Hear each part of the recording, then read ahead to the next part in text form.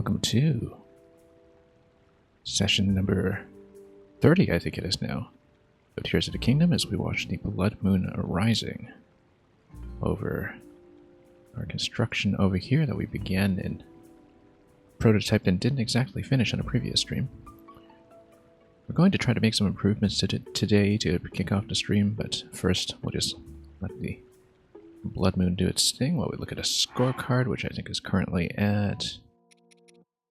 What is it? We cashed in a whole bunch of shrines and we don't actually have any orbs of light remaining. I think we were at 64 shrines, 191 Koroks, and one spectacular property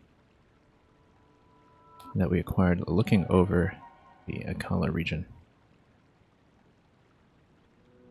Let's let it run and we'll keep on constructing, and we won't spend a whole stream on this. I say this now, of course, but we'll hopefully get a couple of things done, and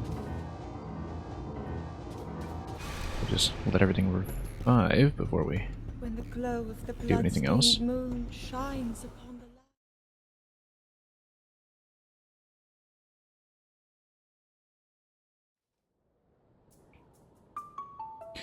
Anyway, we just had a bit of a provisional layout. I mean, here we are with the entryway. That's just going to face in. And the idea eventually was to place the Triforce here in such a way that it's going to create an aperture. Now, we discovered at the very end of the previous stream that you can in fact place some of these objects loosely instead of just latching them onto each other, which is what we did with this halfway piece here. And it leads to some interesting implications if we can in fact find a way to maybe make this a little bit more piece efficient, because currently we're using these garden plots entirely to just hold the structure in place. It's not the most elegant solution, but it is kind of expensive because it means that the whole ceiling piece that we have here costs 7 out of 15 possible parts, which means not a lot of rooms remaining for the apartment complex itself. So I think we're going to make some changes. We're going to see if maybe we can have the top triangle sit loosely and still stay in place. It might be a bit of a dangerous proposition, but we'll do a couple of things here to try to get this remodeled the way I want it. We are massively overspending on this project, having bought too many redundant rooms, including some that we're probably going to scrap along the way. But we're just going to roll with it for the time being. Enjoy it. Sun and done? Well, not yet it isn't. We still have this bedroom here that's been placed vertically. Yeah, the thing that I find has been a limitation so far with these constructions is that, first of all, you can't really knock out a window here or there. Like, things are kind of light on windows if you look at them. A lot of rooms are just completely boxed in. And I was hoping that you could do something like Subnautica, where you could just knock out an entire panel and have a glass observation panel or some kind of way to see clearly over the horizon, look over Tarot Town and Death Mountain beyond that. I think we will come up with some kind of solution though, so it'll be expensive, but we'll do it. Let's construct. And we'll have to do a couple of different experiments here to really get this the way I want it.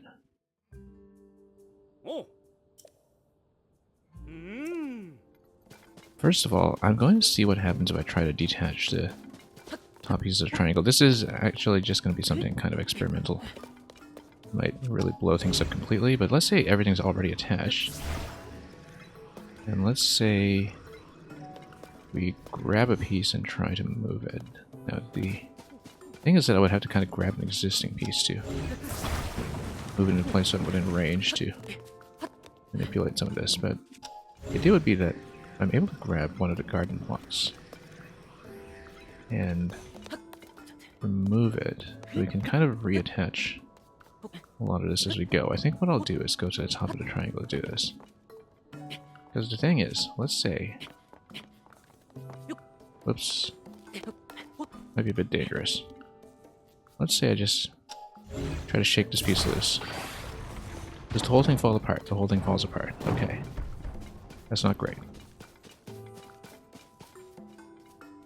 So we'll kind of try a couple of different experiments here to see if we can get it to stay.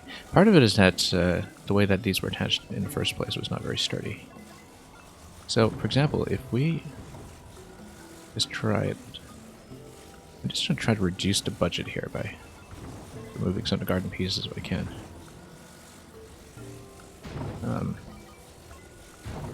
The idea is that we have this piece that's going to go on the roof. We can construct it separately for the time being. Let's just move some pieces out so we have a bit of room to play with. Indeed, you can see, yeah, that a lot of this is still attached. Let's just take this apart for a moment. And kind of redo it a bit from scratch. Because the idea is that if I am able to put together these pieces of triangle initially, attach them at the base, we'll see. Oh, first of all, let's get the ultra hand rotation to behave. This guy's in the way, that's always a limitation here. Wish he would move out of the way while I'm building. Basically, we can go for a hard attachment point like this. And I wonder if it's possible to balance this triangle on top of that and make it just sit. Not from a current vantage point, perhaps, but we're able to place it without using the additional garden pieces by just having it sit firmly. Then we have a lot more flexibility when it comes to the room budget. And we're going to try something like that, I think. Maybe put it on top of the patio here for a moment. The ceiling and floor are basically interchangeable in triangular rooms, and so let's see if we can do something with that. So let's go over here. But the idea I have in mind is that we know the corner attachment doesn't really work, but actually maybe it does. Previously we assumed that it wouldn't, but maybe it's because of the placement that we had.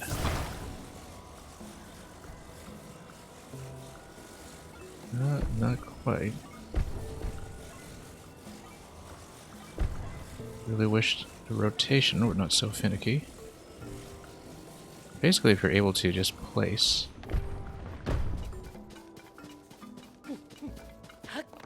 because we were using the garden pieces to basically attach it. I wonder if it's possible to change that out somehow. I think what we need to do, first of all, is create a platform that's just a working platform for me to work with. Hang on. Just need somewhere to stand so I can actually place things. Just need to stand somewhere.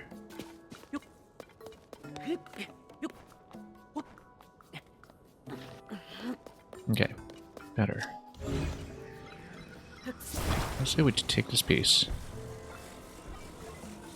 Just try to rotate and drop. And make it flush. Doesn't quite go. Drops it immediately. So that might not work.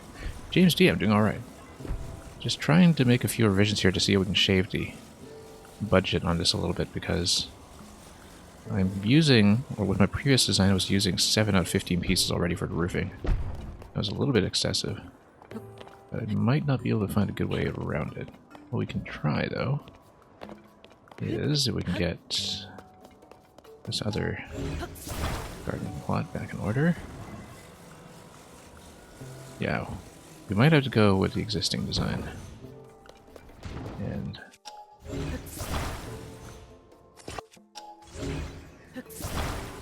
hang on.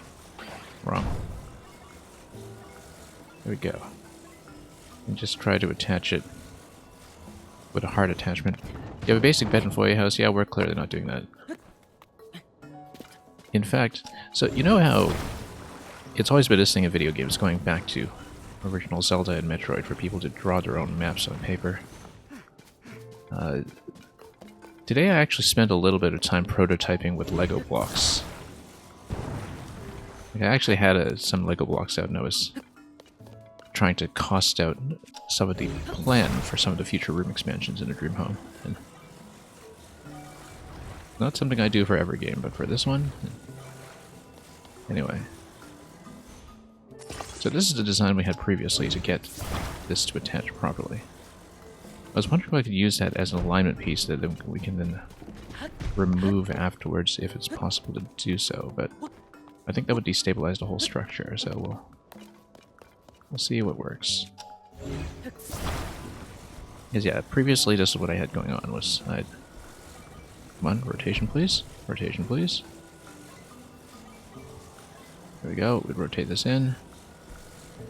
Ultra hand unfortunately is not attaching to a particularly good point here.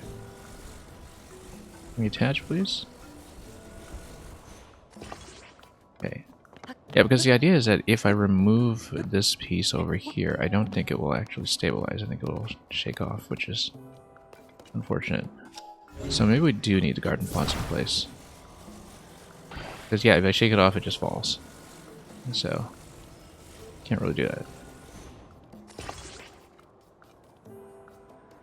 Interestingly enough, this is just sitting loosely on top now. And doesn't necessarily need a hard attachment. That's okay, we will attach it of course, but I thought that was kind of interesting.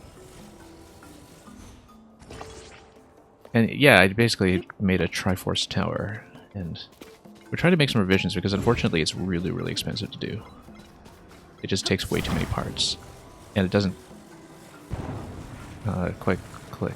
Now, okay, you expect a detailed multi-level floor plan of this residential unit. Well, you see, that's the thing. I have a plan. I just built it in Lego earlier today. And I think I need to focus this on either being a dedicated house or a dedicated museum. And I think I actually have a floor plan to make it an interesting museum. Now here's the thing, if we don't like the exposed garden, we can always have the garden facing in and have like the garden bed on the outside, but of course then you would have like hanging garden plots in the inside, which... Yeah, basically if we glue it in this way, it sits loosely on top. And so this is just back to what we had before. I was trying to do a bit of a rebuild of it, but it didn't quite work. So we're going to set this aside for the time being, we're going to buy some more rooms.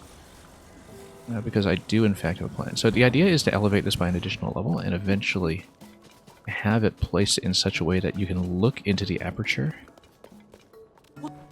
and see Death Mountain like that. Like I want to place it so, you know, you can come in and you can actually just have a view that goes like that. We'll see if the museum has room for a bed. It might not. Now, we're going to sell off a couple things here. We actually need to move this way out of the way for the time being because we'll place it on top after everything else is finished. Because I think I need to revise a few pieces here. We're going to take the study and the staircase away from the time being.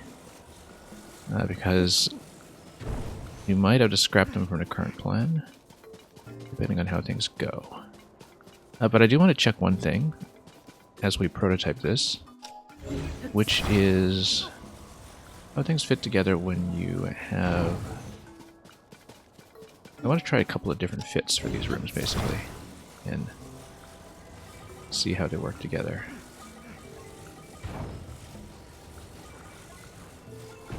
Because, let's say we sort of move this over by a block, like this. And then, I'm just testing something here because it's going to be something that will be relevant to what I eventually design.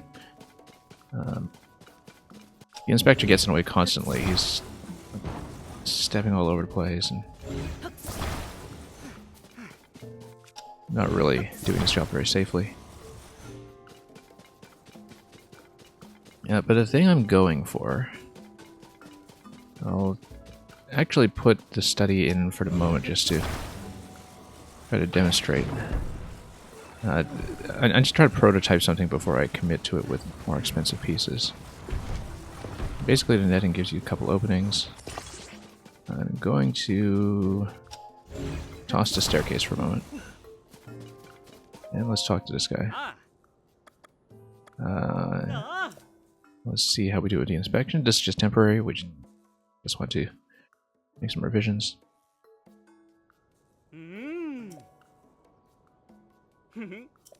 Okay. So the idea is, this is the unfortunate thing, is that there are very few exterior doors and also very few L-shaped pieces. And so, you know, basically the L-shaped entrance almost forces you to think really asymmetrically, which goes against my natural instincts. But as you can see, when you build halfway like this, you can do that and just have a room go this way. Oh, except we turned the bed upside down. Okay. I mean, obviously that doesn't work if the bed is upside down, but you get the idea that we want to create a series of rooms that will just kind of split like this. You have a welcome mat over here. And we'll see how it goes, because I think I want to build like a massive central expansion. Upside down bed? Yeah, I was sleeping like a bat, or in this game like an Aracuda. Anyway, I've been selling off like practically all my gems to afford all this stuff because I've been buying so many redundant parts.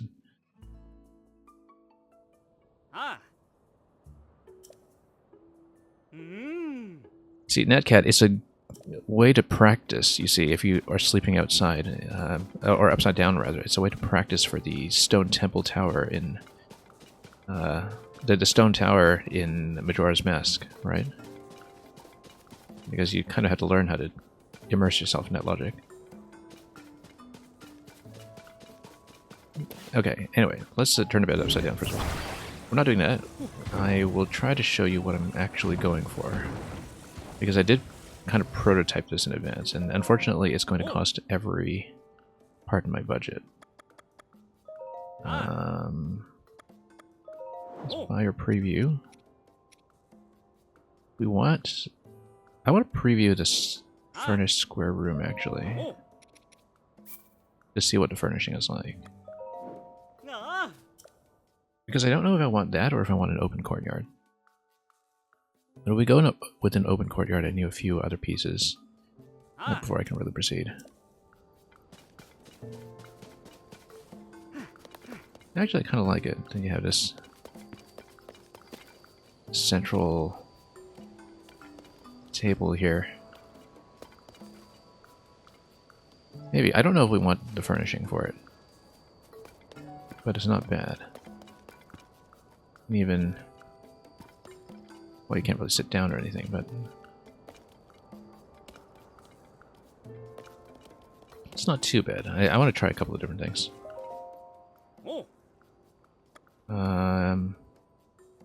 See, no, I need to... I'm going to try a couple of different pieces just to see what the interiors are like. Let's try to furnish the angle. Because I do have a particular idea for it. I don't exactly know how it will fit. Because I want to build like a kind of rooftop open patio. It might work well with this. And we'll see how it goes. Because maybe you kind of have two pieces over here and you point it out. Could definitely be furnished. Let's take a look at the top. It would be interesting to see how the lights really kind of light up this place at night as well. Yeah. But the problem with this generally is that there aren't any windows, where either you have this totally enclosed interior space, or you have an open airspace that is obviously subject to tons of burglary while Link is out on adventures. I think we just have to accept the burglary. Or accept the fact that nobody but Link knows how to climb walls, which also helps. Because the idea I'm going for...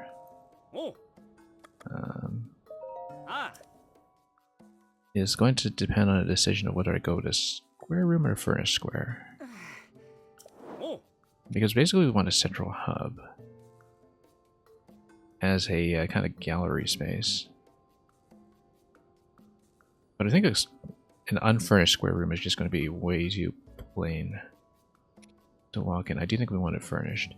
We don't have the budget for this, obviously, but we're going to sell off some items. We're going to get one furnished, and we're going to get one interior staircase, if I can get it. Yeah, there we go.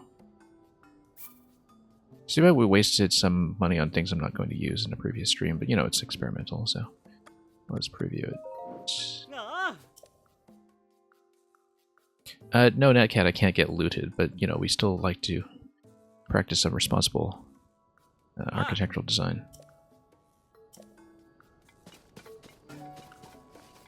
Interestingly enough, this really looks like it clicks into the foyer entrance very well. In some ways, where you kind of have Matt going down here. You know, you get Harry Potter living over here, and then you can go up. But the idea I have is that you can kind of take the steps up into like an open rooftop patio. And I'll show you how that looks, because I'm going to keep this piece for sure. But and then we'll need to sell off some additional items to have probably about another 1,000 in the bank, I think. We're not going to be able to complete the build this stream because I frankly just don't have the money. But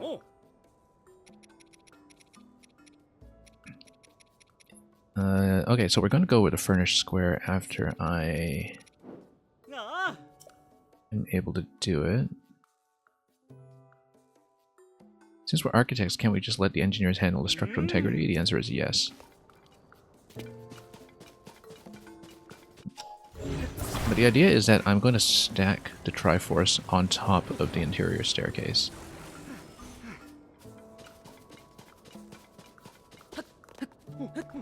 Because I want the Triforce to be visible from quite far away, such that you can just kind of see this place over the horizon. And first of all, we have to be able to reach it, though. I feel like we need an additional piece up here. Just to stand on. And then...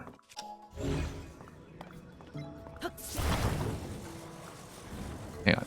We actually need to... probably...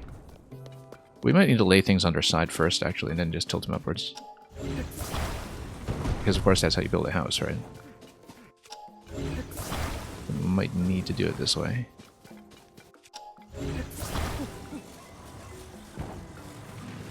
So basically, you click this together. I have a hard attachment. Stand this up. Raise the Triforce like this, and I have to balance it. We've got so few pieces left for actual rooms, but, you know... yeah. In fact, it's even more expensive than I thought it was initially. I think I might have miscalculated. Come on. Can I tilt this up, please? Yeah. The rotation interface, unfortunately, has a bit of inertia to it, which always throws me off. There we go. There we go. Stand it up. And we'll allow it to plot for a moment, but the idea is to eventually align it to Death Mountain, and we'll move the whole structure in place once we can do that. So what I want to do is I want to create a square room as a hub, and then attach additional rooms to it as a kind of museum gallery space. Eventually, we want to move towards that. And so we need to buy a square room first, because I think that'll be the only way to do it.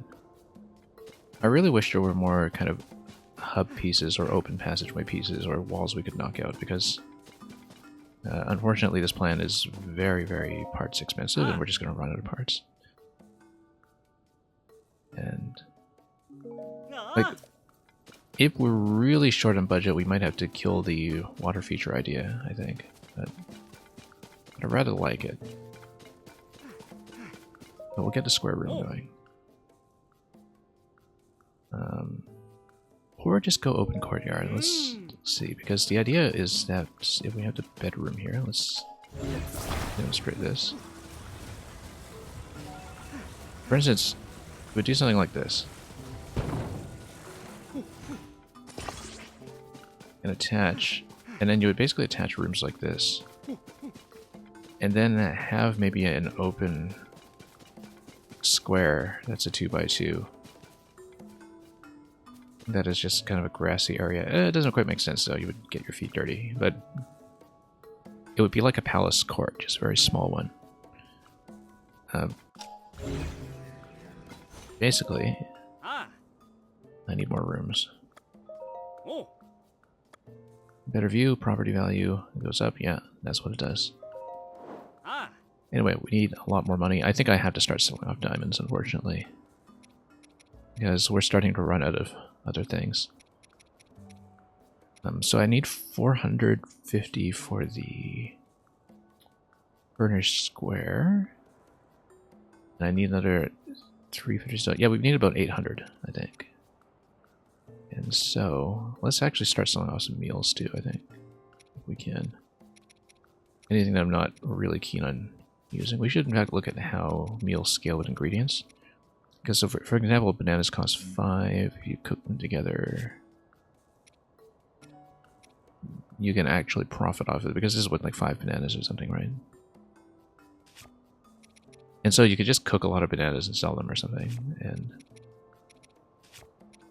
it's not particularly efficient.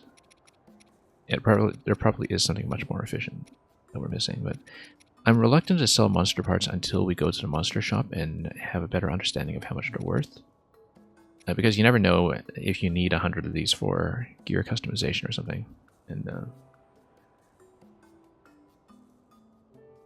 that's something we should maybe keep in mind. These are nice though in terms of value. Maybe we should sell these. We can get these pretty easily. That's better than I thought, in fact. Because let's say we sell like 20. That's better than I thought. Can I sell my house? I wish I could. And you just flip the property for something better, right? Actually, the Boko guts are a lot better than I thought. I hope I just don't need 100 of them for customization, because that would be an unwelcome surprise, but... Yeah, Boss Boko Fangs. We've got so many of these. So the monster parts are actually pretty valuable, but again, I don't want to go too hard on them just yet. But, you know, some of the lower rung attack items that we're not going to use as attack items, we can certainly sell off a few pieces. Like, we're not going to need 182 of these.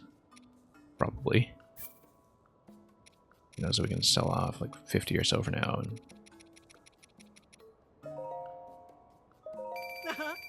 And I have to remember that I need to save money for arrows, because the whole idea is that I want to stock up on tons of arrows before we go to the depths. That's something that we still have to keep in mind. Giant Bright Bloom. How much is the regular Bright Bloom worth? We should not sell those, but we do have hundreds. Actually, I feel like the Boko Guts are the way to go here. Because they're pretty easily replaceable. Like, we fight those all the time. We're just sitting on a massive pile of them, so... You know, sell off another 20 or so. Surprised the game doesn't charge you property taxes. Yeah, but, you know, we cut a few favors. At this point, Link has so many favors from the population of Hyrule that they even let us into Gerudo Town, so... We've got tons of privileges around here. Do we need to sell that many? Yeah, sure, let's sell that many. We can regret it later. We can build more.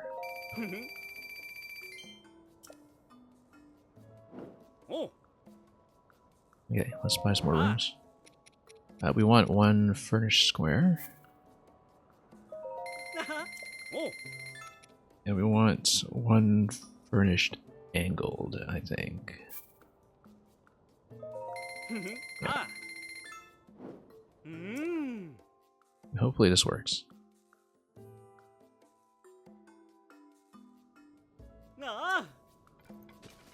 Okay. This is going to take up so much space. Basically, we're going to set this area down here. We'll figure out the orientation of a dining table. But let's detach this for time being because we want to make sure things are attached to the proper pieces. Basically, this is going to be like a central hub. Where... trying to think about what makes the most sense for facing into this back area with the map. Because you're entering this way.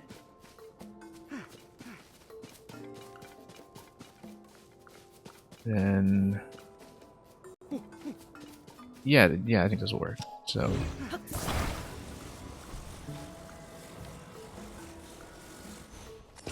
attach like this. And this one, the entry piece, you then attach like this. This guy really needs to get out of my way. Come on. Get out of here. Get out of here.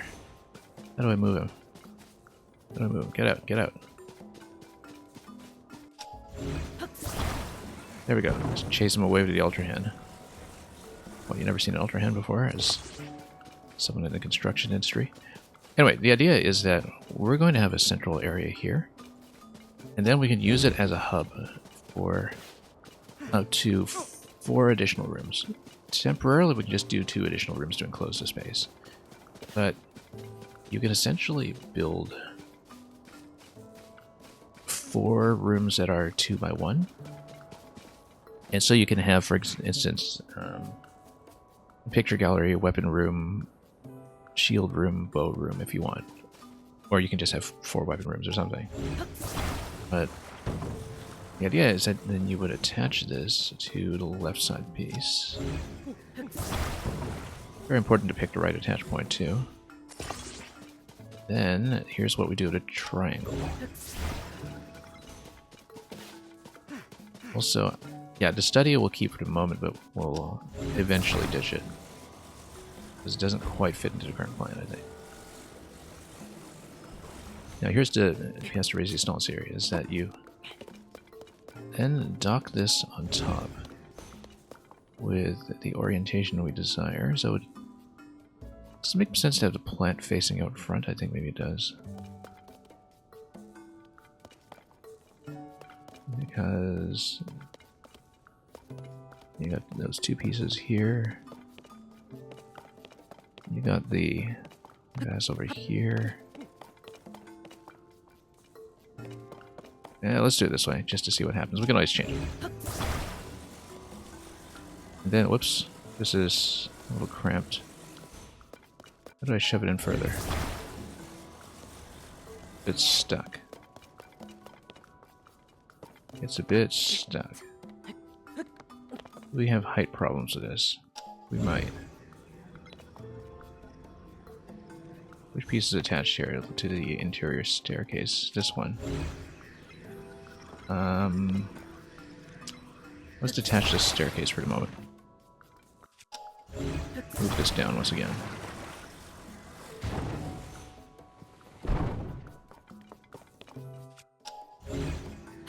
Move the staircase over here, attach.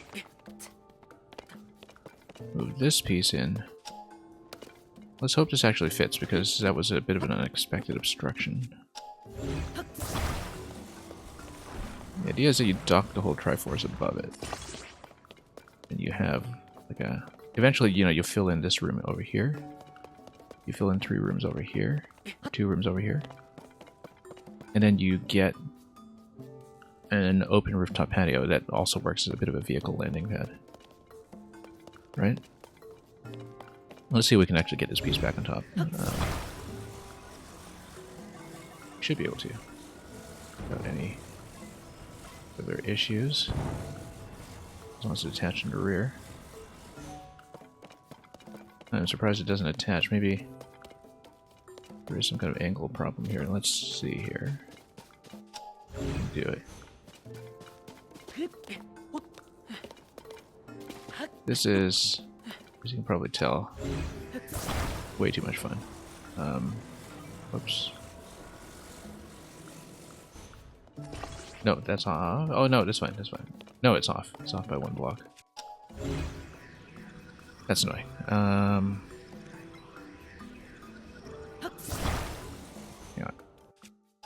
Also want to be careful about which piece we detach.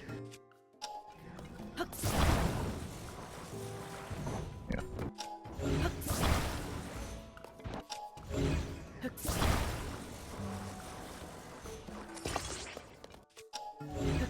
Okay.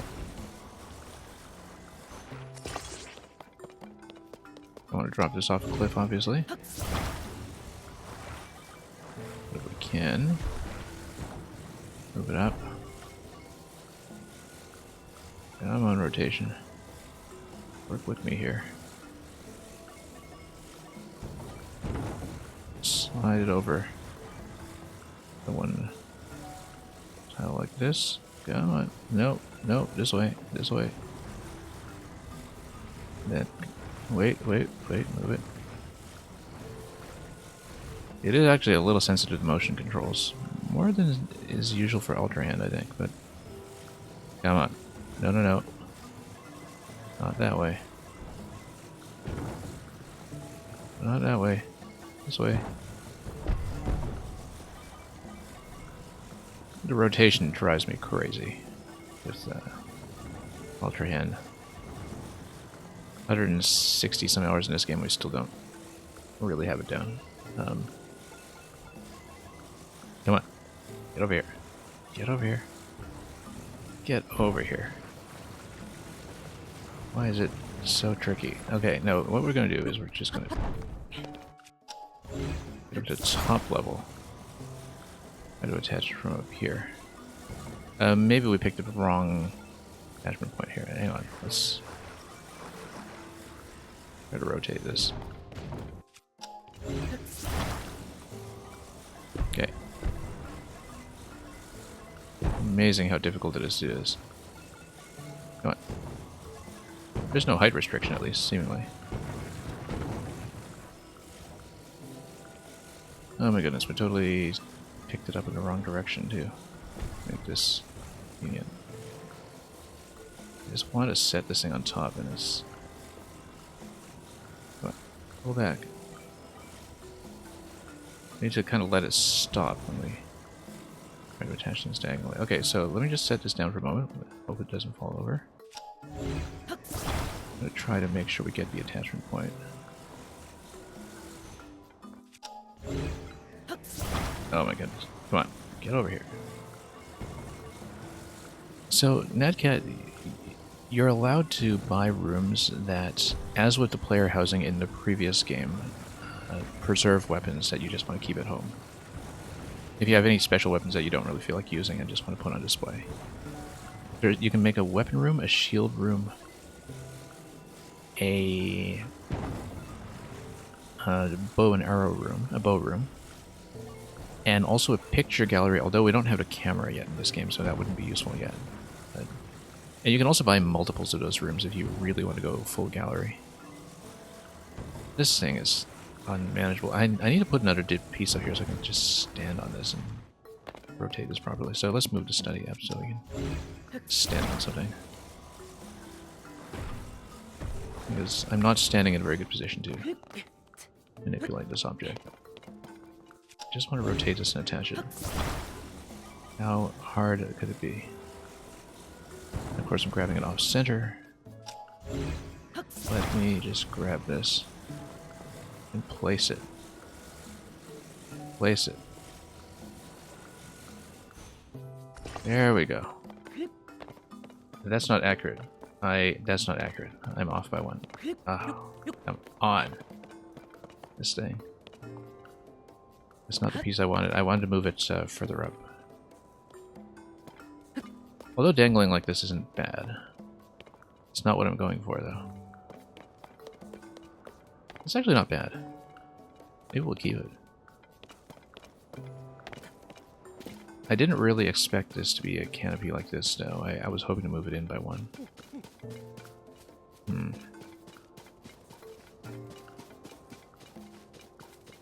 Yeah, that's not exactly what I was hoping for.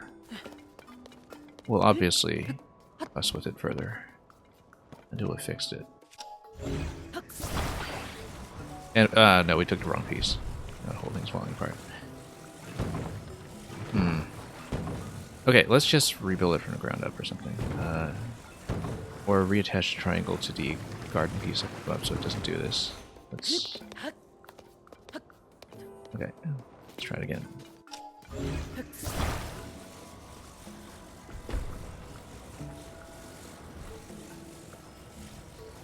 Yeah, we'll just dock it somewhere so that we can pick it up.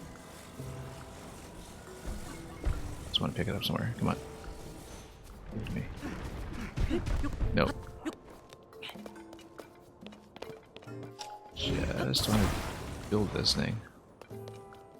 It is unbelievably fuzzy. Okay. Mostly because of a rotation. Nope, wrong. Wrong. We need to redo this substantially. Interestingly enough, you can kind of do an edge attachment that way, but so I want to do an edge attachment if I'm trying to glue triangles next to each other. Let's see what I can do with this. This thing is, when you shake a piece loose, it shakes apart all of its attachments at once, which is a problem. But which is why I've been shaking mostly the interior staircase, because it's the easiest one to replace. Currently, anyway. Like, let's just rebuild the whole triangle. Hang on. Just rebuild from the bottom up.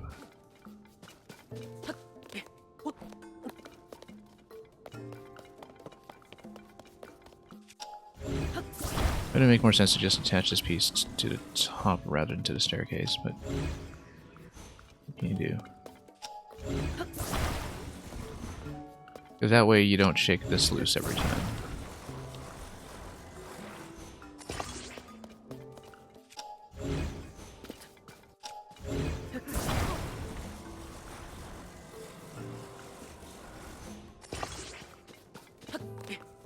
Okay, now can we take the water features, put them back up?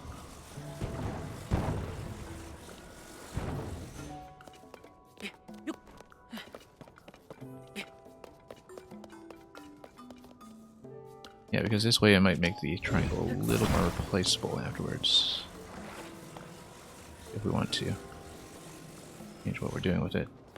Oh, here's the problem, is that, yeah, it wouldn't... Let me attach this the way I did previously, would it?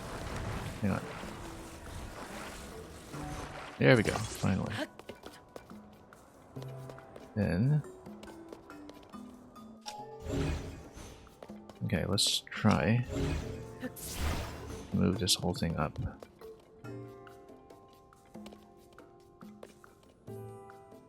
Yeah, it makes sense to pre-attach this triangle, then just rest it gently on top. Just to prevent mishaps like this. We'll glue things together once more. Can we pull it back to this attachment point? Yes, I can.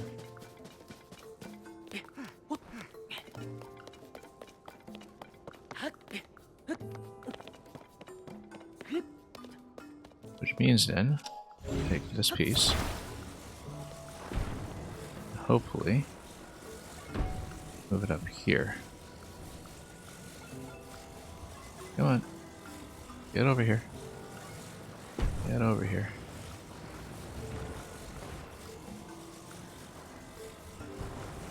Pull it in, and attach it. There we go, there we go, that's what I'm going for.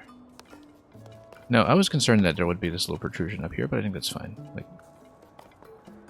it's like a little triangular canopy or something. I don't know. It's not great. I kind of wish we had a bit more flexibility with this L-shaped thing, but if it really bothers us, we could build an additional garden piece up here or something.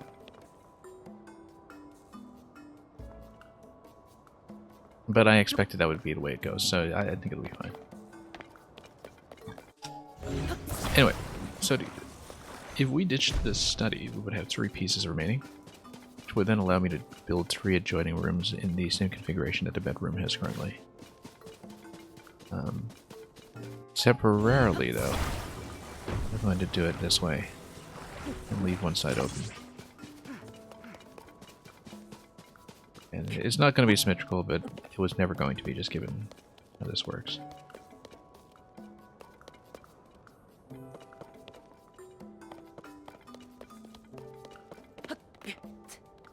Yeah, the alternative to having this triangle here was to just have another 2x1 room up here, and then it would be completely enclosed. But then you would have an upstairs room that's connected by the stairs.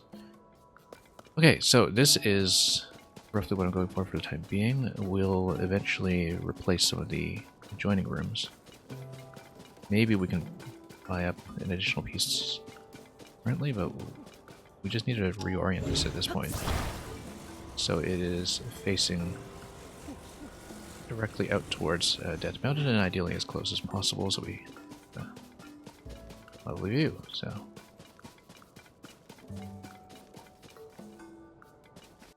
let's just do this, and we'll try to get the aperture to come out right. And X Laney Games X, or just Laney Games, I guess. Thank you for dropping by. Bringing me to Laney Love with a Laney raid. Good to see you here. Let me just give you a big shout out. And Lobster's Reach, thank you for coming in as well. Give you the new style shout out as well.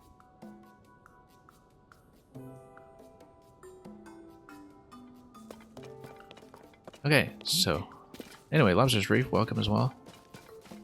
As you can see, we're micromanaging here. And trying to get this to face Death Mountain just right if we can. Let's see if this works. Let's get out here. I just want to check the view. It's not too bad. I feel like it could be improved.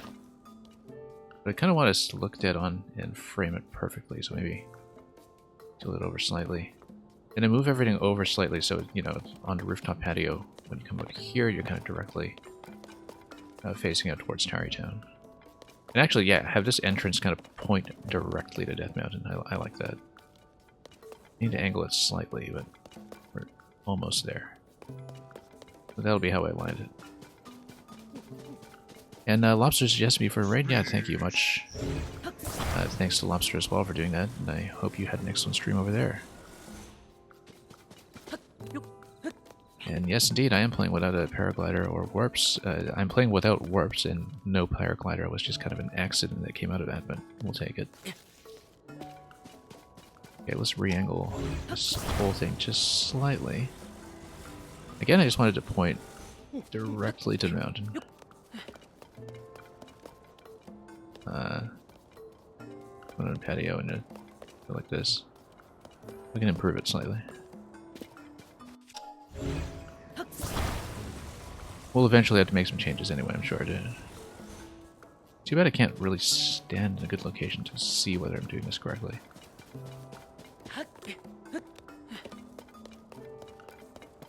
Yeah.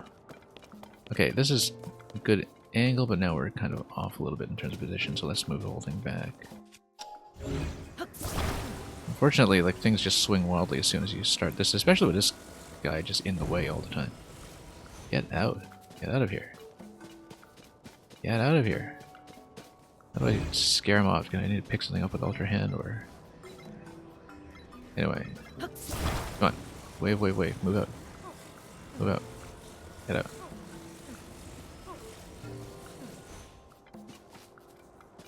Yeah, still trying to do this. Let's see. This is way off angle, I think, at this point. It's way off angle.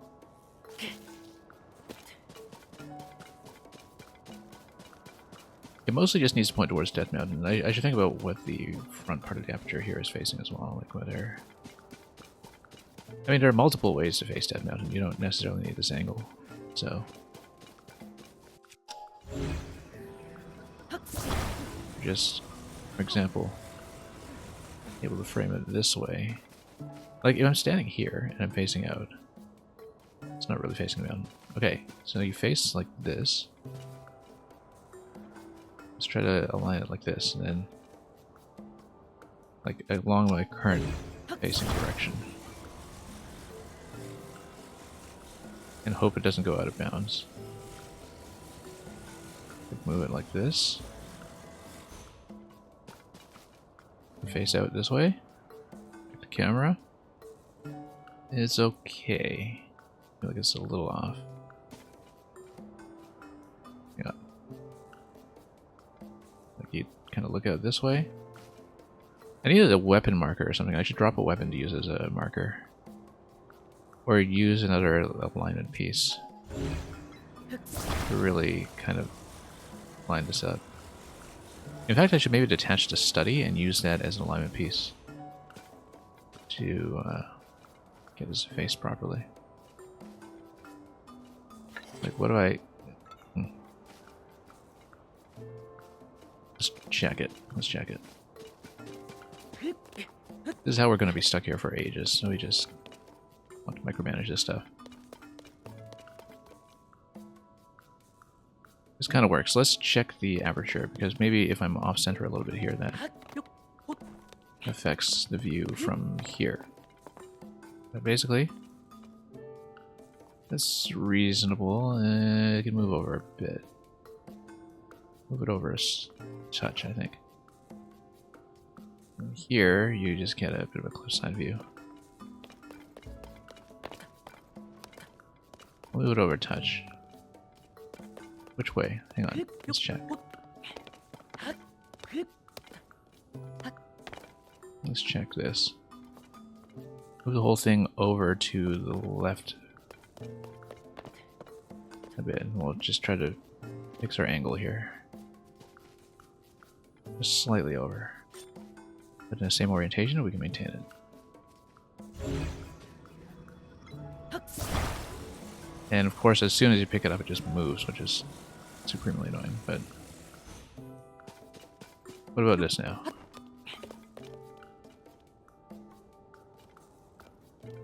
We have roughly a direct line. Let's check the view.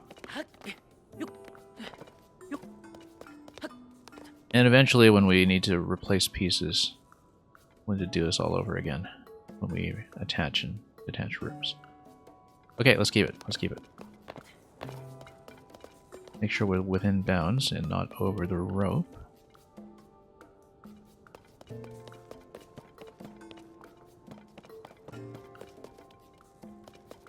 I always think that maybe the entryway should be facing this way.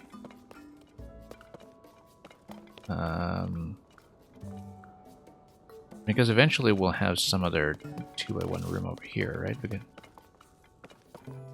Because the idea is that when people are riding up the road, and coming this way, this will be the entrance. Like, you wouldn't want the entrance all the way over here, right?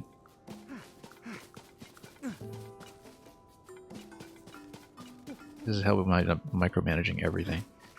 Yeah, because you have the Triforce face that way, but you can have the room still face this way. And of course you wouldn't have, you know, this little notch here, but you would still have a pretty reasonable view. Maybe. Let's keep this first and do a walkthrough, and then we'll consider changing that room. So.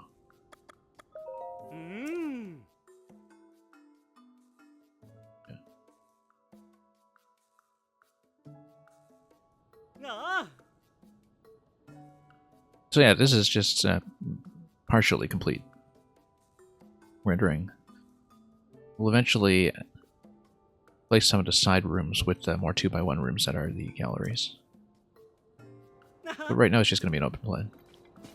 And yeah, you come here, and then you walk in. Then yeah, you see rooms all over. Little study over here. Temporarily, while we await other rooms for the museum, which are much more expensive, we can do something like, you know, build a kitchen plus a stable on this side or something, and have that work for the time being. And it'll be kind of a temporary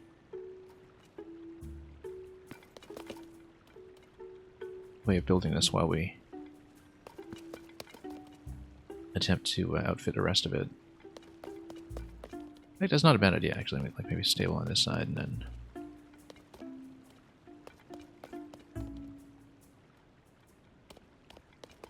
Yeah, to study here... It does its own little footprint. Yeah, so we can spend a little bit to temporarily actually outfit this as a house. Again, like kitchen on one side, stable on the other. And then eventually just kind of up-convert this to a museum once we can actually afford it. But it works out pretty nicely as a house, to be honest. But I kind of wonder if maybe we should do the entrance over here. We do entrance plus stable on this side, for instance. Oh, but then that would make me want to rotate this whole table, and that would maybe be a little bit inefficient. I'd want to do it. And then we're going to be stuck here for another hour.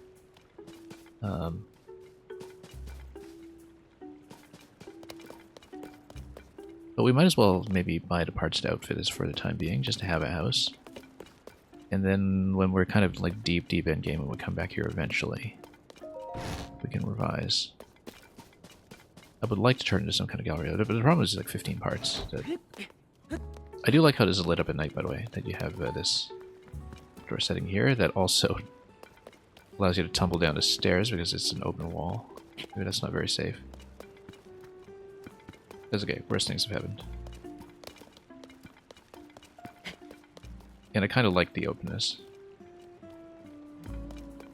Look at this. This pot is just asking to be knocked down. Isn't it? And this is kind of in the way when you get up into the steps, so maybe... Actually, the furnishing is never going to be ideal here. No matter what, you're just going to bump into something on your way out, right? Maybe it makes sense to have a bit of a rotation here.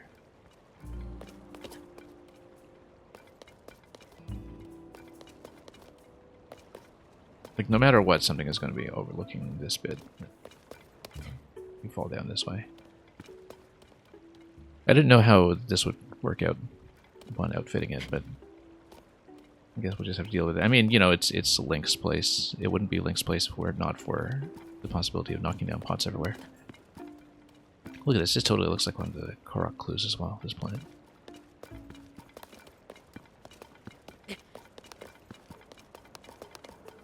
Anyway, I say we leave this for now, maybe. I don't like leaving things unfinished like this. But seriously, I'm already envisioning like a plan to revise this that would involve rotating and therefore breaking everything. And it might be a bit excessively fussy, but I kind of like this idea of like exiting the front door and oops, seeing the mountain in front of you like that. It is a little bit off, isn't it? But is it more important to have this aperture face the mountain, or is it more important to have the Triforce frame it nicely? I think it's more important to have the Triforce frame it. I think the Triforce takes priority in terms of like which piece we want to have line up neatly, right? You can kind of overlook the town as well. Okay, let's maybe build the paddock here and a kitchen here if we can afford it. Let's see. Hopefully I can invite guests. Well, it took a long time for them to patch that into Animal Crossing, actually. I think visitors to your own home. Oddly enough, the newest Animal Crossing weren't available for the longest time. So. We're going to overspend on rooms we'll eventually replace, but that's okay. Let's just do it. Oh. Okay. Oh. I need more rooms. So let's take a look at probably the paddock and kitchen. Oh, also, we have no room for the steps that we've stowed now, but that's okay. Paddock's gonna be 400. And cooking pot. Let's take a look at this first of all. We'll need 800 in cash to buy both. And yeah, the museum galleries are basically 600 each, so they're much pricier. But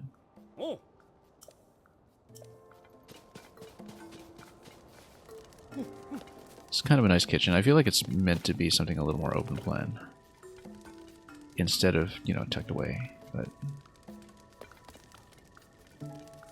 basically, if you're putting it on the left side of the house, you'd come in, work in a kitchen over here. Yeah, it works. Let's take a look at the paddock. You'll bring rupee-shaped cupcakes. That sounds delicious. Wish we could make them in this game. See the paddock. Yeah, so the galleries are pretty expensive, but it would have been nice to have them all. The 15 part limit is a little tight, I think. But we're using so many parts on just like connecting pieces, and the Triforce itself costs 7 out of 15, and so it's a bit much. But we'll deal with it. We'll just eventually have to replace a lot of these. Yeah. We don't really need a blessing room because Tarrytown is right down the street. But let's take a look at the paddock. Because then we have a pretty accessible stable here too.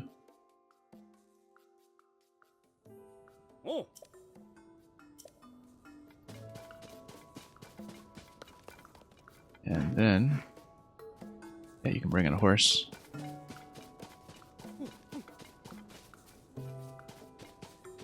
Now, if you have it in the exterior, notice how this structure is completely open, such that it would actually expose the room inside. So it doesn't actually work very well as an exterior piece. It's meant to kind of sit separately, perhaps, or along an enclosed wall. So it doesn't quite work for the idea of like, placing it halfway here, but that's too bad. Because I was planning to go like this, but then, yeah, it would totally expose the horses to the inside. So, I think we'll largely just kind of scrap this idea anyway, though.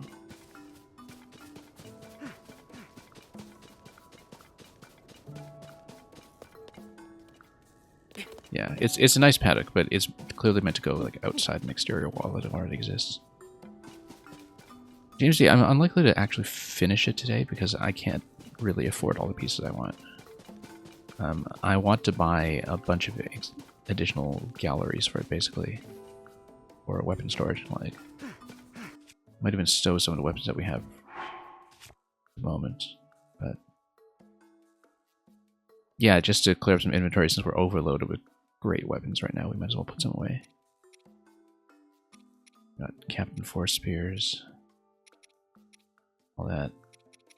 There are too many weapons. I want to see Triforce. Triforce looks like from distance. Yeah. I think we'll leave it unfinished for the moment. I don't like to leave it unfinished, but I don't have a good solution. Apart from maybe buying one room. Like, we can buy one gallery room just to keep it in reserve for the time being. And we might have to forego the idea of a horse paddock simply because it just isn't a good fit for what we're doing currently, unless, of course, you put it in the back here and then just enclose with one room. Yeah, it'll be kind of a temporary setup anyway, so maybe that works. Like, you ride up the lane, you park your horse, have to go all the way around. Yeah, it doesn't... I feel like the entrance might want to go here, but then... I like the entrance just facing out towards Death Mountain, though, and being able to see this and then drop down below. So maybe we should just get like one room, like a kitchen or something, and just enclose this for now. But just so I can have a cook pot in a predictable location. And eventually we're going to swap it out for museum galleries, but you know, that'll be later in the game when we are richer. So let's sell a few pieces, get about 300. Let's not go too hard into Boko Guts. Because, like, I say that they're easy to get, but maybe that won't be true in the longer term. Who knows? Depending on how many fights we pick. Look at that. Nature's Horn is worth 300. You can basically just farm the dragons if you want. Or cash prizes. Anyway, let's see here. We should actually sell off some food I'm not using. I never used distilled food. I really never use it. I never really made this myself, in fact. We just got these for free. And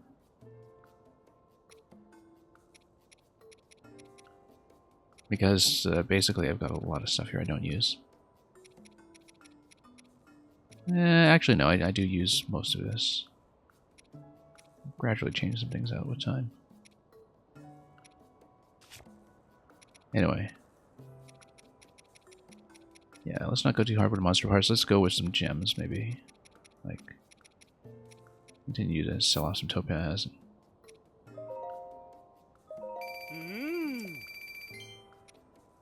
Then maybe one ruby and one sapphire.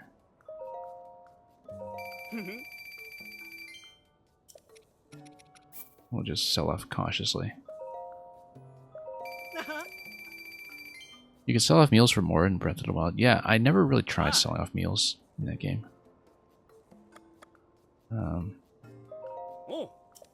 Let's get to the kitchen.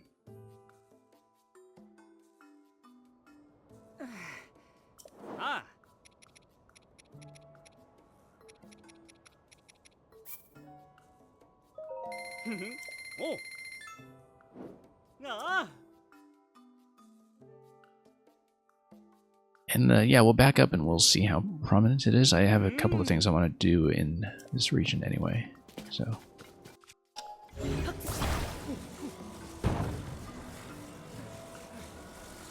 And we can even make a staircase up to the upper level, because I have a spare staircase hanging around. Even though, at this point, we, yeah, it's too bad I can't just build exterior ladders or something.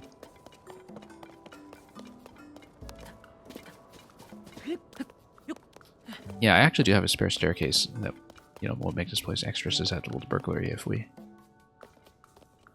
want to tack it on the side, but like tack it back here or something.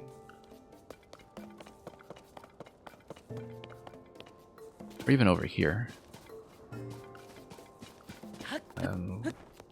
Or make the upper pool accessible by putting some stairs, like right here. Might be fun. I mean, we have the piece available anyway. We're eventually going to take it off, but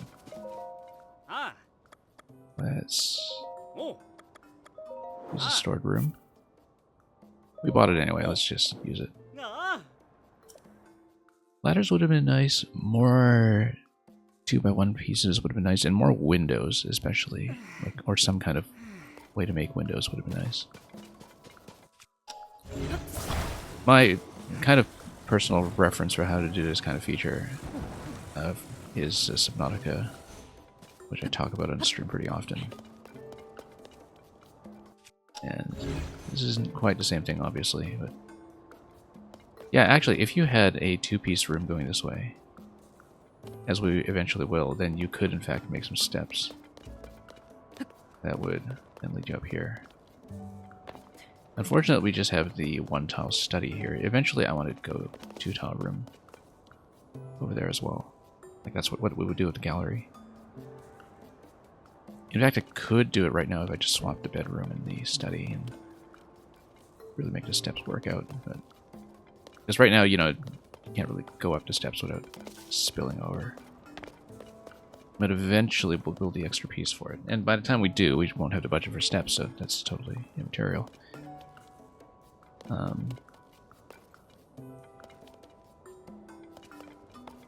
Which is kind of too bad, because I rather like this little outdoor pool we have going.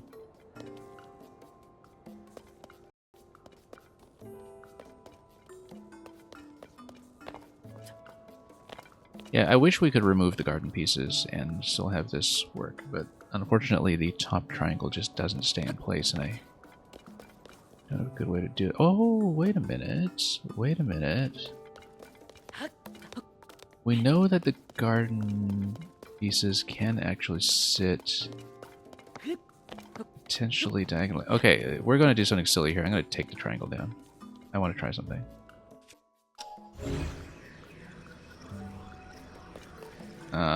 Yeah, we're going to destroy our work for just a moment. Maybe I can reduce this by one garden, if the gardens are able to sit a little bit differently. Like, let's take this down for just a moment. Well, okay. We're going to be here for a while. That's okay. Everything else is realigned. We are fine. We are fine. The thing I want to try is this. I've got an idea. I've got an idea to make this work. So, previously I saw that the triangles couldn't be stuck together corner to corner, but maybe the gardens can be. And then we can reduce by one garden. Just reach this thing, which is just way too high. Let's grab a piece here to stand on. Sudden bolt of inspiration, though, as to how we're going to do this. Let's actually move the ladder up here. It's sitting loosely anyway. Oh, is it not sitting loosely? Hang on. Oh, there's the weight on top of it, right? Hang on.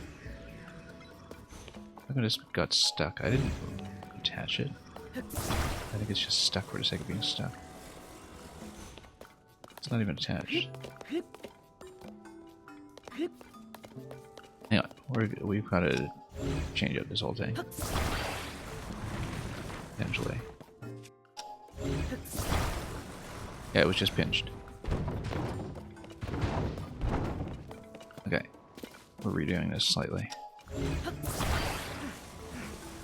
Is the garden able to go corner to corner like this?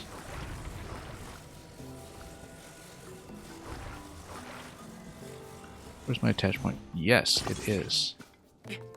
But not at the angle I want. Hang on. But if we can get it at the angle I want, this suddenly solves my problem.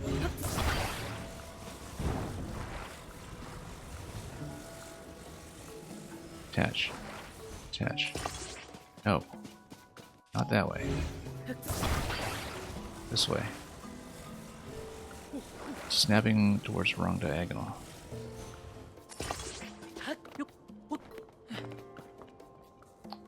No, that's not going to work.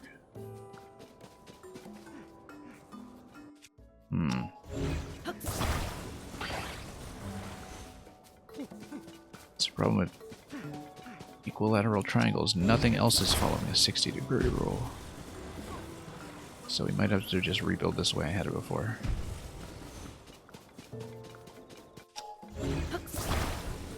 Basically, the whole problem is that I can't attach working the corner with these guys. Which is why we had to do this whole convoluted build to begin with. And which is why we'll have to basically restore what we had just done. Because the thing I really want to do is to have this sit in the middle. But maybe we can still do that. Like, if it's able to sit here, it might be able to brace the upper triangle. Like, if we... Let me see if I can demonstrate this. And we'll have to, you know, take everything apart to back up and use the steps for utility. So I'm trying to save budget a little bit. That's why I'm going through so much trouble. Because the idea is that if I can reduce the number of garden pieces by one and have it just look nicer. And so we're going to try to stack it this way. Say we have this piece. Come on. Say we have this piece. This garden board that we're going to... we're going to stack in a moment. We need to do this a bit differently first. I'm going to go up and grab that. Yeah, we're just going to demonstrate this. Just to see if it actually works before we try to install everything up top.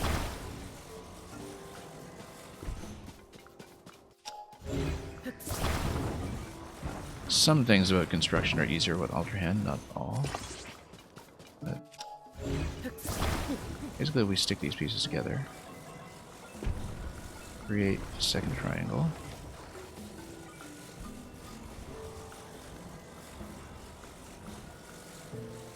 Attach, please. Attach, please. There we go.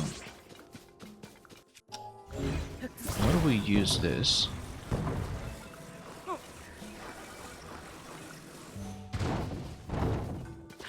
In conjunction with the last triangle.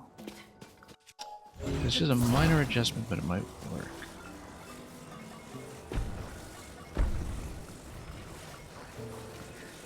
And the idea is that you slot it into the other triangles to stabilize them. That maybe it doesn't let me place the garden piece on top this way. Attach. Attach, it won't let me do it. Not with this orientation. But you don't necessarily need it to be firmly attached, right? Like it just needs to be pinched in position. And so if you do this... Hang on. There's a staircase here to stand on. Something else to stand on. Let's just go over here for a moment. We're able to... Come on. We're able to place this such that it just sits on top. It's not great because the Triforce doesn't look as neatly triangular as it previously did. It adds a bit too much height. The thing I was going for was if you could maybe place the last triangle on top of that and then complete the Triforce with only one garden piece instead of two. But first of all, it looks like it doesn't... It kind of attaches, actually. Maybe it does attach. It's a little off-center. We need to fix it.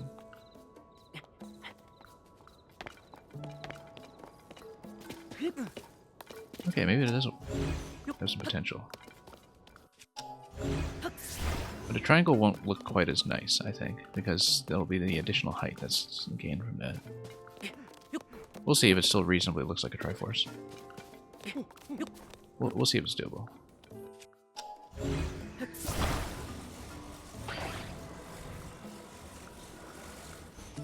Okay.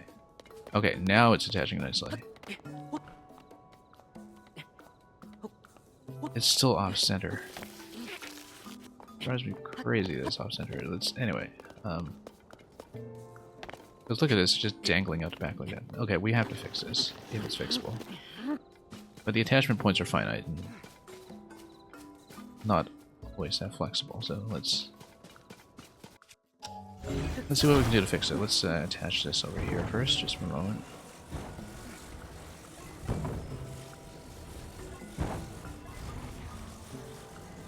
I just want something to stand on for a moment.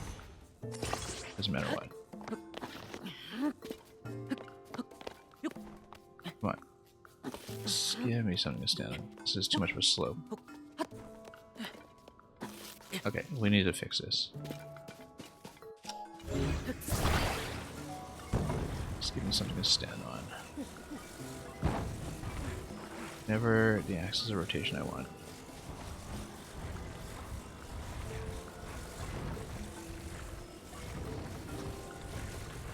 You gotta be kidding. Come on. Attach. Attach.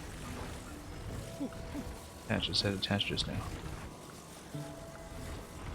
Please attach.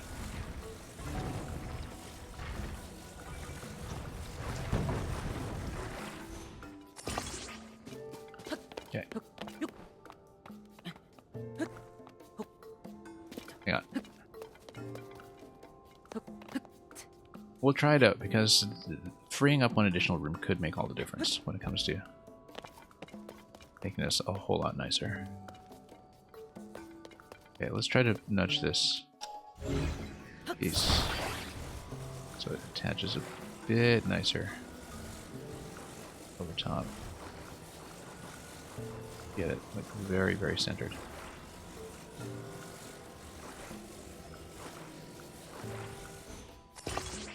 Much better, look at that.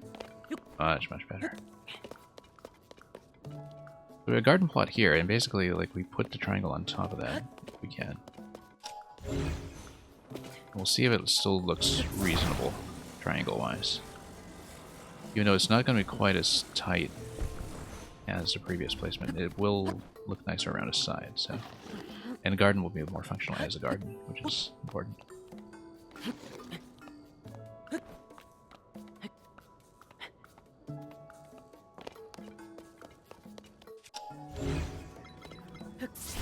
We're never going to finish this game, are we? Okay.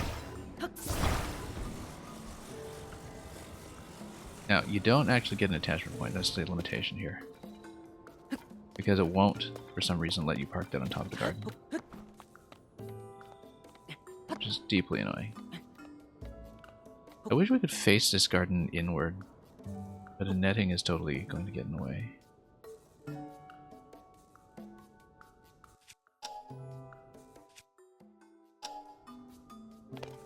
Yeah, unfortunately, it might work here. I don't think the triangle looks as nice, though. Like, it's not quite as Triforce-y. There's no attachment point. So you basically have to do it manually. It's a bit too elevated, I think. Doesn't quite sit nicely. If we just balance the Triforce like on the diagonal to begin with, that would have been quite nice, but no, it just won't let me attach the pieces the way I want. Because ideally I'd remove the garden and just have the triangle sit on top, but it will not let me do that. I don't know if I like it as much. We can demonstrate it. Yeah, look at it from afar, exactly. I don't really know if I like it. And of course it's very difficult to move. So.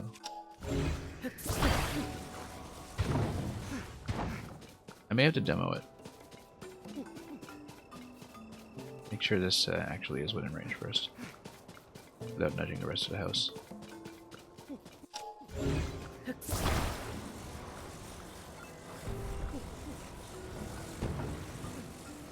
Without nudging the rest of the house. Please. Yeah, it's kind of difficult to place neatly, but we can do it.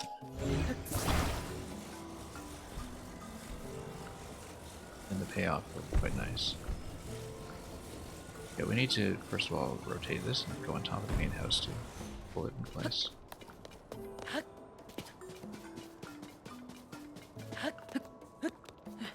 Kind of optimizations that we go through to save like one piece.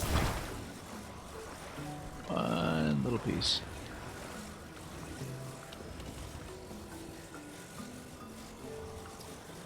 I wonder.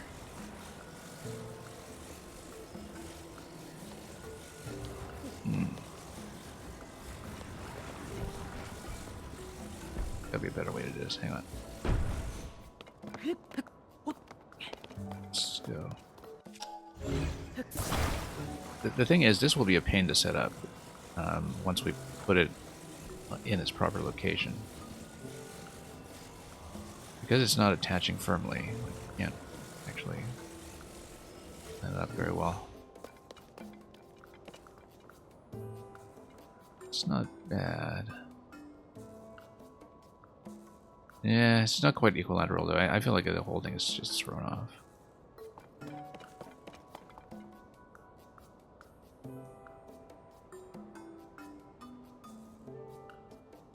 I don't know.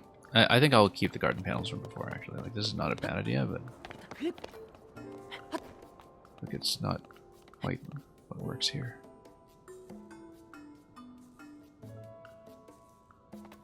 Oddly enough, the swimming pools probably would work for this, except you don't have a 2x1 piece for that.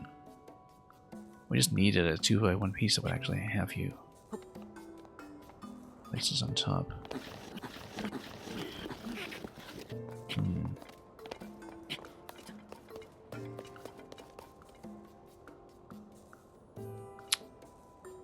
Yeah, that's a little annoying. There's got to be a better way to do it. No, the inspector definitely allows a piece not attached. We tested that out in a previous stream. Whether it remains stable is a different matter, but as long as all of the pieces in zone are just these prefab building parts, and as long as they're all within the rope, it's actually okay. And so you can have pieces sitting loosely if you want things to not be in this perfect grid alignment. I think we had to keep it the previous way. I don't really like this. So we just did a lot of work for nothing, but that's okay. And we can line it up, but the triangle's still going to look pretty ugly. We just get a slightly narrower piece to serve the function of this garden piece. Or even widen the triangles at their base, but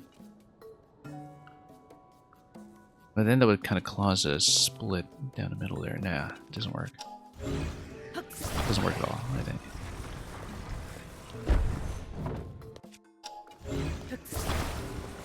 You see, if you could create an additional triangle room that just had a clear ceiling or something, or some other kind of framing pieces would work. What if we could still attach it? It won't let me, though. We've tried this previously, but it is giving me an attachment point somewhere. It's giving me the attachment prompts. Oh, maybe we can still do this, actually. I don't know why it didn't give me this previously, but I do see the attachment prompts show up from time to time, so maybe it's still possible. And we just... No, because it tries to attach to the face, which is not what we want. Hang on.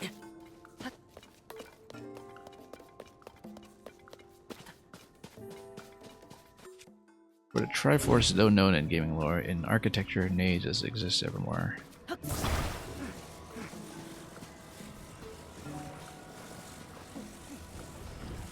Yeah, Claire GPT, do your job here. Did one job.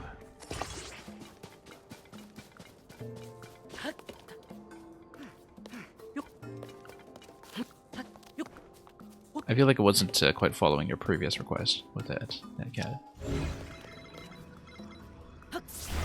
Okay. The centerpiece. It was seemingly momentarily giving me an attachment point when I was trying to place this. We just haven't been able to make it work. Like, if we balanced it perfectly, I bet we could. Like, if I created some other kind of temporary object to hoist it up, and subsequently removed it.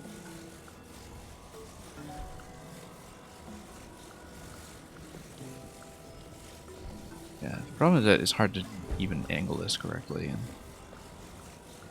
we just kind of pull back the triangle and we angle it down. Try to just slap it down in this corner. It just doesn't work. No, we need to go back to the previous configuration, I think. It's fine. It's costly, but at least it works. Whereas this doesn't work. Okay. Alright, mission failed, but we'll learn from this and actually play Zelda at some point today.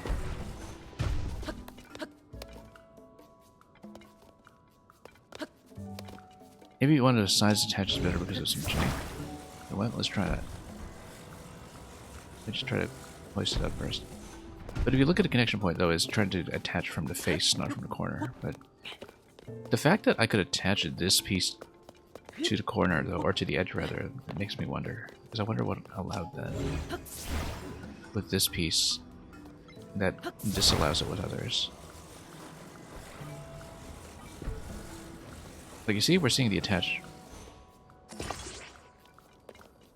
That.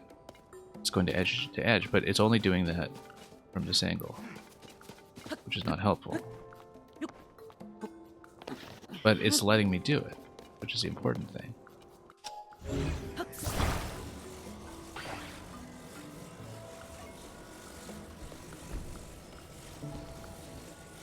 Let's try it the other way. So that's what allowed it to go. Is that it'll allow it at this angle, and only this angle. Which is very odd, given that it creates a 120-degree angle. I think that doesn't apply to anything else. Why can't I just get a 60 on it? No, you see, it snaps into... It snaps into this 120-degree angle. But that's what it was doing. Well, that doesn't help. If I can apply some method to this that is a little more subtle than what we were doing with the garden plots, that would be nice. But no, I think I'm going to scratch this. Like, it's too much of a pain relative to... Particularly when we have to move the whole thing in this place afterwards. It's way too much of a pain. I think we have to forego this and go back to the previous plan. That's okay, we tried. I would not have wanted to not try this and leave it up to my curiosity. But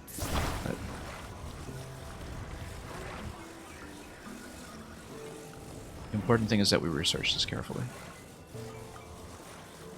But let's go back to the previous configuration.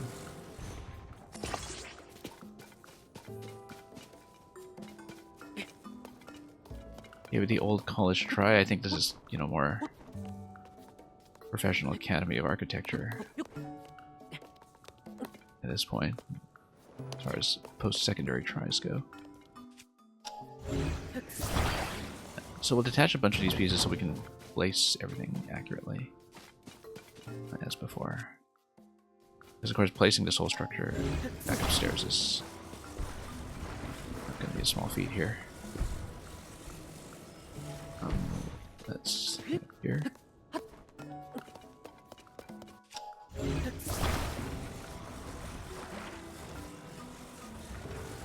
Yeah. Back in my way, we just had AutoCAD. We didn't just have this Ultra Hand business.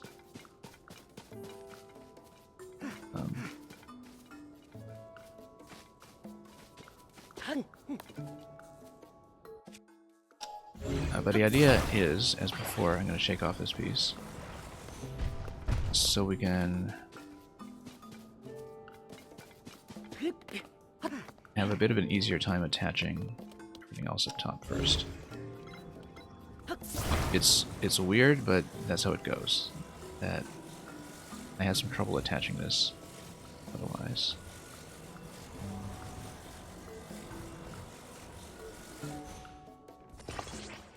Okay, good, it's attached to the steps. That's what I wanted. And we'll wrap the garden piece around.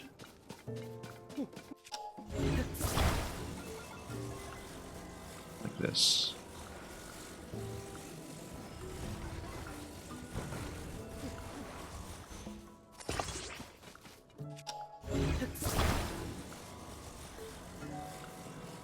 Then we'll complete this.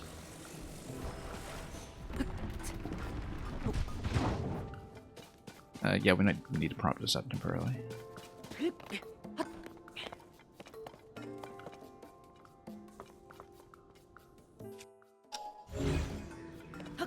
Yeah, too bad about the character limit, Netcat.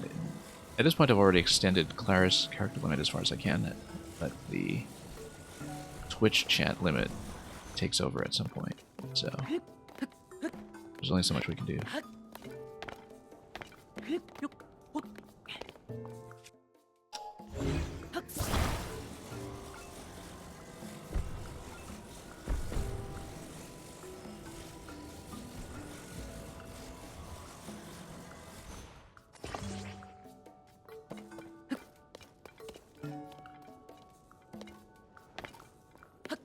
And okay, there we go. Let me make sure that these pieces are correct alignment. Back fence, back, yeah. Good, that's fine. And then we'll get them to wipe off the glue once we install a staircase somewhere. Also, the tip sheet totally tells you that you can invert the staircase if you really want, but then you get into the climbing animation for that. But if we really wanted, we can, like, basically... Oh, we should, actually. Put it back here. It's not going to let me attach. It's not going to let me attach. Here's the problem, is that it doesn't let me do this half-top placement. Really, ever. So you basically have to just eyeball the symmetry if you want to build it this way, and then climb up the steps. Have a lovely view here from the swimming pool. And then drop down below and burglarize the place. I mean, you can already climb the wall. I don't think we necessarily need that. But it's just that I have the steps as a spare piece right now. And I might as well use it somewhere. Yeah, if I could afford an additional room, well, then I would have no budget for the steps, so that's true. Let's just toss them, I think. We don't really need them right now. Anyway, let's just keep it.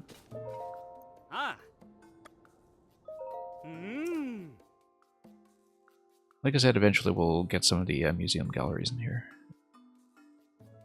But that's much more of a late game thing. Anyway, this is how it looks. Hopefully the alignment actually is preserved after all that nonsense we just went through. Basically, you come out the door, you see Death Mountain. All the way over. Hope the rest of his construction didn't really get nudged.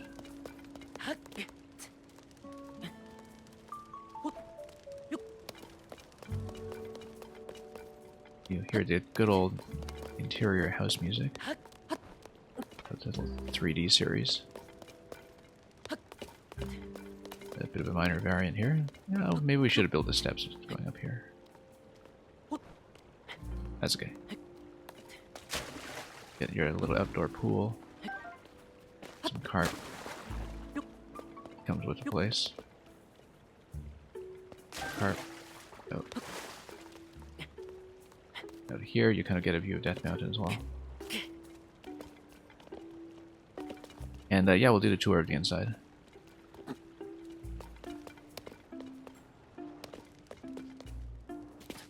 Basically, you just kind of ride in, you come in here, open the door. We actually did have room for the paddock, it's just that we couldn't have attached it in quite the same way.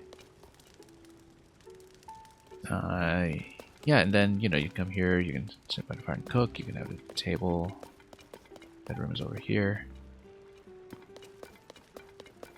Eventually, we'll have museum galleries that are installed the way that the bedroom is currently installed, and we can have like 4 separate wings for that.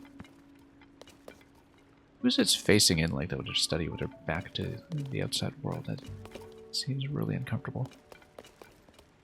The chair should face out this way, so you know if you're on a Zoom call, people can see the bookshelf behind you and be impressed with your books, right? Like, if I had my way, we'd rotate such that the chair is like this. Books behind you, you face out into the house. You've got a backdrop for your Zoom call. That's the way it's supposed to be. Anyway. Come out here. And there you go. You got a rooftop patio. Hang out here for some drinks, you know, and overlook all of Tarrytown down below. We won't really get enough height for street view right now because I don't have the materials to build a zonite or a vehicle that will take me way upstairs. But what we can do is we can approach from back here.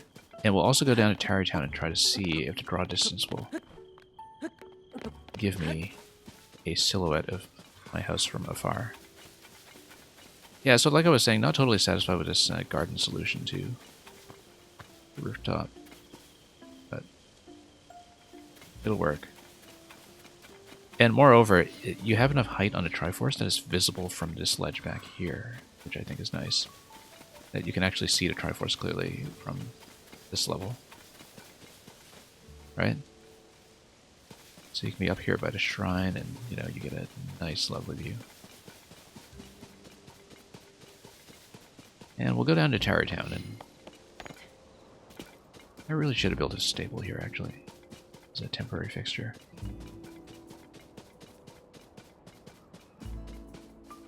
Because where's the nearest stable? This house, Tarrytown. Hudson construction site. East Akala stable. Isn't there another Akala stable that's supposed to be here? Or did we just never... Oh no, because there's the East stable. Isn't there supposed to be one on this end, right? Or was that in the last game? Foothill stable. I remember there being 2 Akala stables.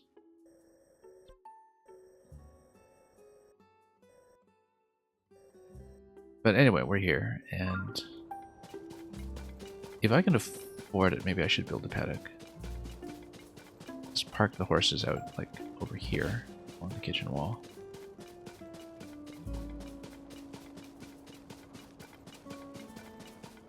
You know what, let's do it, let's do it.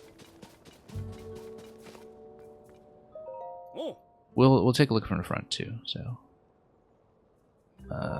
let's just build one last piece.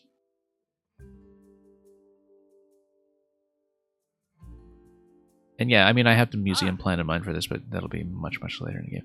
Oh, the paddock might not fit because of a rope. At least it might not fit in the place I want, but... we should buy it anyway, just so we have it available. Okay, so we need to sell up to 400. Let's go for more Boko guts, I guess. Sell off another 10 or so.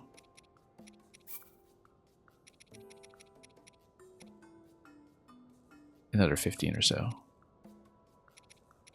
20. Yeah, I mean, hopefully we don't need tons and tons of these for upgrades, but you never know.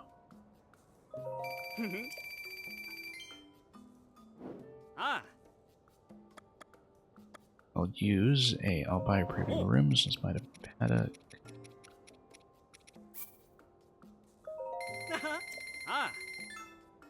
And let's attach it somewhere nice. Yeah, it looks alright. It is still kind of a temporary thing until I can afford the complete design I have mapped out. But again, we're at the 15 block limit already, so the idea is that eventually I take out the kitchen, paddock, bedroom, etc. Oh, it will fit. Okay, great.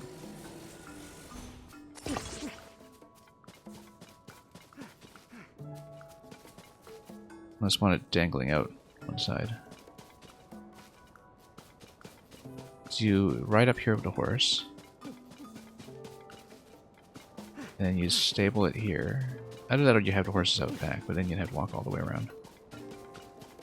Stable the horse. Go into the front entrance. And it just barely fits. Let's just keep it.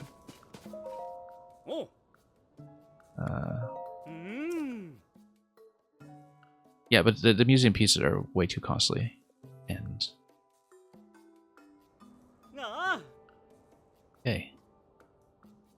Let's keep it for the time being.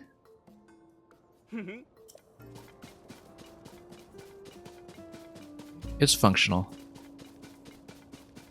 It's not ideal, mostly because the paddock, you know, I don't want it totally in the open, but unless you want access to your horses from the interior or something, but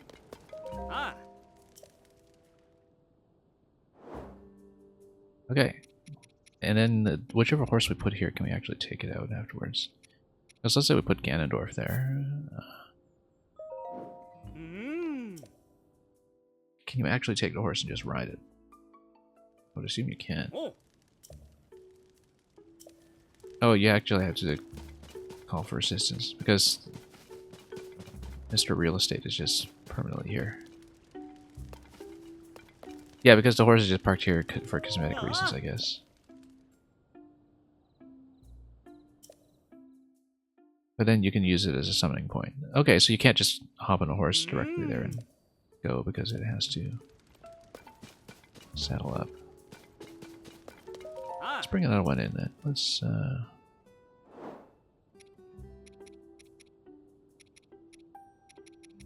bring in our first horse of this game. Actually, our bond is terrible. Let's just leave it. Got so many horses from my previous game. That's okay. At least we know how it works. Then we can just take the horse. Yeah. It's okay. Yeah. So eventually we'll take out some of this stuff, but it's nice to have a reliable point for the kitchen and bed in the meantime. And this is how it looks when you ride around. Let's ride back to Tarrytown and see how it looks. Also, one of the reasons I wanted to come back to Tarrytown in the first place was because I wanted to run some vehicle experiments. And we're very low on parts right now. Whoa. This guy's just gonna go. Hey. I thought we were friends. Spooked by something. So yeah, from the road here, it doesn't quite look like the Triforce, but I think it'll be a nice view from further down. Just as a consequence of it facing Death Mountain, I think. Like if you go down to Tarrytown Bridge, and you can really see it from here, you see? The Triforce silhouette marking precisely our location.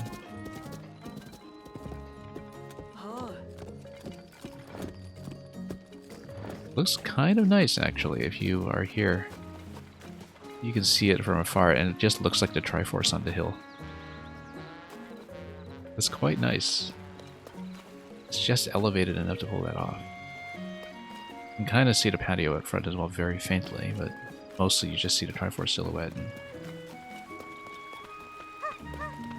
yeah, I'm pretty happy with it. The placement is nice, the angle is nice. When you're going up to road, it's not obvious what it is, but I like that you can see it from this vantage, and that there's no mistaking it. Yeah, look at it now. It would not look as nice with the other garden piece. The approach we were taking with that. So, pretty neat. Okay.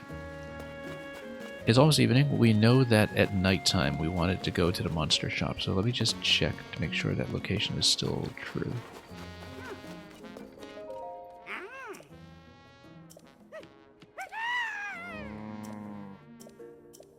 Yeah, we don't have the camera, but does he tell me anything new about where to find Colton?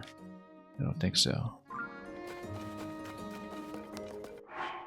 Is there a quest marker for that?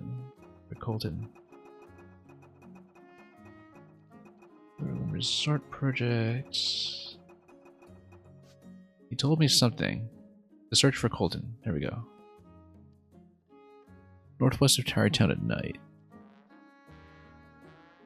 If it's anything like the previous game, the shop's going to move around. But it is evening. We'll go northwest, past the racers, and we'll try to find him. Like, he did look over at a certain position. Let's see if that was on the map. Nope, it just tells you Kilton's location.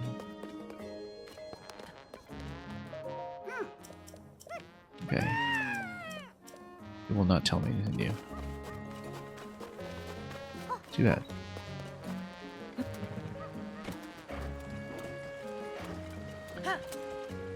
Okay, because we're taking a horse, we're not going to take the lift down, but I'm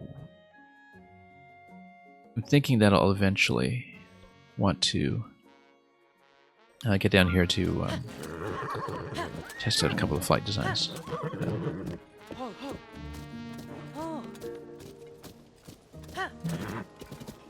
And we got a dragon right there. Look at that. When you're riding down a bridge, that looks great. Triforce aperture.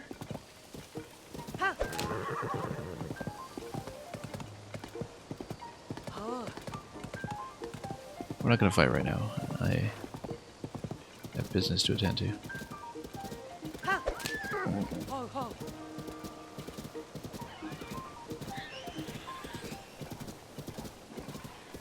Dragon's looking nice and close. But yeah, we go across the lake and we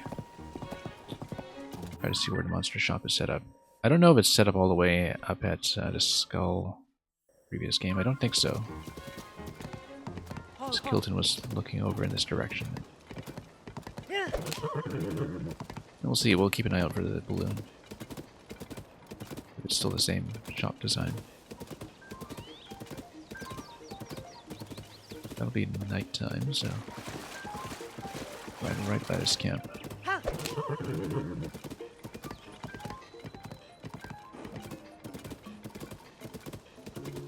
Yeah, no idea where the monster shop would be set up, but it's northwest somewhere. Yeah, I could have sworn there was another Akala stable on the west side here, but that might have changed from previous games, so.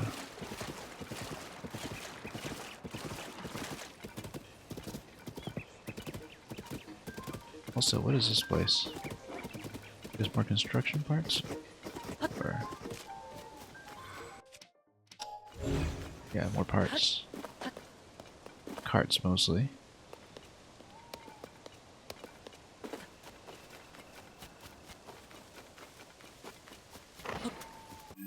And, yeah, no. I remember the stables. I mean, I know the East Akala stable here. I just know that from my memory of the previous game that there's a second stable. But as I spent a lot of time in Breath of the Wild, I should be able to reconstruct some of that. Actually, I haven't played around with waterfalls, but it is nighttime. We're going to look for the shop. Yeah. Maybe the best thing to do, even though I can't unlock the towers yet, is to go up to the tower and use that as my vantage point.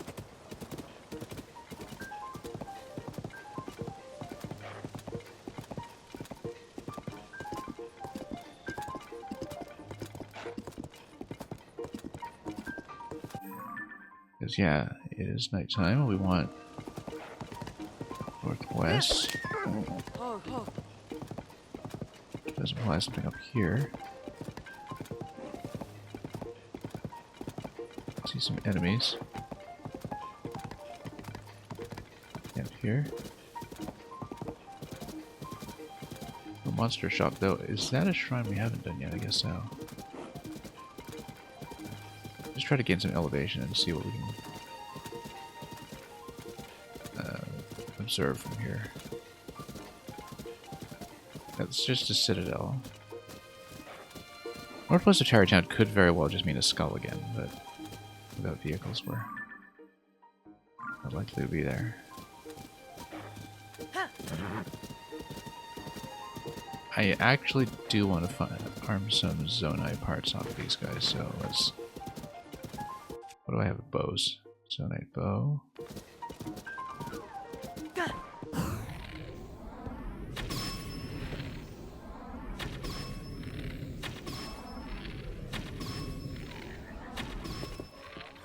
Okay, we got some of them.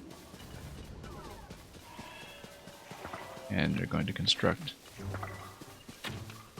accordingly. Oh, this guy's gonna set everything on fire. That's fine. Unfortunately, we can't really ride wind gusts.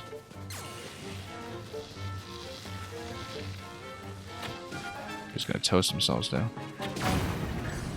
Good. One down.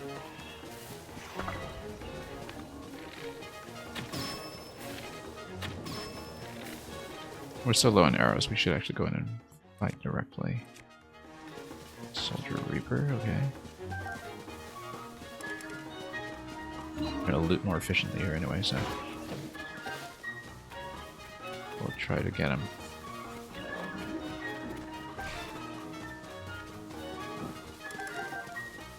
And a better club. Some of the arrows back at least. Oh, and these guys are going after me too, okay.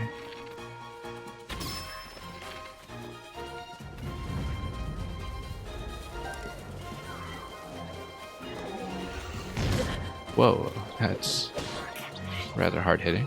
Didn't expect that.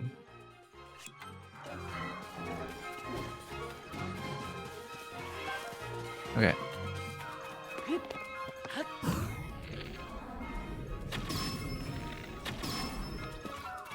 Okay. Might not want to get in too close. If Sidon here would gladly come over here so I can actually get the shield out. There we go.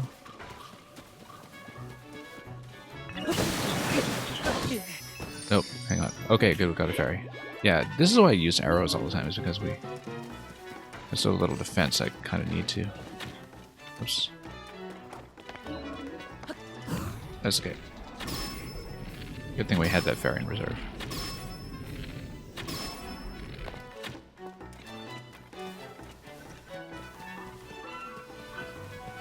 Missing a little too much with my arrows here. Let's... Okay.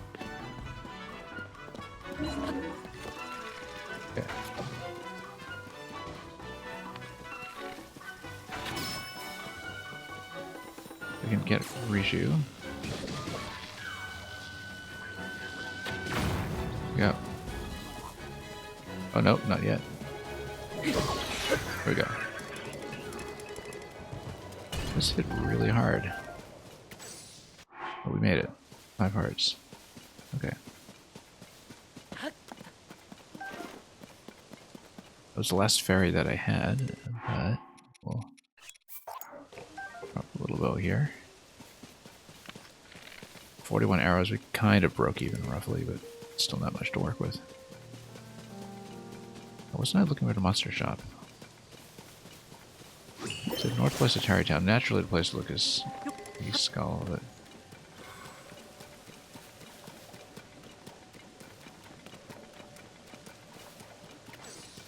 Where even was... At a tower... Vicinity of a tower might work too.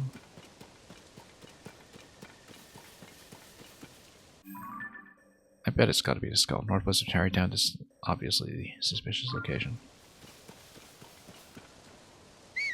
We never did this one, did we? We never did. We'll look for the shop first, and then we might want to swing back here right away.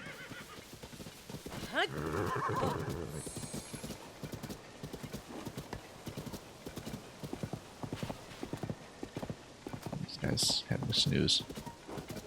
Sneak strike a few of them for loot, maybe. Let's just take a look here.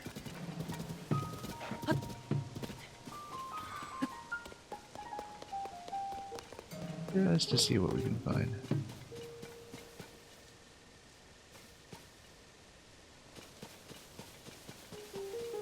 Get a oh, there's a shop. Yeah, I see. Okay, that's why we came here. Horse, please. Where'd you go? Where'd you go? Oh, come on. Okay. Good, we got it. Now let's see how much we regret selling off all the Boko guts earlier.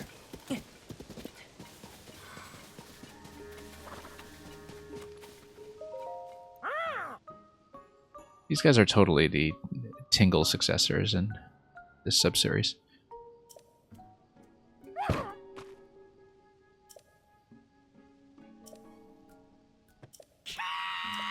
Okay, he just wants bubble gems though, so maybe... I mean, I don't know what he would give for monster loot though, if anything. Just a clothing. Yeah, we'll take it. Now, is there a limit to how much you can buy at one time? Let's see. God, we got many at once. Bring it all together.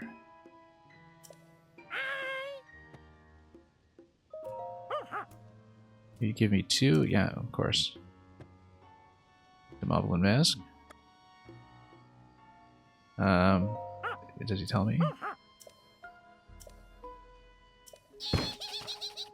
Yeah, we'll just go down the list and buy everything we can. We've got 28 gems, so... We're pretty far along in the game as far as caves go.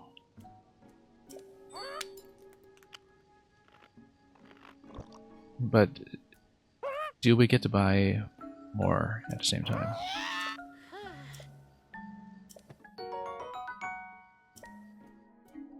Or does he go away?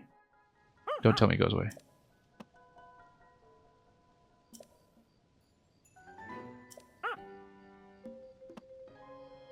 Sensitive bubble products. Southwest near the Akala Citadel, yeah.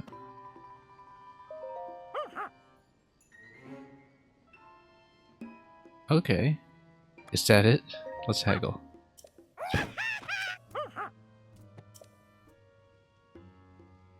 Monster fangs and nails don't have much destructive power.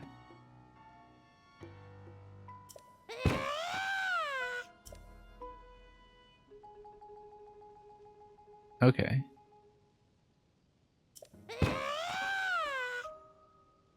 Yeah, so he doesn't actually take monster parts in exchange, which means that we'll mostly be using them for upgrades, and otherwise it is safe to sell them off, which we'll likely continue to do. Depending on upgrade costs for the Great Fairies, of course, which we don't know about yet. Let's just keep cashing in.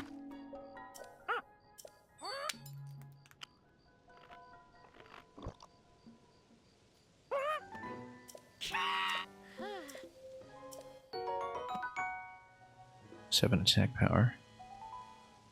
That's only for fuse, though, I guess. If it's with arrows, that might be different. Mystic robe? Yeah, we'll take it.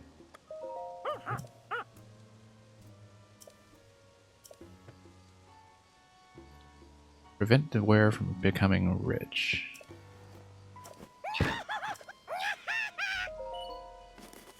Interesting. Well, the gems don't drop or something? I don't know. We'll see. We'll collect a set anyway, just see what's all about.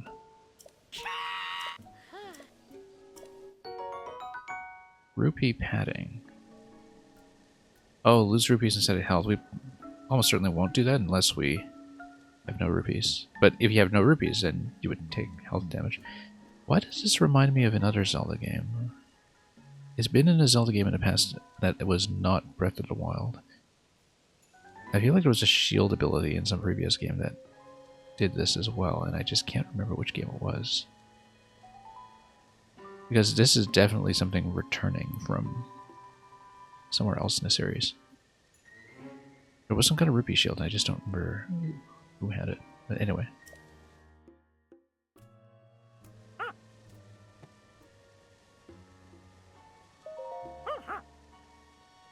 Alright, keys, eyeballs, yeah.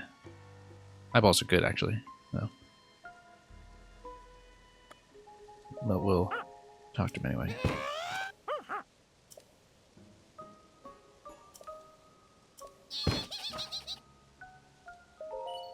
We'll see all the dialogue anyway, although, you know, we love using eyeballs, so.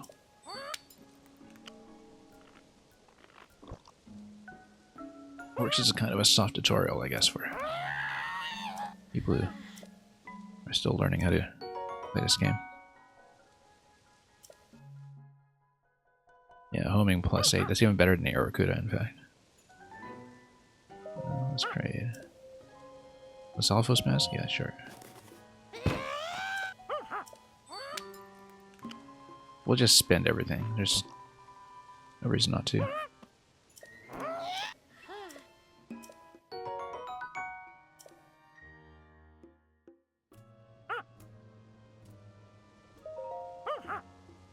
Nice breath tail, yeah. Actually, tails are hard to come by. This is fantastic.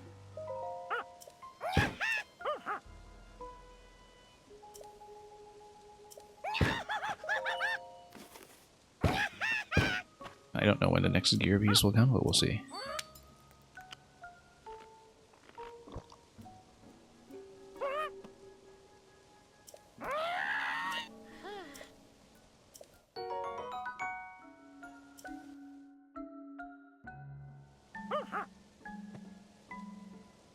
I would expect the cost to go above 3 at some point, but there we go. Mystic trousers, yeah. I guess we'll only be able to afford 2 pieces at the rate we're going, but that's okay. We visit caves often.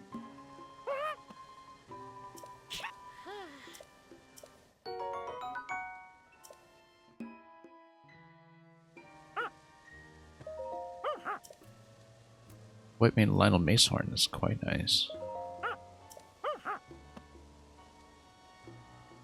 Considering that we haven't actually defeated one of those yet. Rock smashing power.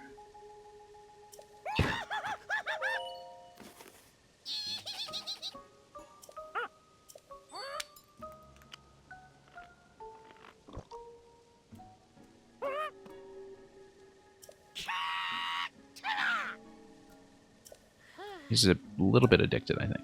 But 40 attack power, wonderful.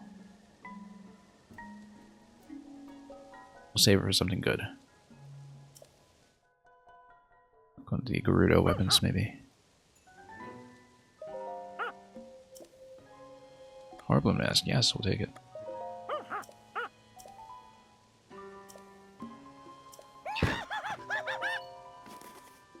That's something new to this game, given that Horriblins themselves are new.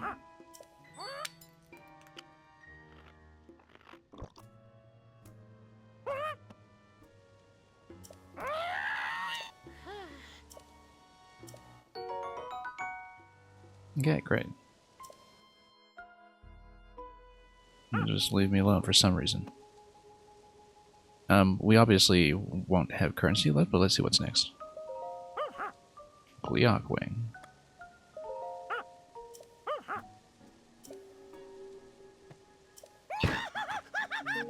Okay, we can't hoard it. Let's see if he gives me a different bubble gem location other than what we have. Bubble frog ambling near the citadel, so yeah, we'll need to go into a cave for that. Okay.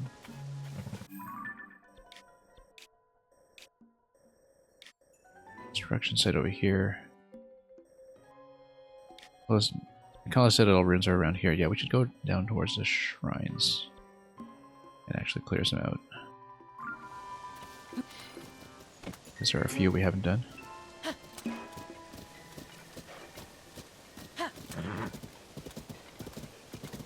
And again, if it's anything like the last game, he's going to change locations on us.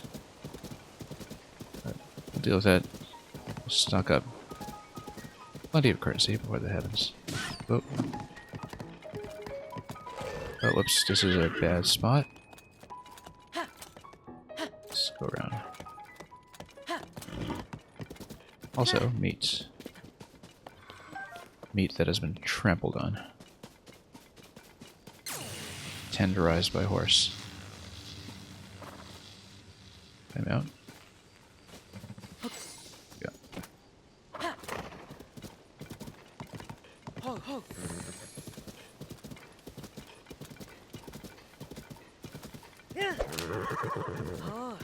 Anyway, let's maybe head towards the shrine since they are low-hanging fruit in our vicinity.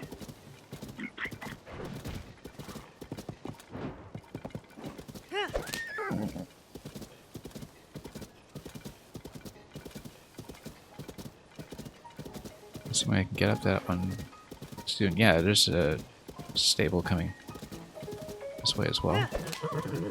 And some of the shrine density, I suppose that one of them would be the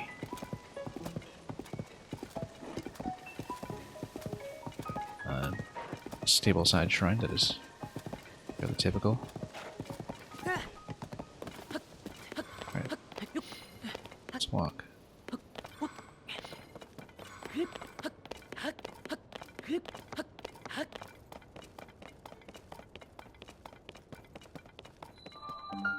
Let's untag. And do it.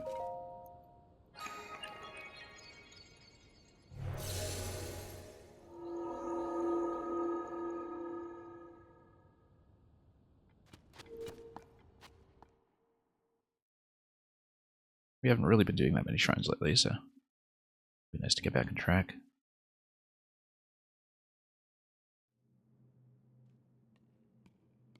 Alright, gearless combat shrine. Always love these.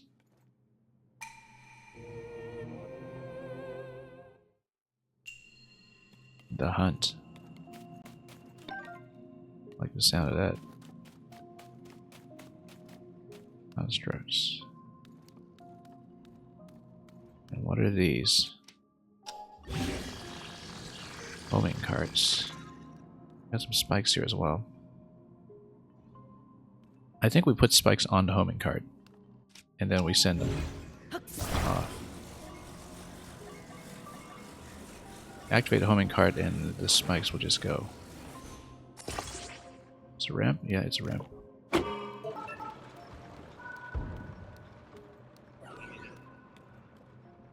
It'll go, right? Then we can use the other one as well, probably. Okay, no, we'll loot it. Very nice.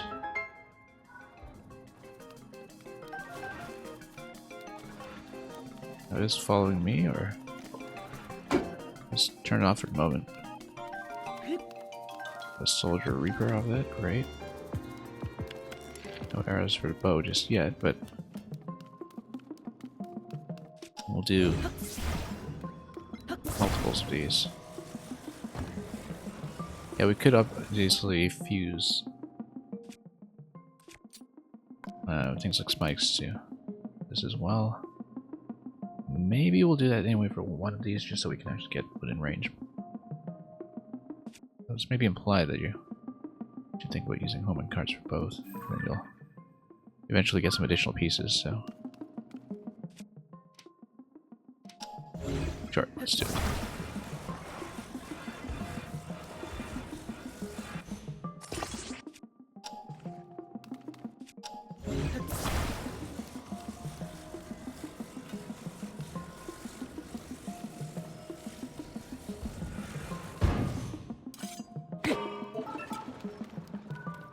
Okay.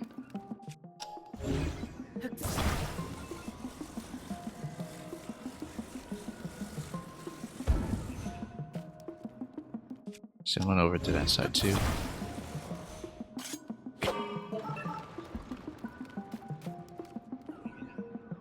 We'll let him get mowed down.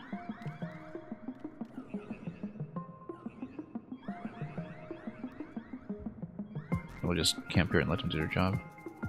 Oh, someone wants to fight.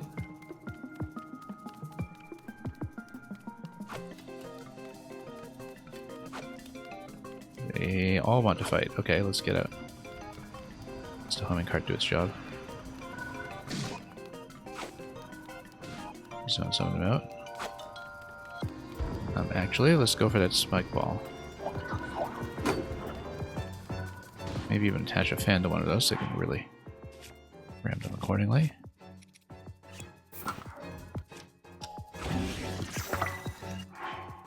Then... Good.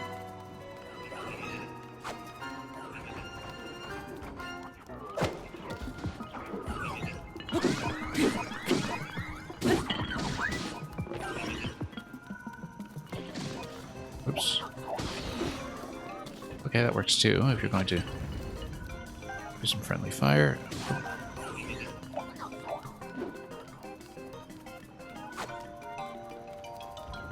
Alright, let's move around. Do we have arrows yet? One. Not good enough. Yeah, I feel like I should have attached a fan to one of these so they could really chase. Can't really do that while we're running, so... Or... Oh, that's not a fan, that's not a homing cart. That's fine. Could have put a spec ball in that, in fact. Oh, that is hard. Let's get up here and... knock this guy down. Take his bow. That's good. Takes out some artillery. Whoops, let's not run into that ourselves. Whoa, okay. Getting a little hard here.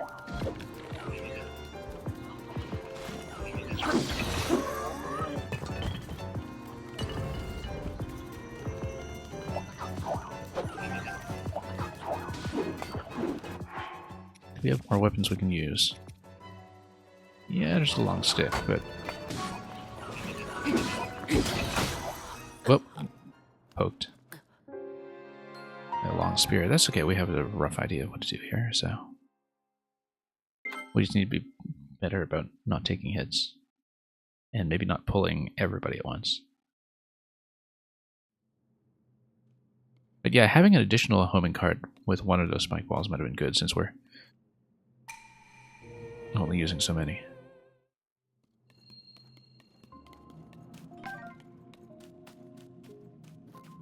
This is the right idea. Sure. Oops.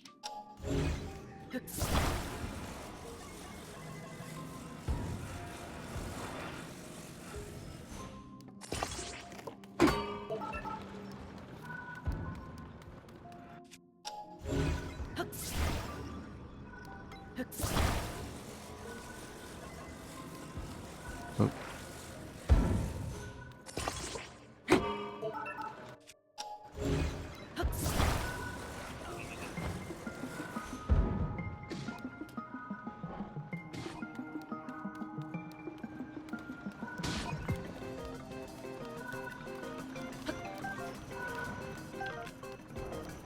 Oh, you know what? Actually taking some arrows.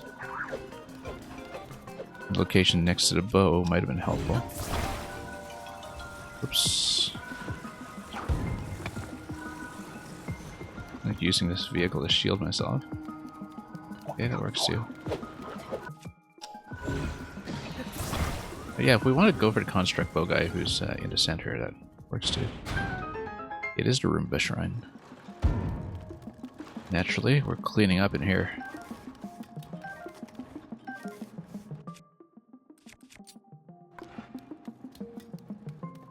Okay. Let's get the Roombas going.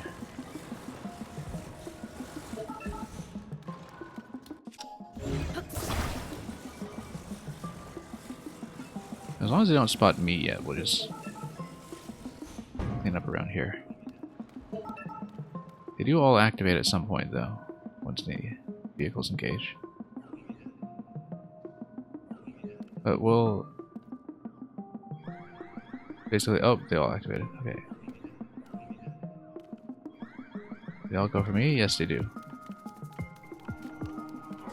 It's fine. We'll go for the archer, as well as the spike balls, as before. Oh, this is not a climbable wall. That's an important subtlety. That's how we got trapped last time too. Extra on the vehicle.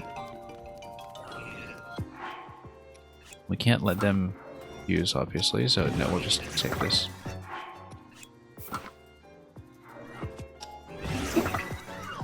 Yeah, better to just take this now instead of taking any chances.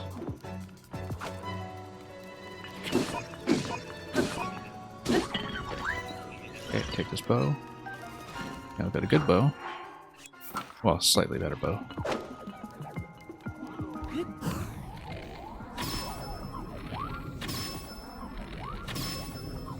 They all take a lot of punishment, actually. Now, ammo is scarce. We can't really just go to town on these guys, but can... Oh no, hang on. These guys are standing too close. Really wanted to merge into that flame emitter, but where are my Roombas? Oh, there they are. Okay, wish I could get this guy in a position. There we go. And on the attack. Please. It's mostly things with the long range, like the spears, that I'm a little concerned about. Let's try to simplify a bit. There we go. Tossing rocks at me at long range. Trying to go back and loot that. Okay, here's my other vehicle. Let's have it tank some damage for me while I hopefully get to assemble one. Okay, you know what? Yeah, we just can't stand there for long enough to do this, and unfortunately we're getting zoned out here.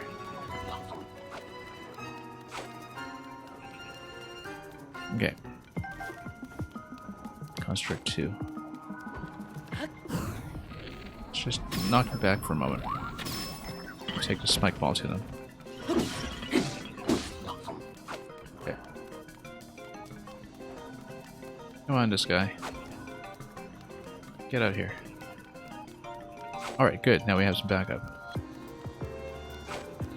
Get in position with them.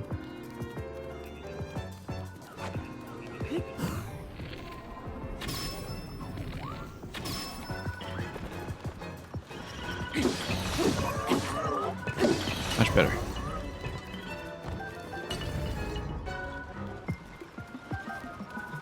And we need a lot more space. Luckily, those guys have been distracted by the car.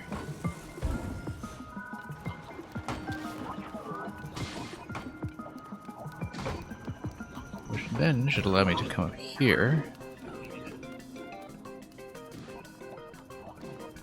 Yeah, we were supposed to put this on something. Oh, this is a cannon. Totally could have put on another cart. Let's see if we can do it. Oh, hold on.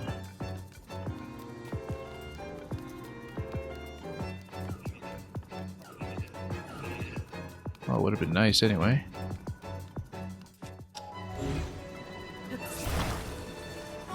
Okay, this guy's standing too close. But let's try to take him out first.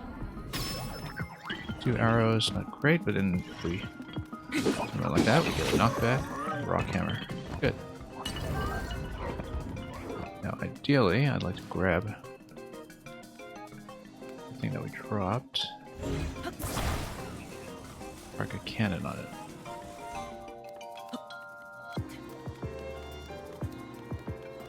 Yeah, I feel like it's inefficient how I've been doing this one.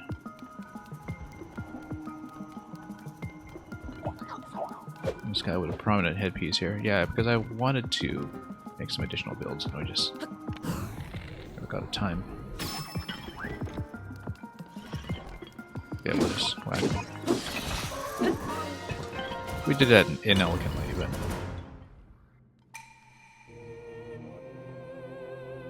that's okay. And we have no weapon capacity for additional fusions, but if we did, of course, there would be some remaining parts here. That might have been handy on the road.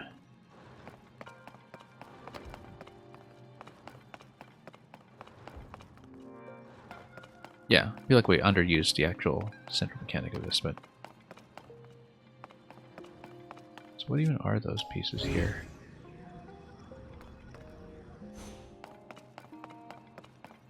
Oh, I guess if we had a paraglider, we probably could have jumped platform to platform there, but we don't, so we're not playing that way. Yeah, a couple of beams and shock attachments and so on. Let's head over.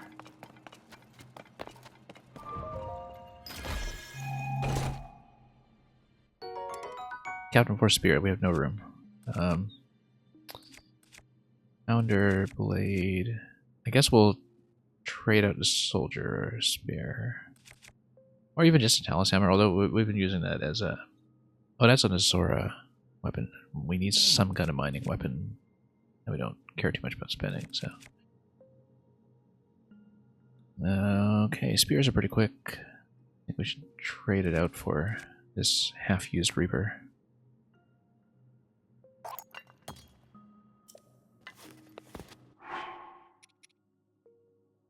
And yeah, we'll just stay on one of the spears or something as our main weapon. Two-hander actually isn't great either, but we need some kind of two-hander for knockback from time to time, so we'll stay on this soldier spear for the time being. We'll just go.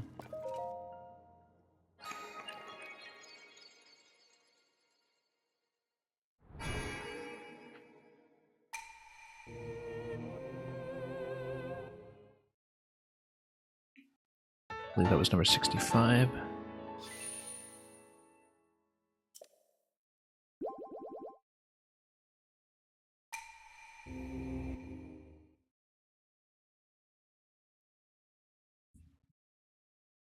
It's in locations like that that having a larger bank of hearts does help.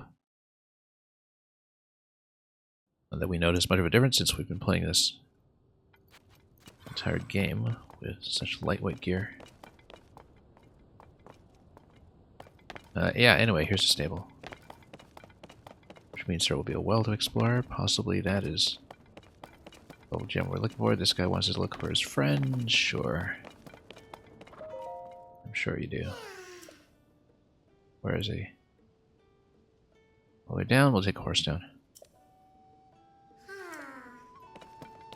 After we go to the stable. And trade for a horse who actually can have a harness.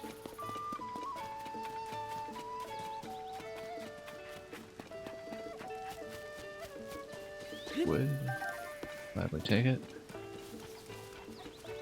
You're gonna catch a cold? Yeah, you are.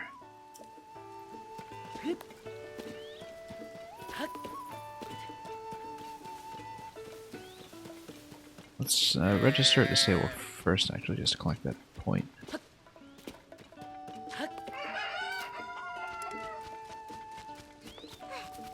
Trot, trot, trot. Oh yes, and we would like to find Beetle. So, yeah, this is just a Don Don, right? We've seen these. Ah. Hmm.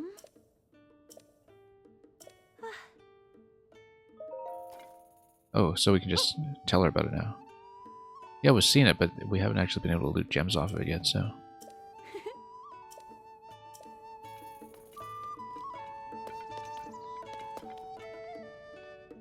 Interesting.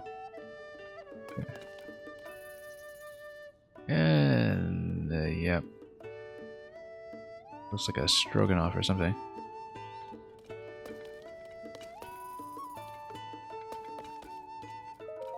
Ah. Eh? Yeah, that we know about already. Hmm. Oh. Okay, we know that. Yeah. Oh. Ah. Oh. Oh. We'll do horse upgrades eventually, but right now we'll explore the well first and try to remember that Korok as well.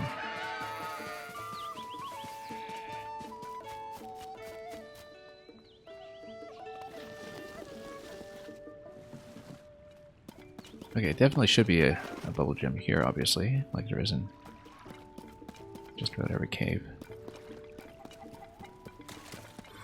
Maybe, in fact, that's what a check mark is for. Oh, maybe there isn't. Maybe it's just a well. Oh well.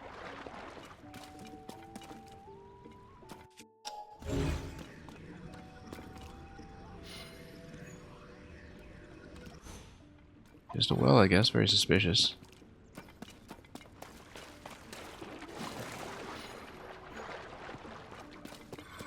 But not unthinkable.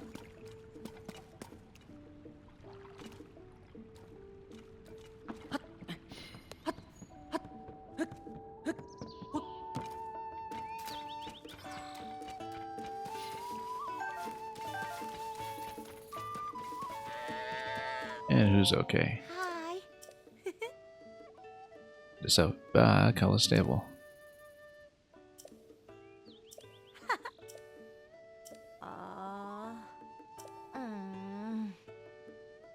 Wouldn't lay eggs unless one of us was nearby. Okay.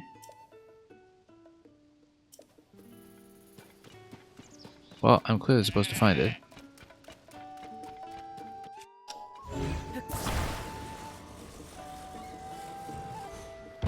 I have an idea where, though.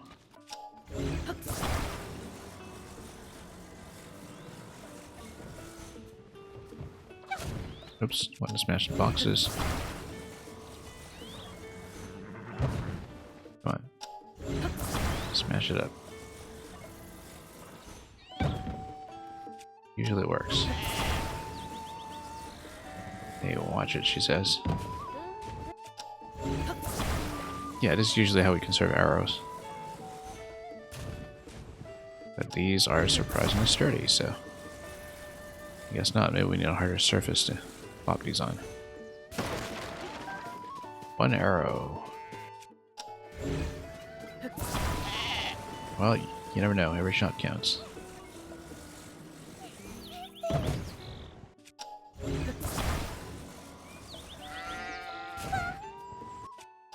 Do have a certain durability after a while, so... There we go, 5 arrows. That's just much better. Look at all these leaves. I immediately think about setting them on fire for an updraft, but I guess the sheep would perhaps not like that very much. So, one of these companions would be lonely somewhere, but we don't know which one. We hope she's okay, but where? Wouldn't lay eggs when she was by herself.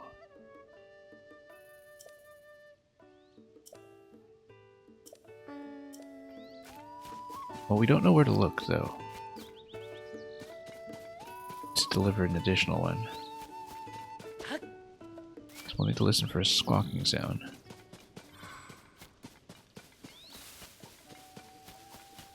Wonder if it was in the well, actually.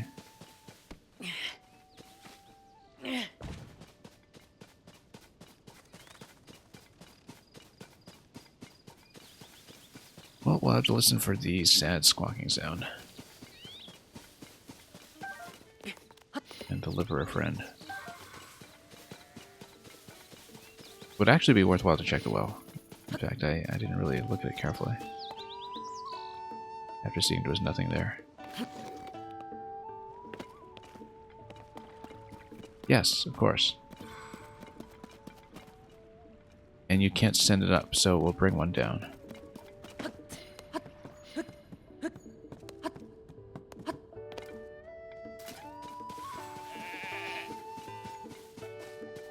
Okay, let's get another one.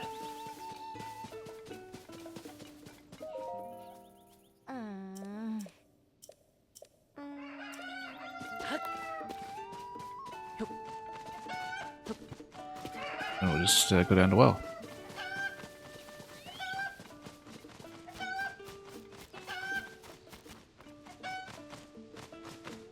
Float down gently. Shake a minute of that more often, perhaps. Move the paraglider. There we go, we got eggs now.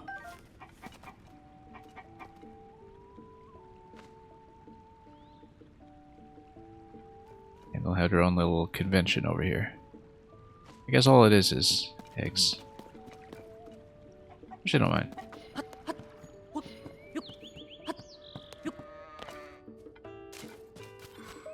Okay, and your response to that. Good.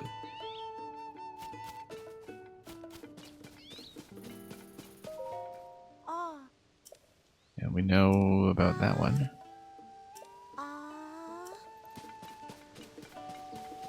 Ain't nobody here but us cuckoos.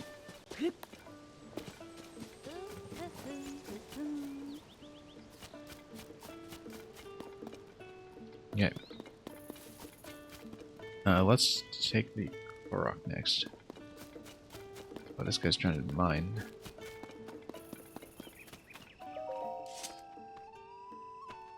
Ah! Ah!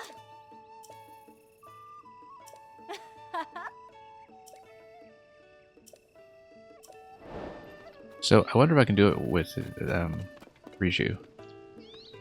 Where's Riju? Like, I wonder if it counts towards the quest to do it that way with an arrow. I don't think it does. I think I actually need to use my, not this one, my other hammer.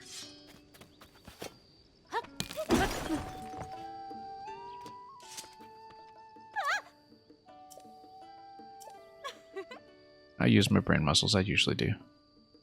Arguably in excess.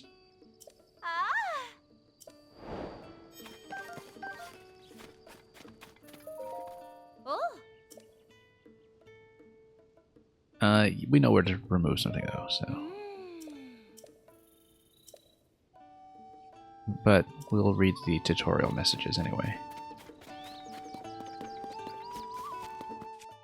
Switch back to an everyday combat weapon. Like the spear.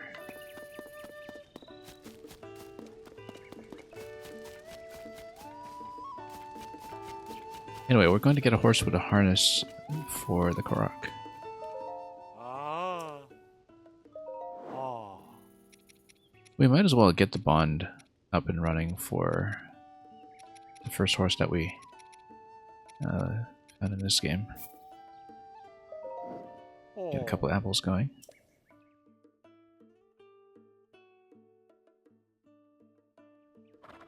Oh. Ah. And then, yeah, let's change some equipment. Oh. The towing harness, and then Ah. Oh. change the bridle. So extravagant on this one too. We'll go knight on this one just to have a bit of a change. Oh. Ah. Ah. Oh. Ah. Oh. Oh. Anyway, nothing new in the tutorial messages. That we will, however, bond with the horse. Spend way too many apples. Or at it. We're running low on apples finally after all that cooking.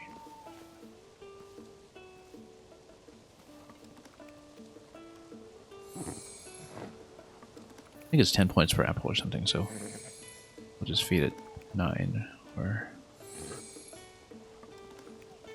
something like that.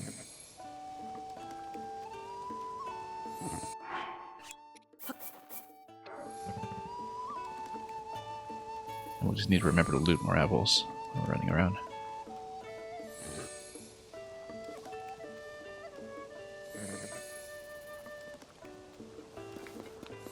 Let's check bond. Oh. Oh. Great, max bond. Ah. Oh. Ah. We'll buy some arrows if we can. We'll need to sell some things too, of course.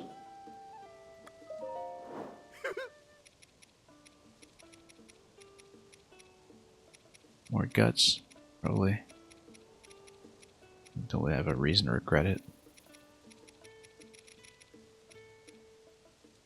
Yeah, previously we got some pretty nice things off of... What was it?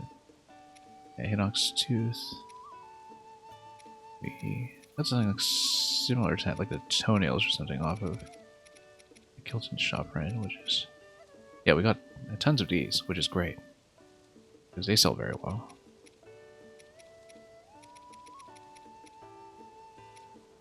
Maybe start using some of those instead, but... In the meantime... What are we going to grab? Let's say... Yeah, nothing too rare. Obviously.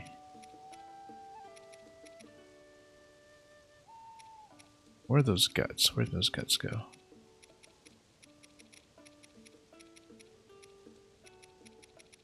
Some are here. There we go. Book of guts.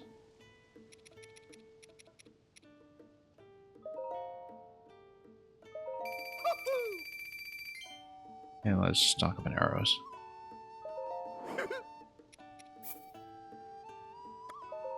And the idea is to have a nice snatch of arrows and then go down to the depths.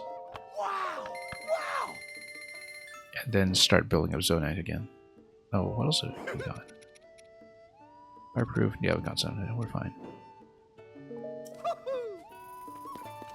That's eventually going to be the plan. Also, there was a shrine close by. We'll do it, but we'll do it on the way out.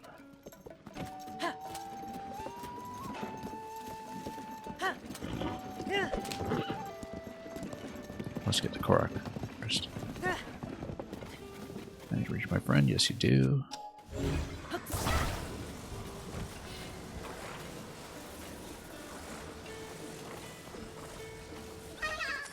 Oh, what a drag.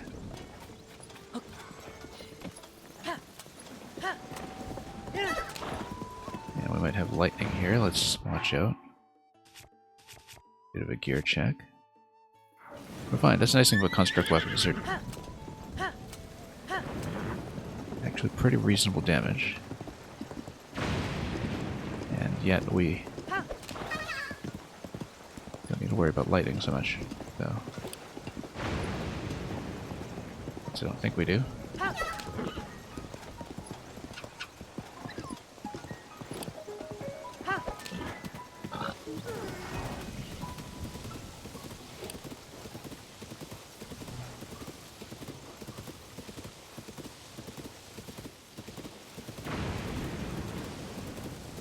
Well, that's a rather concerning lightning strike. Well,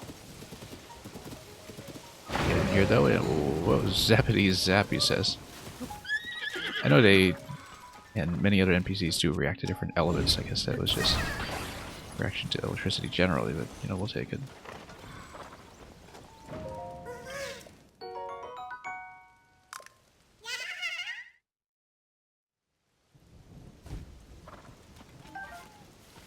At some point we really do need to start farming more wood, but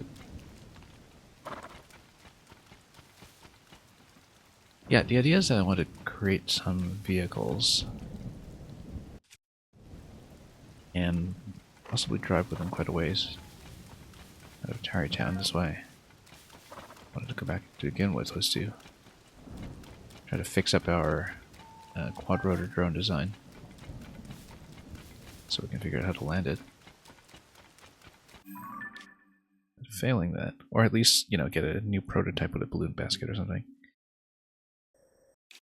But we can do that after we do whatever shrine is over here, since we are directly in the area. So, marked a couple of things around here. Oh, the cave entrances. But anyway.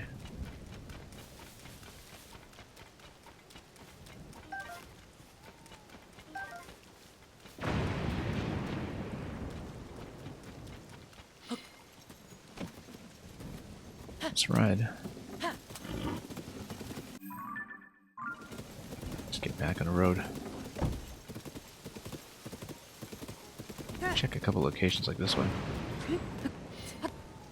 These kinds of trees are much less abundant Koroks than in the last game, but yeah, and usually there's some telegraphing when it's a kind of guess the tree, check the tree challenge, but occasionally they are in very prominent or photogenic locations. Our intuitions do work out. Also, what was that? Chew? Yeah, that's okay, it's just a small chew. Big chews we would try to farm. But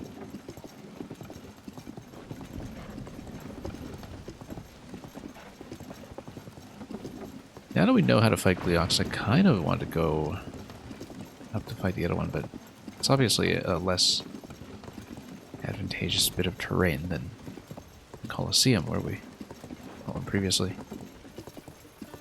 But we have gear for things like lightning protection, if not full immunity.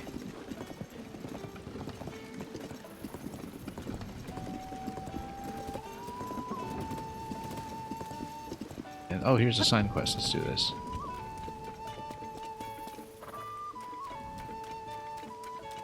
A couple of slots here for planks, perhaps, but let's see. Yeah, because you can basically do something diagonal there. This is movable as well.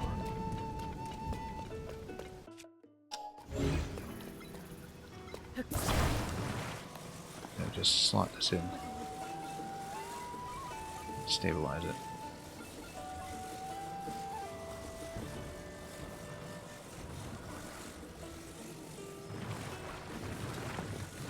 Whoops. Let's try to actually insert it. A little tricky here.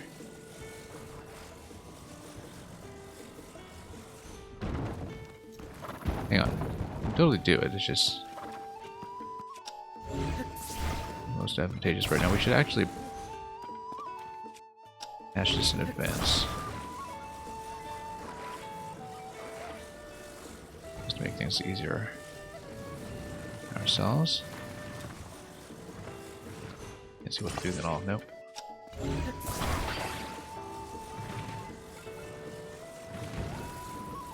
we go. What should you put in your omelets? Are you talking about in real life, or are you making something here in this game? Because that could affect the answer somewhat.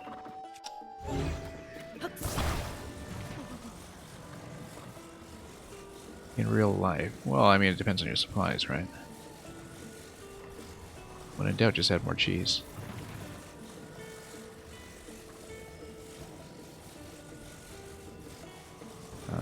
Okay. Hang on.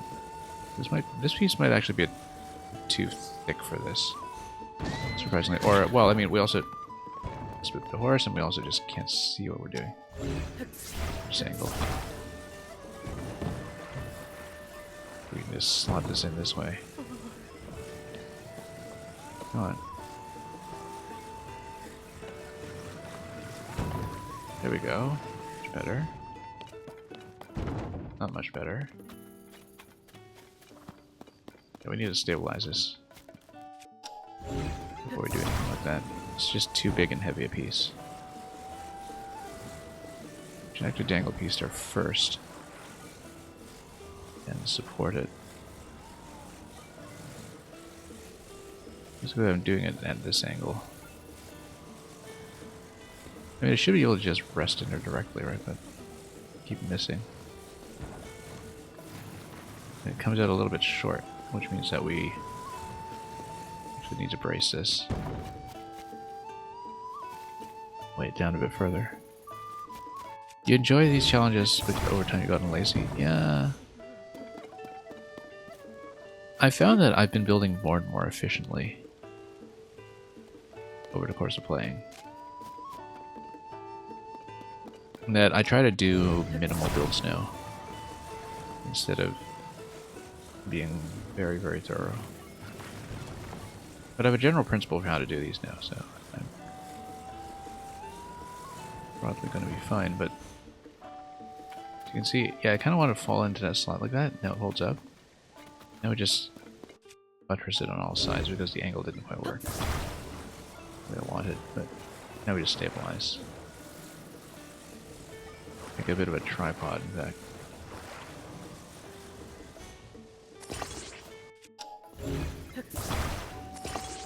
Oops. Making more triangles.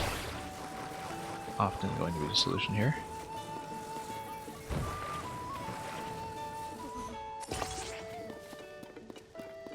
It might still have a bit too much weight, so let's add one more just be safe. Oops, this is off center. Unforgivable. Except now we've broken everything, haven't we? Okay, no, we haven't.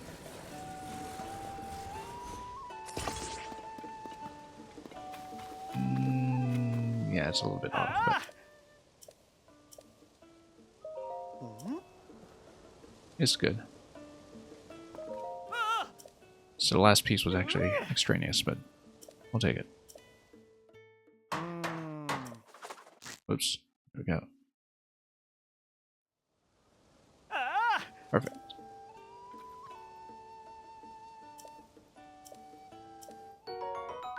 And rice balls.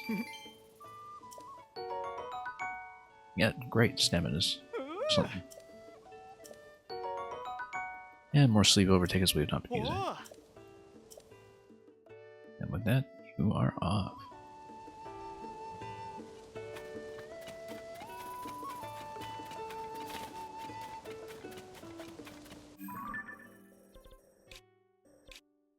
Okay, so one thing that I've had in mind actually is that if you build a vehicle in Tarrytown, well, we never finished this cave. There's no check mark.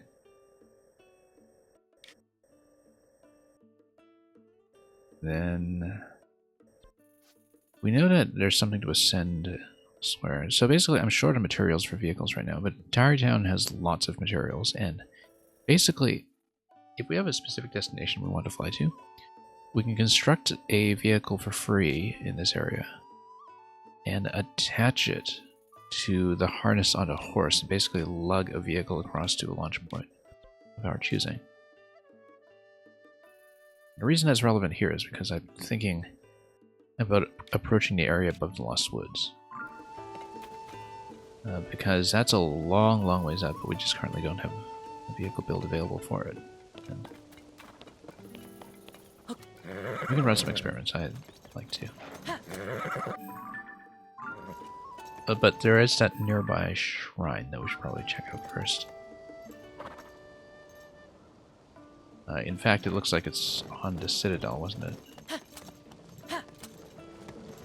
And we previously didn't see it simply because we were going straight vertically on. I think it is a shrine on the Citadel. Let's take a look. Yeah, because the last time we went to the Citadel, we died immediately to the boss and didn't go back. We've got a few pieces of lightning gear this time. We've got some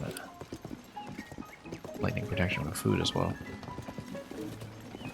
The one thing we don't have is more durability on my only long-range bow right now, the Cordo bow, which actually is necessary for my Gleok strategy. Yeah, the shrine is all the way up there. We can just go up. In fact... Oh, and yeah, this guy gives you the cave location. That's what it is. I think we should go around.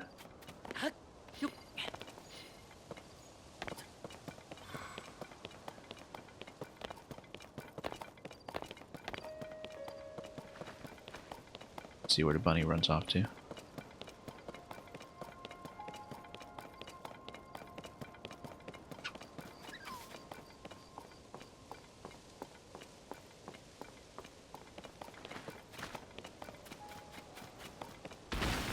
Oh, okay, sure, we'll set you on fire. Loot some apples. For our trouble. Yeah, these two could probably just take it down at this point. Come on, you can do it. Slap it. Let it burn. You can get some hightail lizards for our trouble, which is nice. Those are something we live every day.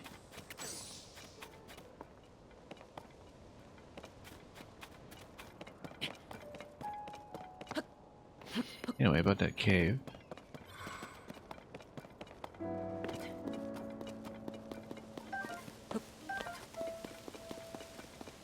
Where do you want to take me?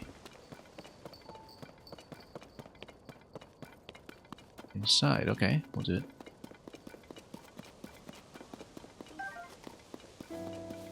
Oh, this is something new, and it's marked. It's a little ruins cave. This might be a fun time to try on the Horriblin mask, actually.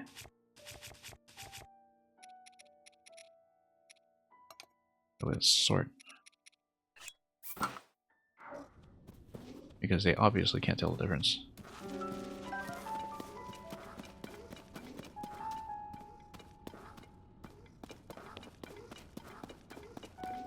there's Harblins inside. We'll see what the behavior is after we've done a spot of mining.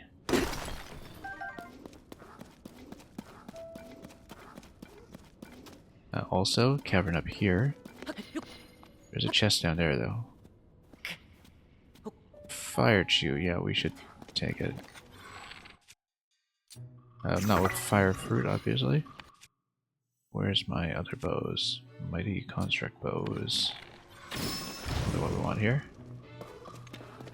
And luckily, no updraft here, preventing you from looting all the red shoe jelly. Which is a problem we've run into in the overworld, that they cause updrafts that just toss the chew jelly everywhere, instead of letting me have some loot. I got a horrible mask. They're not going to attack me, obviously. We can be friends, look at that. I mean, I still need to kill these guys to loot them, but... to loot the chest.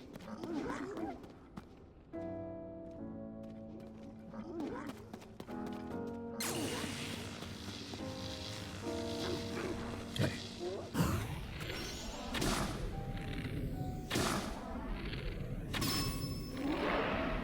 There we go.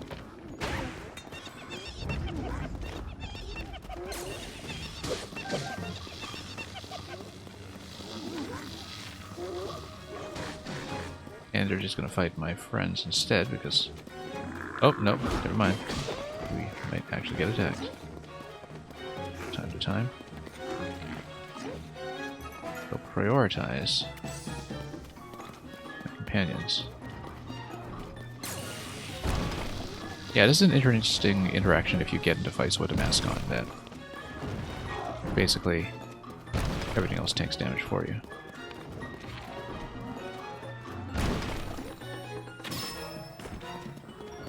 Okay, we can't take too much punishment here, so let's be careful. Also, who's trying to drop in from above? Okay, let's just send up there. Oh, okay, no, he's gonna come down and play.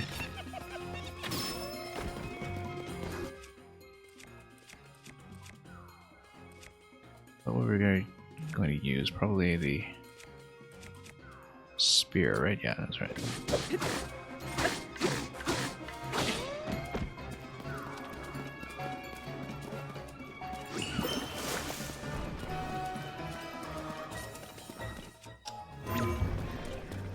It's quite a high vantage.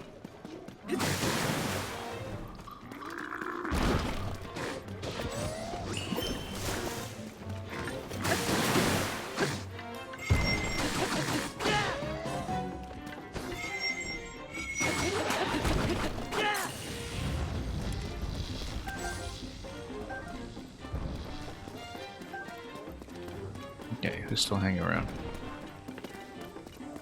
There's still a black one down here somewhere, right? There it is.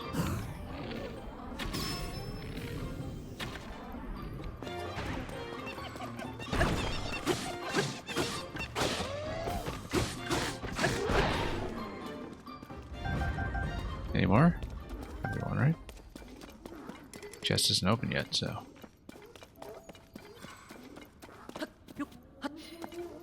yeah, basically they don't just attack into me directly.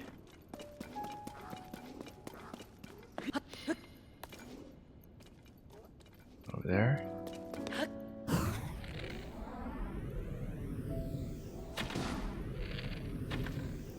Oops.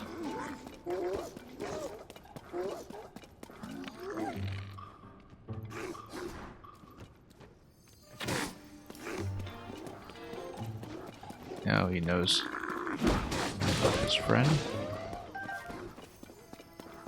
Just momentarily. Oops. Pick up.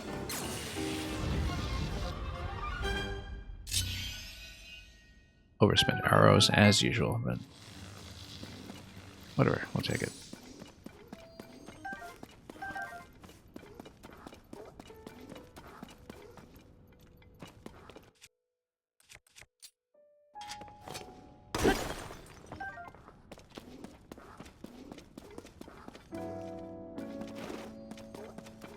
Let's loot what we can. Including the chest. We should get that, of course, and we'll check the top level. Once we have an opportunity to get there.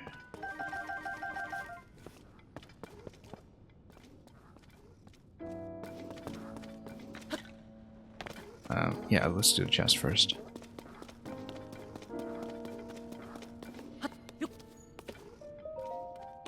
Let's see what this is all about. Guard's sword stick.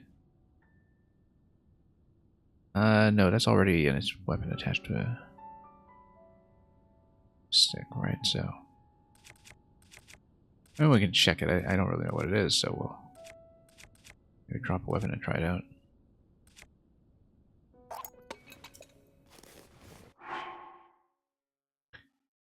Gnarled long stick and royal guard sword. Okay, it's not bad, but we've got better.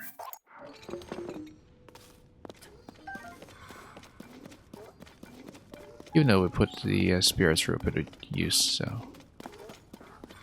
Oh, there's a bomb location up there, obviously. Let's. In fact, we can use Riju. And we can bomb it this way. What's the lightning? Shoot through the wall. Load up.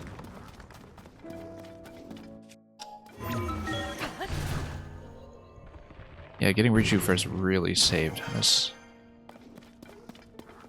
a ton of bomb flowers. But that looks very much like the kind of cavern that would likely have the bubble gem, but we'll see if that's the case. Treasure chest over here, is it movable? Yes.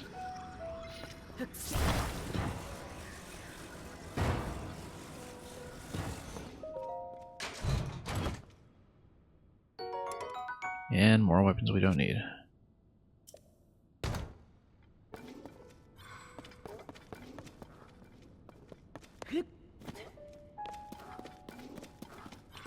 Yeah, as expected.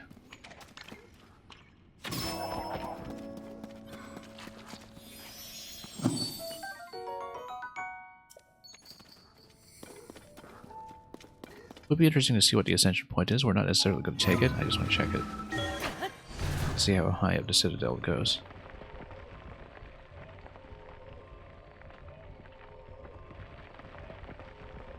Pretty high by the looks of it. Quite high, in fact, all the way up to the shrine. We'll probably use this as our exit through the cave, then, just to save a lot of climbing, but I want to explore down there a little bit more first. But we'll likely get back out over here. Let me just make sure. We'll check the caverns down below.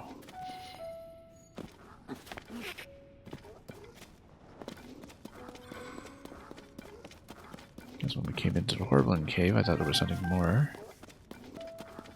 Here, for instance.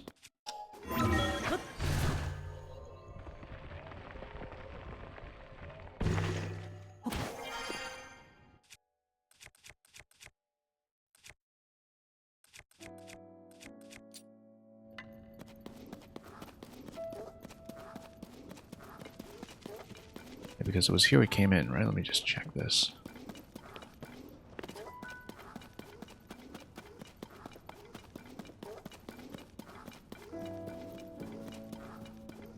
Right, came in here. There's an upper passage and a lower passage, they connect. Glad we came back for the truffle.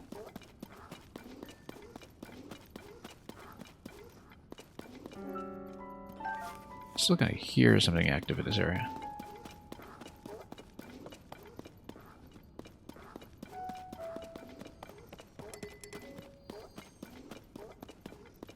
Very vaguely.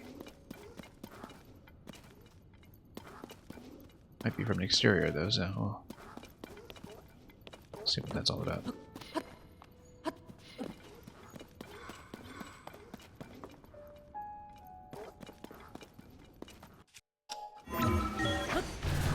And we'll head all the way up.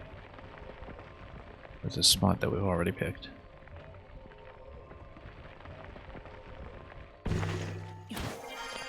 Or this spot. That works too.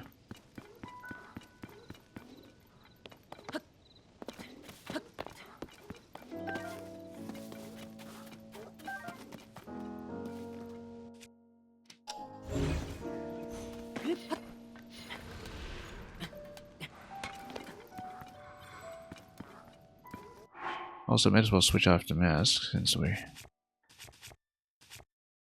are no longer facing Horriblins. Switch to Moblin mask, perhaps.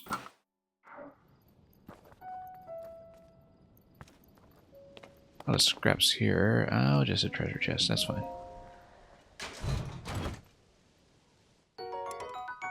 More things we don't have room for. Again.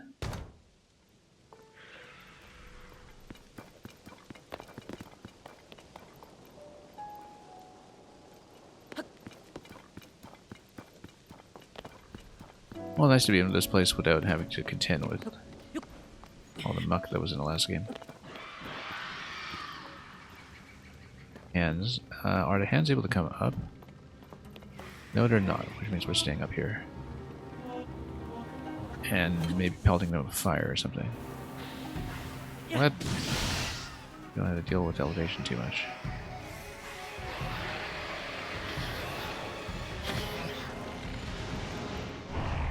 Actually, okay, that was much easier than the last time we faced him.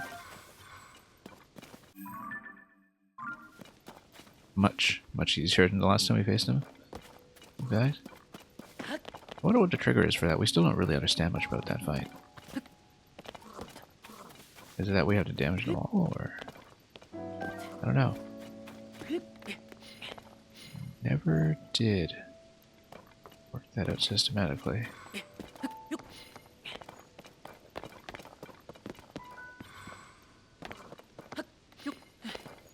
But anyway, we dealt with it. We got some dark clumps that will likely be useful for fairy upgrades at some point.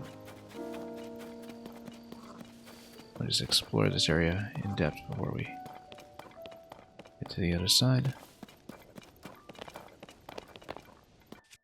I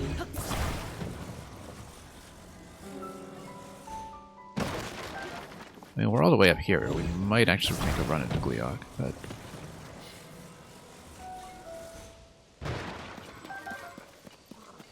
we'll see, because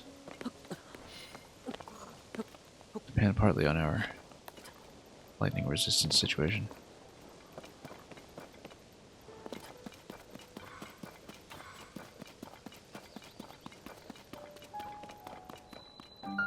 Anyway, here's a shrine, here's some cannons. That we can smash this with a talus hammer.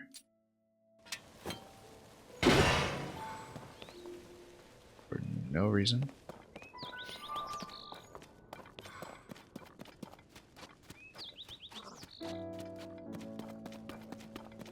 Just going to take a quick peek around first.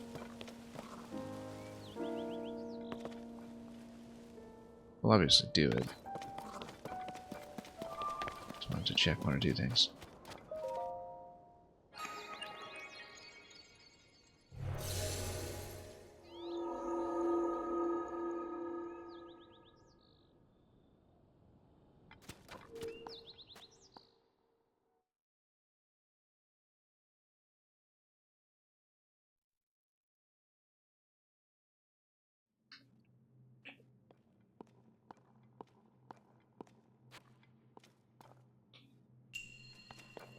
A prone pathway. Now, this looks like it will not require glider. Okay, good. I hope not.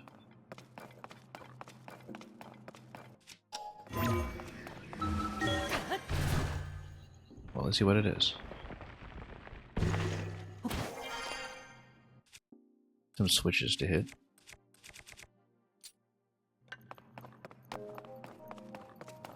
That probably rotates the central block and we... Oh, I see. You can turn it. Or... Oh no, you hit it and then it turns this way. So you probably need to hit multiple points. What is on Link's head? This is the Moblin hat. Allows me to sneakily pretend to be a moblin because, you know, that's so convincing. It was in the first game too. It's not something that new. Okay, so we can rotate like this. And then, yeah, because occasionally we'll stand outside, occasionally we'll stand inside. So long as we're able to get in. Also, yeah, if you rotate it an additional 180, particularly if you stand inside here, then you can flip this over. Right, because the idea is that I want to flip myself up eventually, which is actually reminiscent of how one of the Divine Beasts worked in the first game.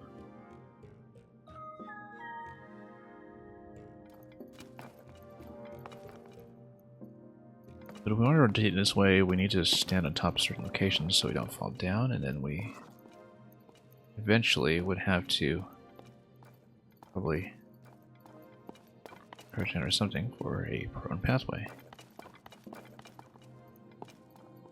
Without falling out.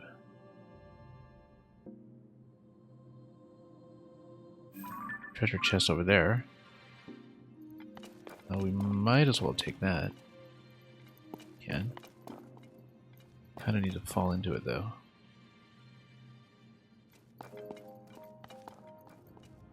Because if it's going to be this way, then we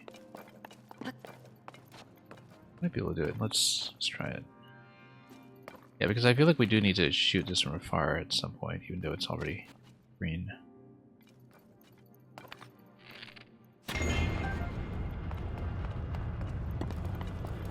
The idea, whoa. Okay, so I see. The switch always remains in place. Everything else rotates around it. That's an important thing to know. Means that we can eventually get over here. Do I need to turn this chest to loot it? I think I do.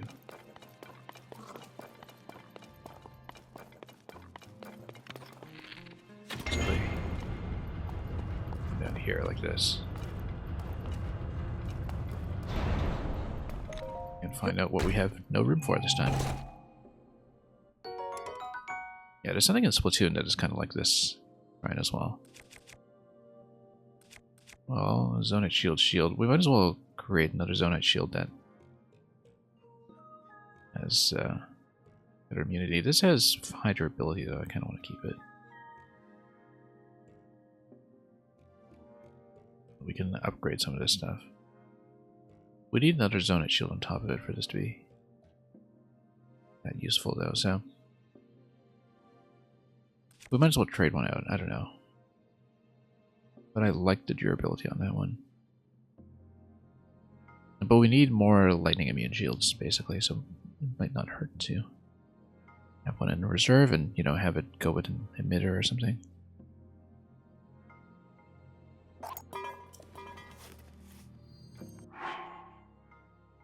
Kind of ashamed I had to drop that one, but, you know, we'll take it.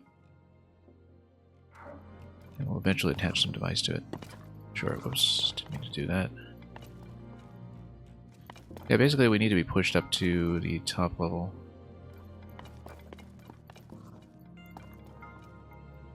That I've made available so far. Or, yeah, and also tap that switch to continue moving. Also, another chest.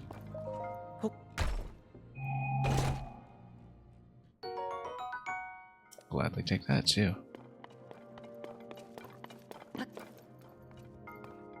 Because the switches do not rotate, the cube does rotate. Might have some interesting implications here, because I think the idea is that we need to get on top of that column and climb out of there. So it would be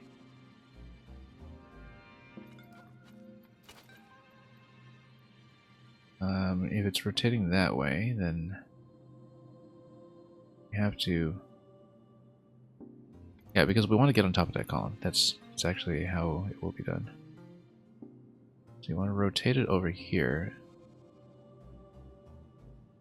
Flip it down, yeah. Okay. I understand it. Then down like this. We need to get on top of it somehow, though. And rotate it over. Oh yeah, that creates a bit of an issue, doesn't it? Because it's that. Or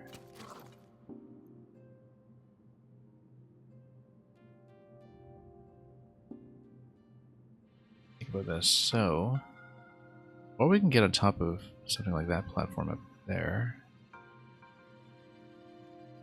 The idea is that you have to eventually rotate into one of the available gates.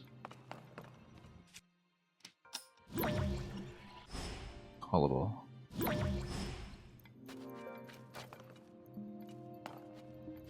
Okay, we do need to hit a few pieces over again then. Or two. Yeah, actually the problem is that now we've hit that.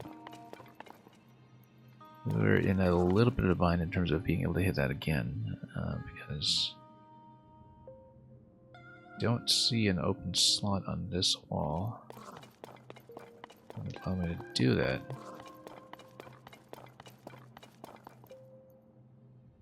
So we might have created a bit of a problem here. But yeah, so this is going to flip this way. We get on top.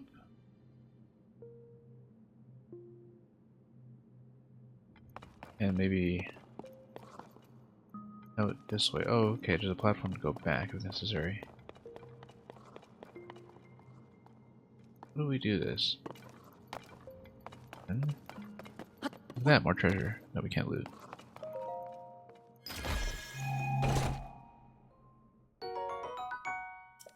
Yeah, we can loot. Okay, fine. Not exactly in range of the bow shot from here, though. And now how do we get back in?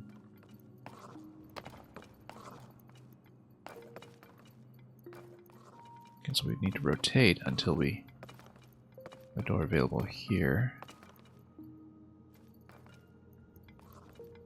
Yeah, we can do it. We just need to climb. Can I put something on a delay over there? That'd be ideal.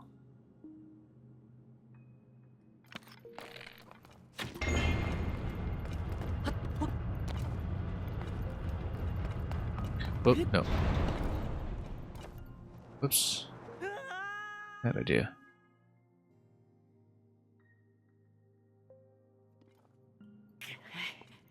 Nope. We're in a stuck position if it's going to respawn me over there. That seems like a bit of a bug here. Because it's respawning me onto the ledge and it's pushing me immediately. So I guess I do have to take a death here. Unless I can get out. I don't know why it thinks that's a valid location. Maybe we stand still here. If we can. And nope. Just trying to pull out the bow and jump and shoot. But we bug things out. Whoop. Okay, I'm trying to jump and then hit. But yeah, Nat Cat is a bit of a screaming situation.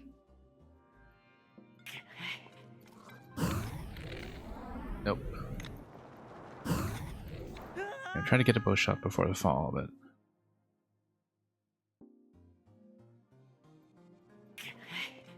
we created a bit of an edge case here, as you can see. And I think we'll just have to take the death and restart the shrine. Going to deplete the health pool all the way back down. 3 hearts left. We'll take a few falls.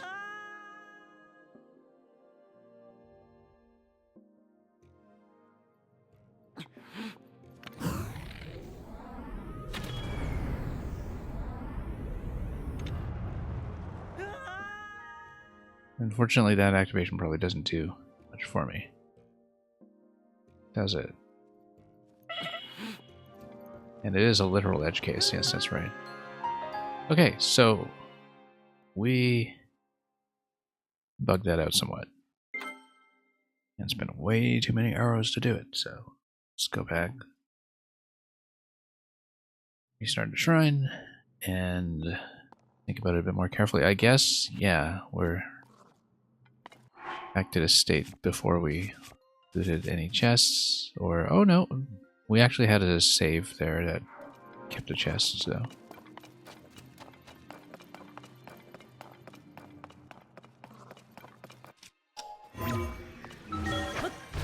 Definitely caused some problems there though. Look at a spring here, slightly on the outside. It's gonna clip in like that.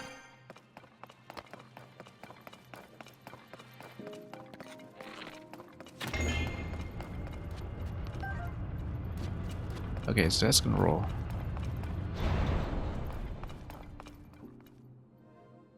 Yeah, we basically want to flip this in such a way that we can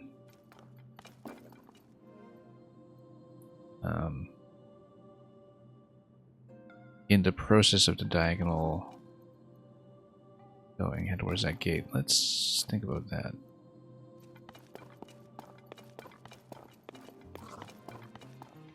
So which platform are we riding? But yeah, here's the problem I ran into, is that by rotating in that once from the outside, got ourselves into a bit of a trap. So we have to be careful with that. I didn't know that you could get this into an unwinnable position like that. Where basically, like if you rotate this by firing on this once, then you can't actually rotate it a second time, I don't think. Even if you do continue to flip some switches from there, it is possible to have a face that has no windows. And that gets you into the unwinnable state. So that's sort of strange. You typically expect a game like this to catch that in testing. Because it looked like I was in a bit of a stuck position there, as far as I could tell, but maybe it wasn't. Anyway, we want to get on top of this thing and really rotate as much as possible. I have to think about what the end state is going to be with this. Oh, also, one thing I hadn't considered is that you can ascend. Ah, that's the thing we didn't consider, was that it's always possible to ascend. So maybe that would have gotten me out of that trap, if I had thought about it. Because if you're able to ascend past a certain point and have a window to shoot through, then you can still hit that.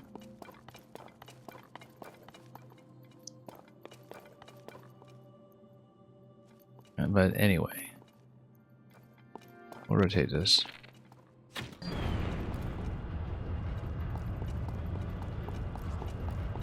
And then we'll rotate this to get way up high. Here's the issue. Where do we go from here?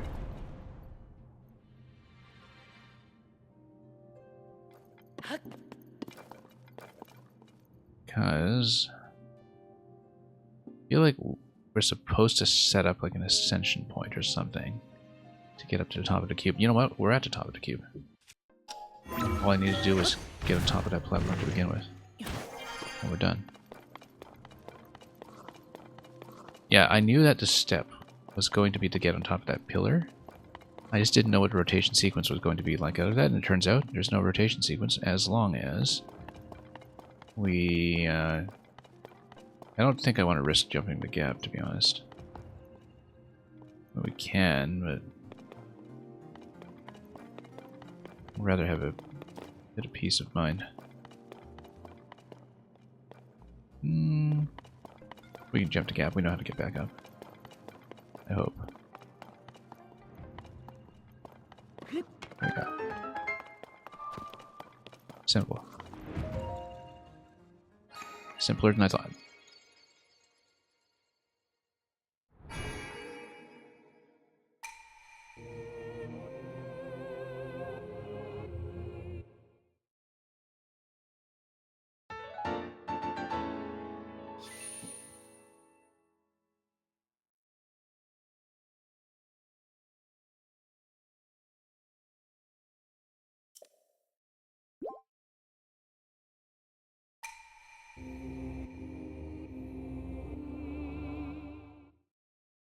Anyway, thank you for the GG.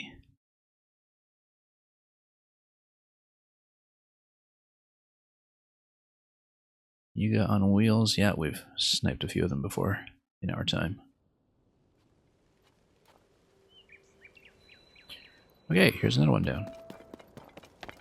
Now see, are we close to the Gleok position? Because if we are, I think I want to take it. We'll explore a bit here, though, on top of the Citadel. I don't recall his exact position. I thought it was closer. Somewhere along here.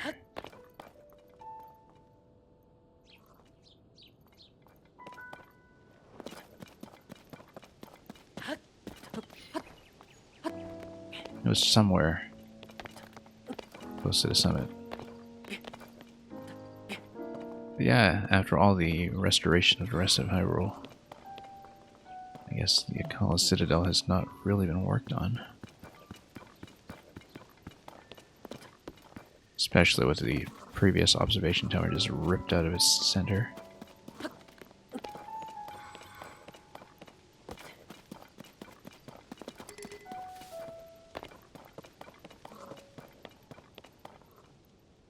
Right, there's the Gleok.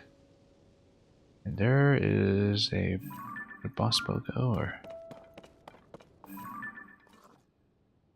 Oh no, that's just Moblin. Which is why I'm totally not suspicious. Let me just whack it from the back and loot it. Sneak strike all over. Very sneaky.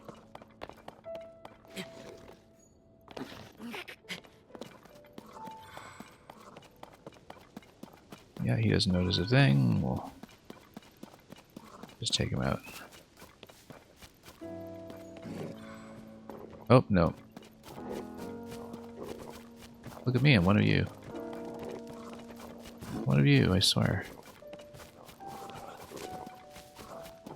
Yeah, because normally I just, knock him down with ice and try to kill him with fall damage, but I think he'll be a bit more resilient than that. So. We should have snuck up behind him anyway, because I guess even if you have the Moblin head, he won't hit you, but, he gets suspicious.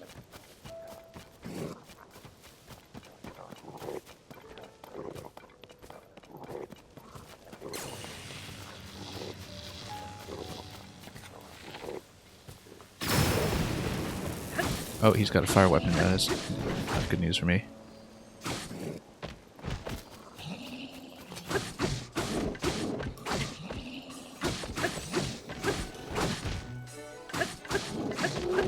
There we go.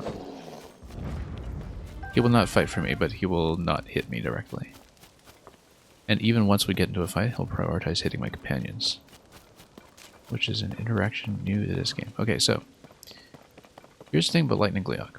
We killed one of these previously in the Colosseum. The problem with Lightning Gleok is that in the final phase, it goes way up into the sky and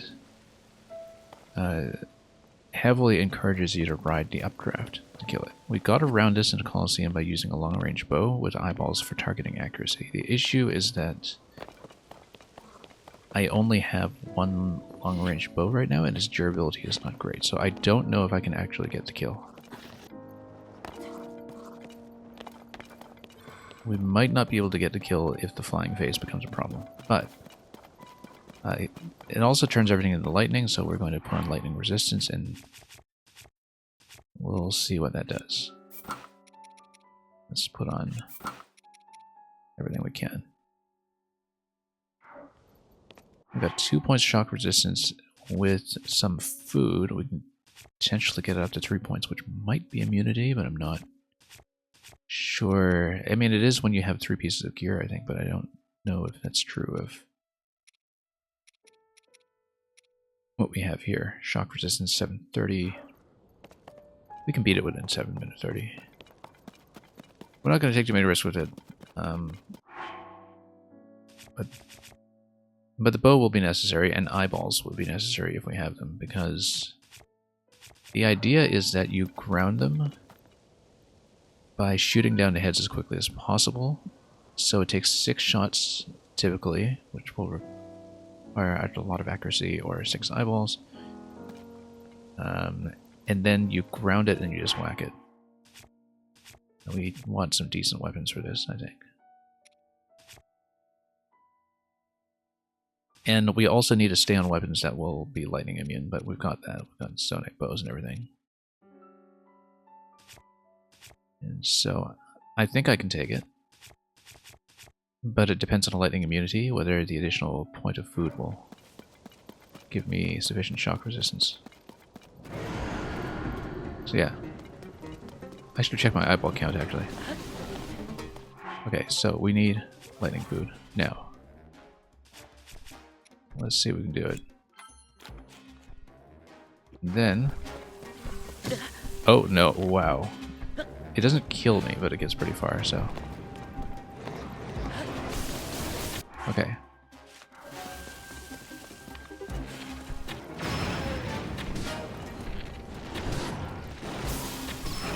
Kind of need to be right on target with the food as well, so... Let's heal up.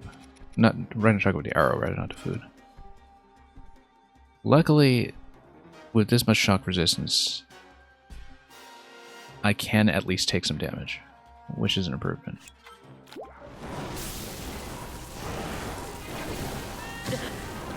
Some damage, not much. Well, not that much damage. Oh, and the tail whip, I didn't expect that. Okay. I think we'll probably have to fight the moblin again, given my previous save point, but that's okay. We'll try to do that more efficiently.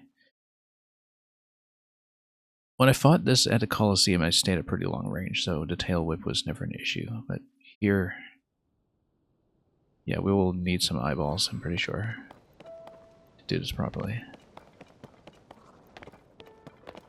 Let's go sneak strike this time.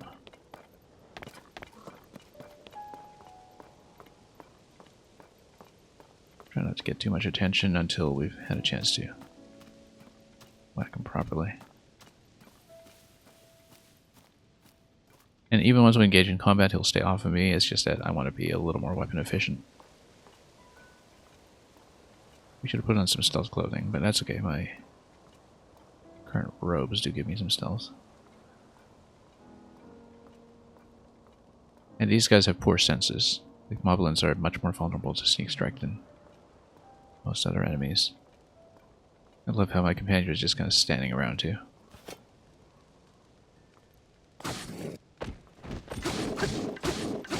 He's gonna be on fire. That's bad news for me, but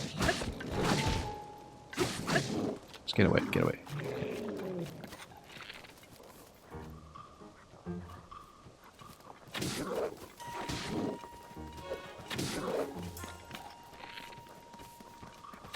Oh, come on.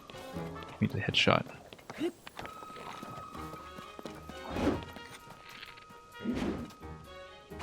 Headshot, there we go.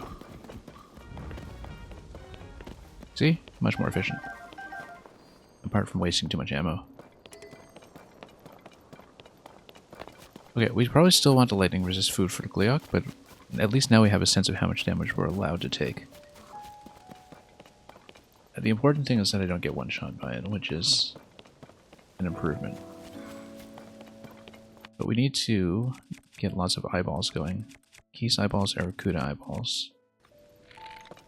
We'll prioritize Arakuda eyeballs at first because that will mean that with a 24 damage bow I can still get enough shots in. I calculated from the previous fight that I had with Lightning Gleok that it should take 50 damage per head. So if I use bows that are 24 damage for instance, I would need to have an attachment that gives me a bit of extra punch. That's okay. We've got lots of eyeballs. We can take them. Clothing first, though. Let's. And yeah, every time we die to this, we'll need to moblin again, but that's okay. Do we have anything better here that we can use? Not really. Don't want to use a rupee shield, obviously. We'll stay on our current boots.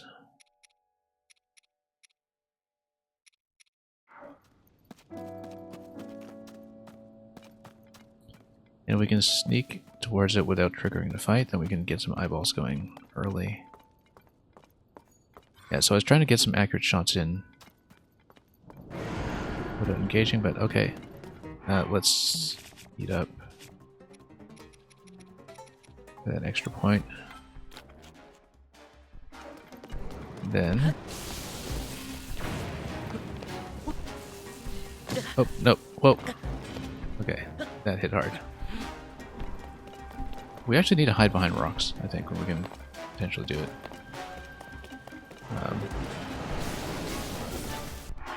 Let's not take too many risks here.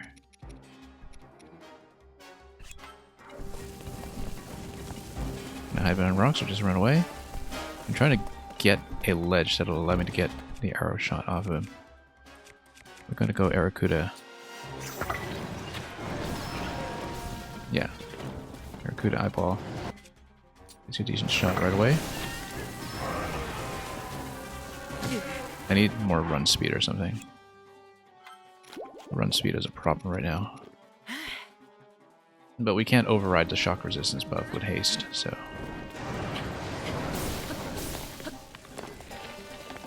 Might give me a ledge to jump off. No. Yeah, so I was in much better shape at a Coliseum fight because I actually jump. And I kind of need to jump here too. Yeah, however, it seems like you can disable the shot if you hit him in the head. Then we'll go Zonite Bow. The remaining shot right there. Okay, that should take him down. Wait, no, it doesn't because he's still got one over here. That's okay. We'll go Keese. Now we have a bit more damage. Okay. And oh, he's going to tumble. Does he take much damage and fall? Unfortunately, I can't fight him down there. So we missed a phase, basically. We need to chase him down. I think I do. But will it come up? It'll come up because he can fly. Alright, so if we shoot him down, we can't just shoot him down over there.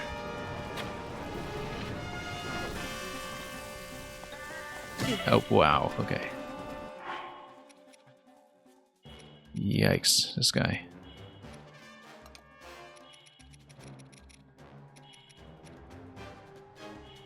We might start using some of the max heart food. Because this is getting a bit rough.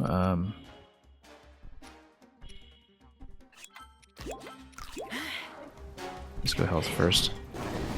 Until we know what we're doing. Yeah, we just don't have enough armor value to really deal with him, I guess.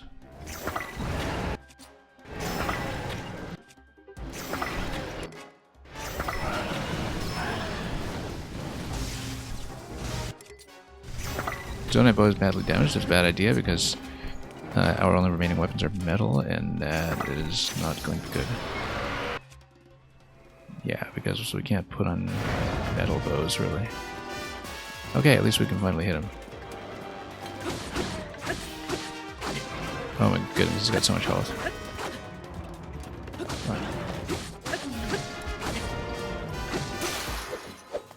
Okay. We have metal weapons. I feel like we can't take him right now. Like if we lose this, we should forego this. We took down one at the Coliseum, but again, we were doing much better defensively.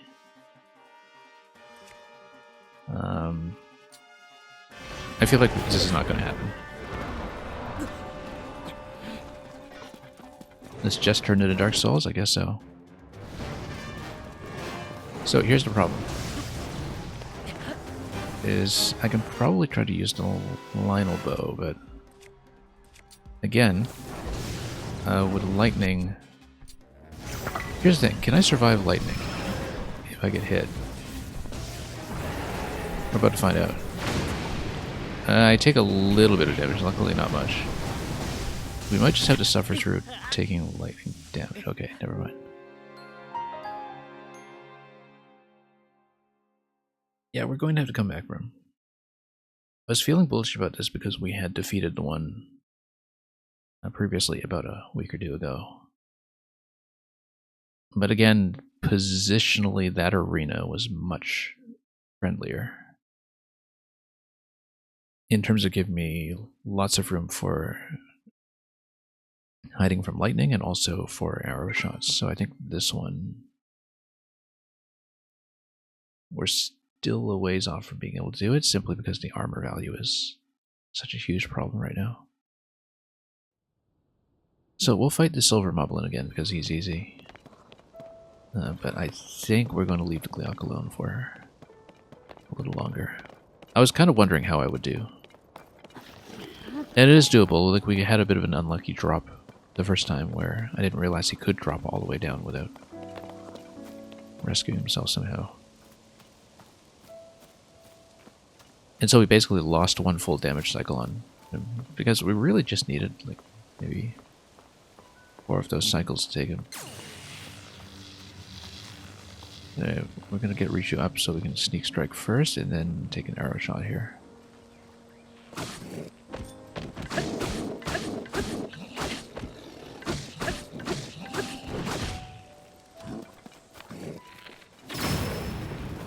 Blast him.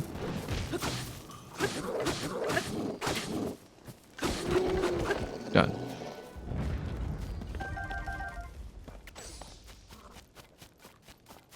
And yeah, we're going to leave the Gleok.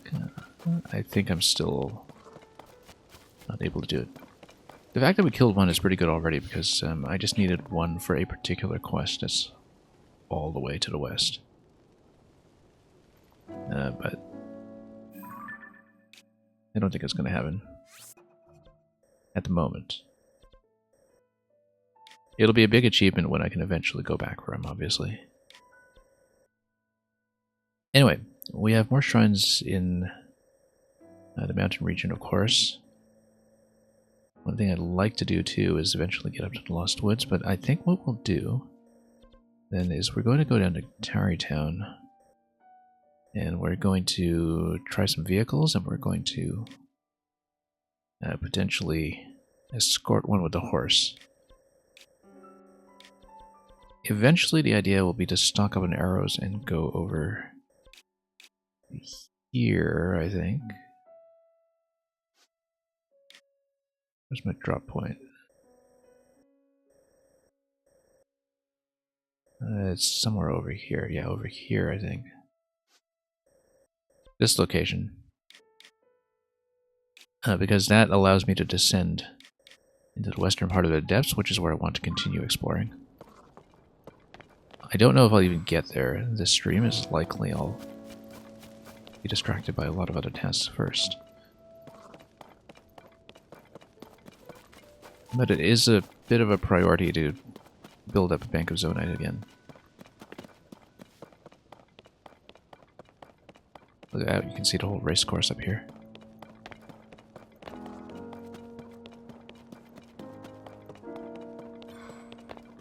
So yeah, Gleok will have to wait. And that is fine.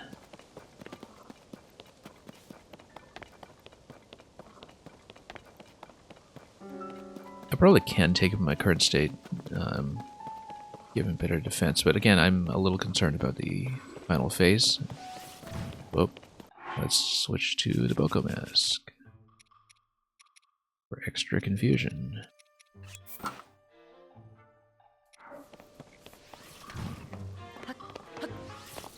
Oh, nope, hang on. Yeah, that's not fooling anybody.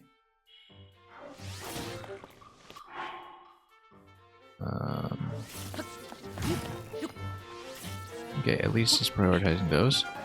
Here's what I'm going to do. I'm going to freeze him.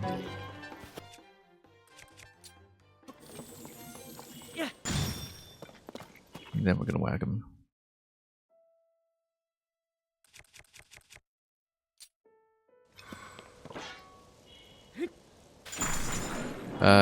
That's a bit overkill. Okay. You know what? He's still alive, first of all. But he's in a location where if we follow him down, he's still lootable. Let's not die to a quarter heart of fall damage. That would be a bad idea. Let's actually eat up for just a moment. And clear some inventory from this stuff.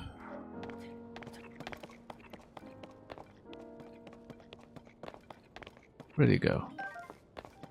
He's still here, right? Okay. Health pool is retained because this is not master mode.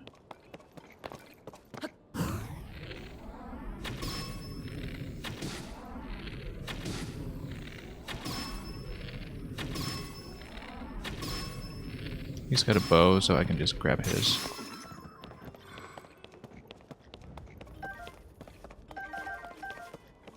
Now, where did all the loot go? I kind of wanted it scattered down below. That's okay, we'll get it.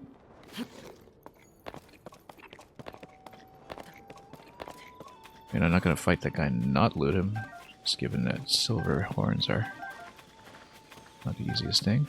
Dragon Bone Boko Bow is okay, I guess. It's not very durable. Lots of loot. Lightning ammo, though, which is the important thing.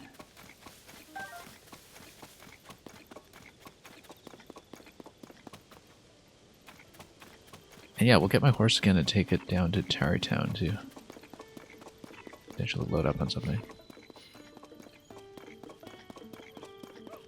I just have to summon it all over again.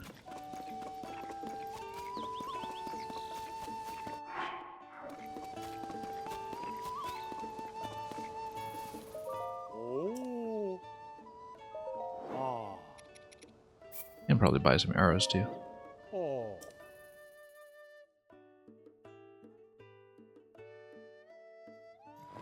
Ah. Ah. Oh. Oh. Oh. Okay, now let's see. Yeah, so if I can eventually complete a gear set that would give me a lightning immune bonus, that would be what I can take to the Gleok fight. But I don't know if that exists in this game, if you get a full 3-point set bonus from the rubber suits, for instance. We do have 2 pieces of it, and we know that the last piece is probably in one of the Mystical Caves. And we need to sell just a tiny bit more to afford some arrows, so let's do that. Let's find a good piece to pawn off.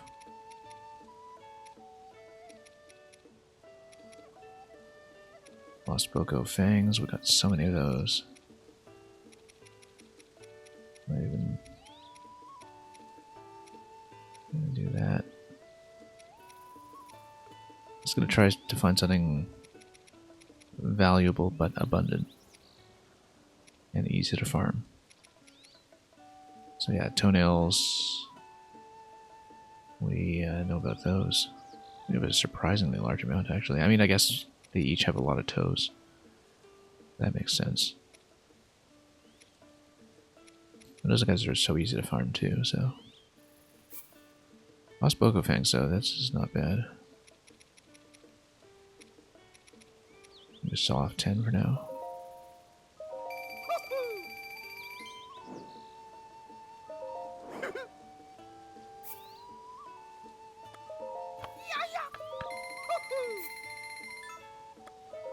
Wow! Yay! Okay. Let's just change our hat once again to something a bit more fashionable. Where's my fashionable hat? There we go. And the idea is that we're going down to Tarrytown to try some vehicles. Yeah, that should not be difficult to get to. Go down a hill that way, but we'll do it.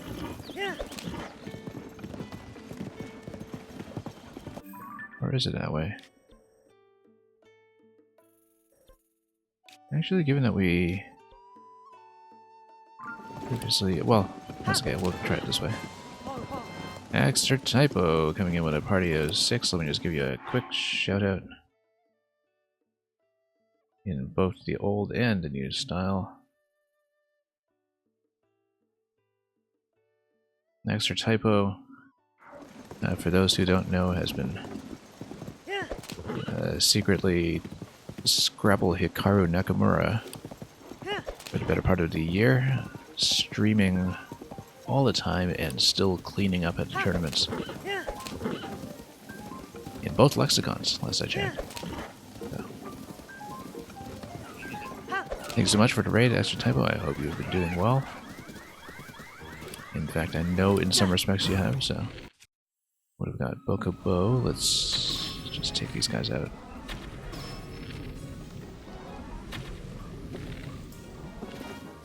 Okay, we'll try to farm this up. I feel like I should drop some fire on them. Let's actually get into position here, and there we go.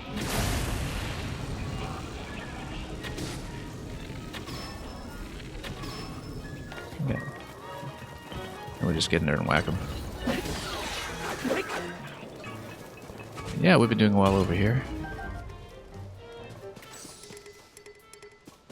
And okay, let's get to dropping this guy if I can. There we go.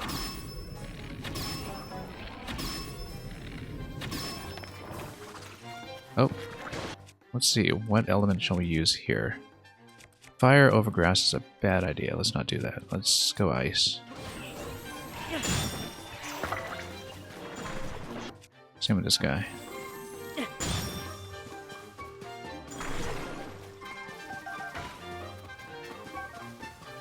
Yeah, because the problem with using fire in those guys over grass is that the fire gets kicked up. And it's suddenly raining bombs all over the place. And I'm not always equipped to deal with that. Anyway, let's back to this guy. Good luck and good night. Yeah, hope you've been in good spirits, and thank you so much for bringing your crew.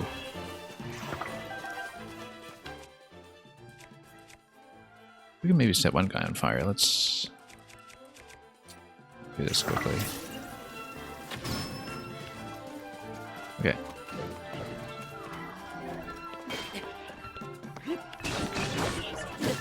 Whoa, that was a hard hit. Okay. Yeah, basically we can't even take one hit from those, so we'll probably go back. I don't know if we reloaded at a stable or something. Probably.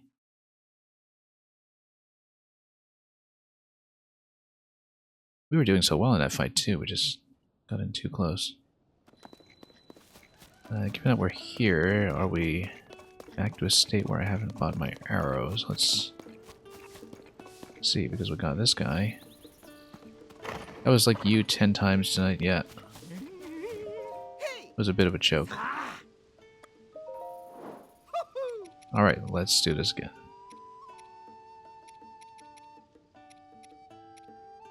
Yeah, as a react, hope you've been doing well yourself. Let's just sell 10 for now. Grab some more ammo. And if we can go back to that fight, we will. Oh, you can sell out gear. Oh, no wonder you can rebuy so many pieces that are only obtainable once, technically, because in an absolute pinch, you are able to on-off clothing you don't want. Which I didn't realize until just now. I guess if you're really desperate to trade up or something. And if you're confident you can get it back in the long run. Anyway, let's buy some arrows.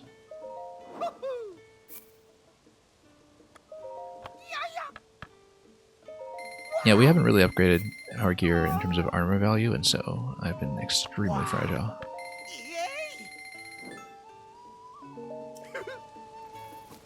I guess we just haven't done the fairy fountains or anything. Anyway, let's do this again. We might actually want to heal up properly this time. Let's do that. Grab the last remaining point on the stable, perhaps. And for once, we'll just do the standard. A package over here at 20 rupees. Ah. We do want the point, so we'll... Oh. Nope, hang on. Never mind. Wrong Ah. one. We do want to pay. Ah. Ah. And if we encounter the same construct fight, we'll take it. And try to do it a little more effectively. Blood moon already. Glow of the blood-stained moon shines upon the land. Second one tonight.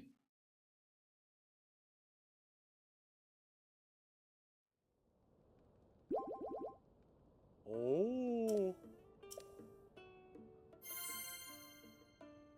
And I think this is just another horse slot, but I do want to see what a reward after this is. And hopefully it's not just indefinitely more horse slots. I. Surely there has to be a Oh. bigger reward at the end of it. Ah.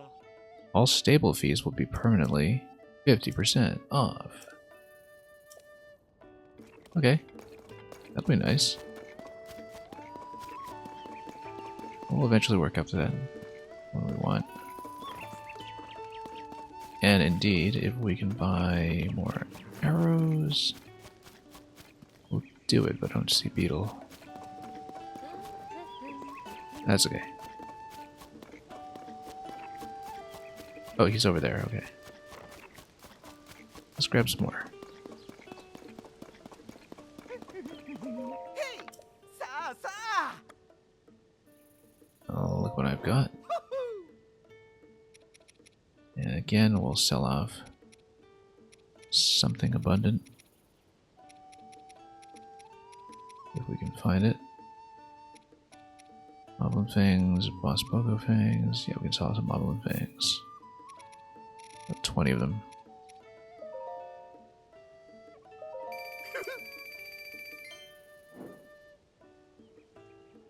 And more ammunition. Yay. Wow. Yeah, he doesn't reload his stock nearly as quickly in Breath of the Wild. Usually have to leave the stable and play elsewhere first, but here we'll take things as is.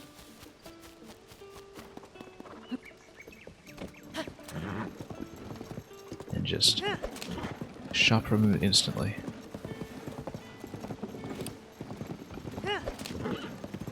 Yeah, so this was over Blood Moon, and so I guess previously we didn't stay the night, and so this was pre-Blood Moon going into this fight anyway. So we'll get into this, and we'll try to pick everything we can.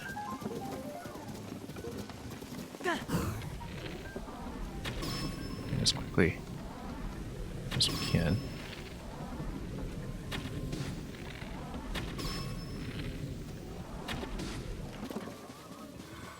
Okay, going to reduce the problem just a little bit.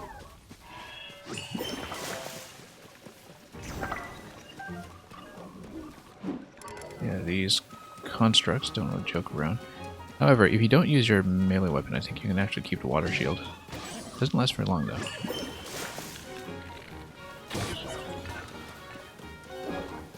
And everything's on fire. That's okay, that just means the other guy will burn. Slowly but steadily. Well, mostly. That's okay, it just means one shot will... Oh, you know what? He's just going to take himself out. Great, excellent. That works for me.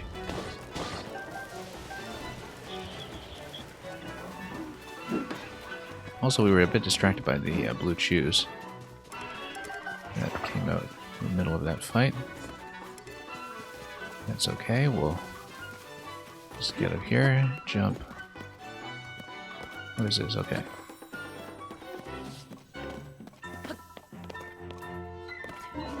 Let's just try to get the jump on him.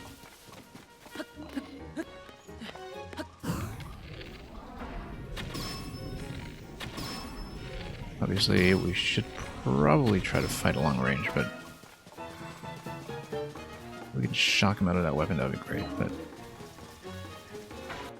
we should actually switch to weapon that actually has knockback. We've got the blade, though. Yeah. Because we can knock him down at least before we take a hit in return.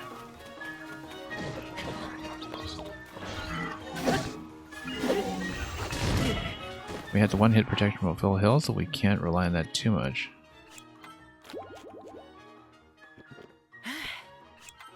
Yeah, let's just eat them both. We'll need to cook more food. Yeah, getting in close at all is kind of a mistake here. We should actually just fight them at range, the safe and cheesy way.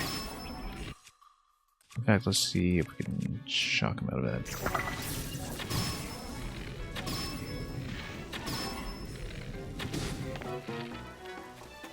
Yeah, James D, good night.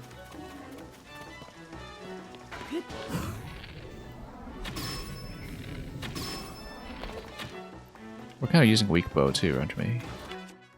Dragon Bow and Boko, yeah, that's okay. If we shatter it, we'll get more.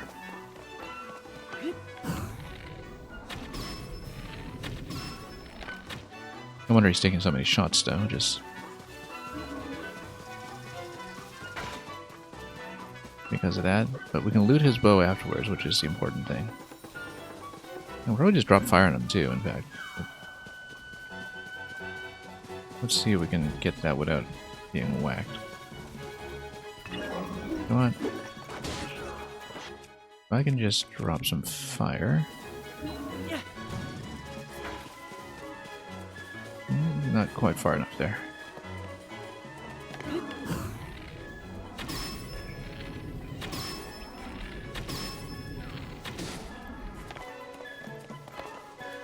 GG on the house especially, yeah.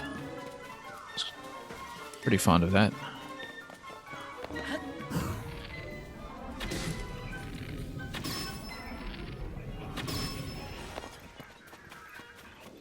I'm glad it was at least somewhat entertaining to sit through the construction project.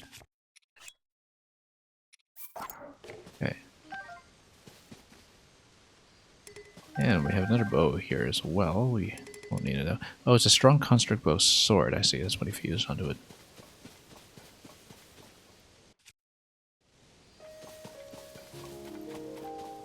However, if this is a fresh zonite weapon, we should take it.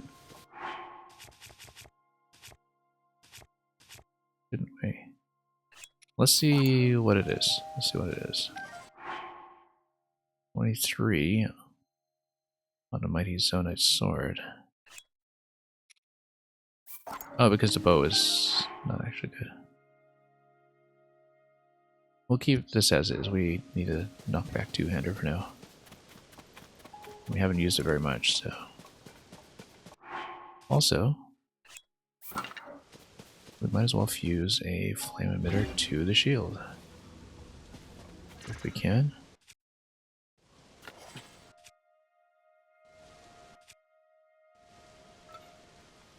Why can't we get that? Oh, because the flame emitter is already on club, I see. Wasn't there another emitter somewhere here? Let's try it. So we might actually use a shield for a change. Looks like a flame emitter to me.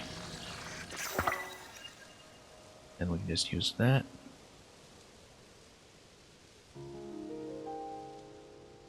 Then let's continue with the plan to head down to Tarrytown. Oh, okay, here to choose. Let's ice this guy. Or, well, okay, fine, if you want to hit him first. If you absolutely insist. We ran into a few of those in the last round, but that's okay. We're in much better shape with ice than we were previously, so no concern about that. Also, is there something up here? We should check it. I don't know if I've been up here. But I suspect not, so. Let's check the treasure. Or parts. Usually it's parts. Or treasure. In this case. Zonite bow, very nice. 40 on that. Let's trade something out. Maybe even trade out the existing Zonite bow. So we'd have something fresh. Because we've been using this a fair bit, haven't we? Actually, no. Let's drop the construct bow, maybe. No, we'll drop this one.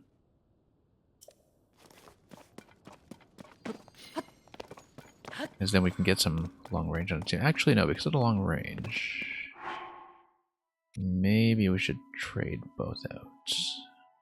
And no, we'll have a fresh weapon. We need more bows anyway. Okay, let's see how we can drop down safely here.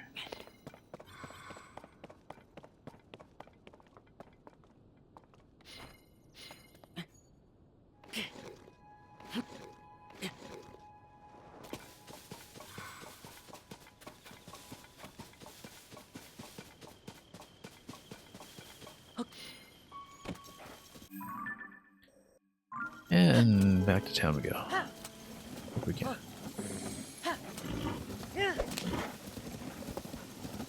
Oh, we got another enemy over there. He's looking unprepared, so.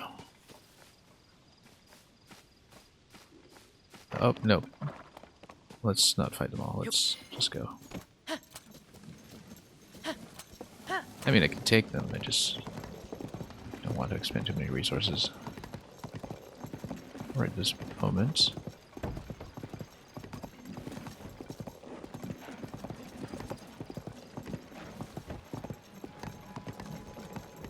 And then we'll do a couple of building experiments here if we can. Now that we understand how things like balloons work.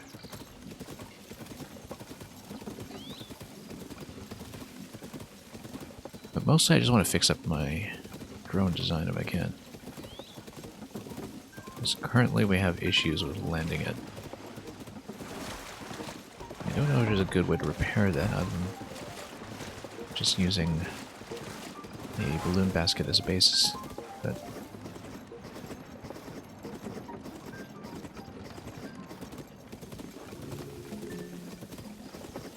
like that though, the quad rotor design is so good for quick ascents that we'll probably keep it in some capacity.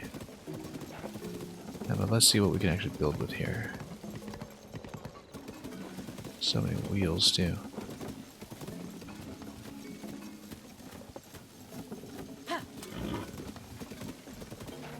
Kind of wonder sometimes you can just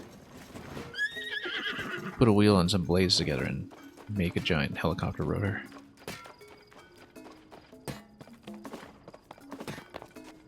We've got a couple of fans here we can use. Also, do we have more parts from all the constructs we were fighting? I think we should. Because I would certainly like to roll a bit more. Yeah, 17. This is a particularly good point for parts, so we'll get what we can.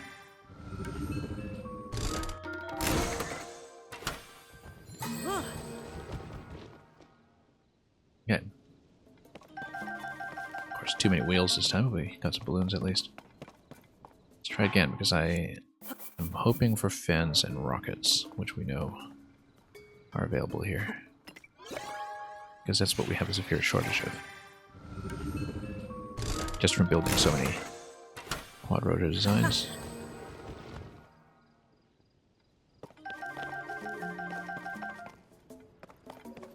Okay, it's done.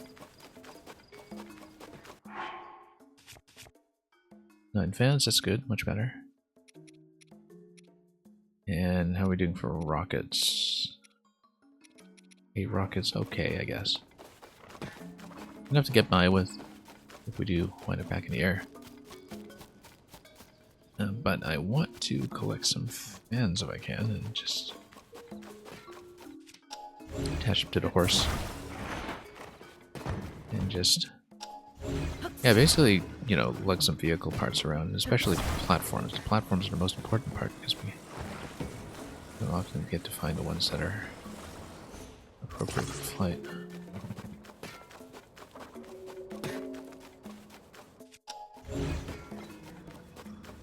Wheels, balloons, wings, rockets, stakes.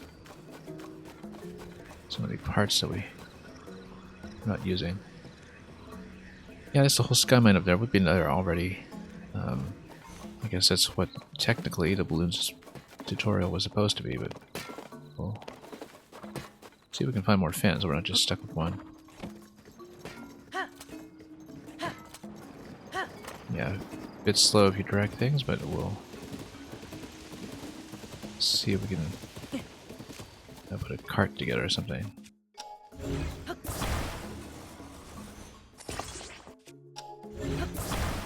We can just find some more of these plus a platform. One of the clear ballooning platforms would be ideal. And a control stick for that matter.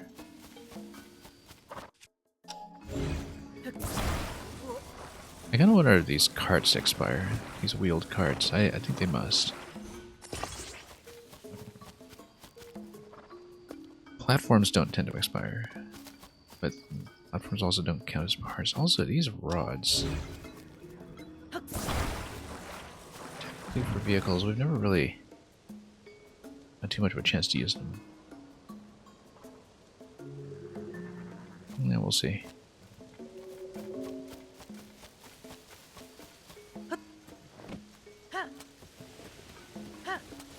Yeah, we need a cart for this. This load is a bit much, but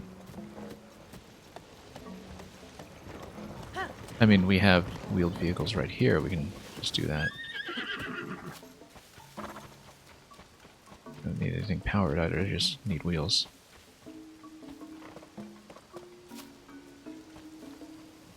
This platform's really a bit heavy, though.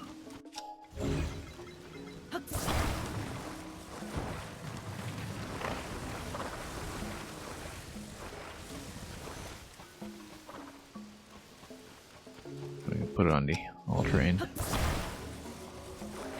Just load up a massive cart out of that.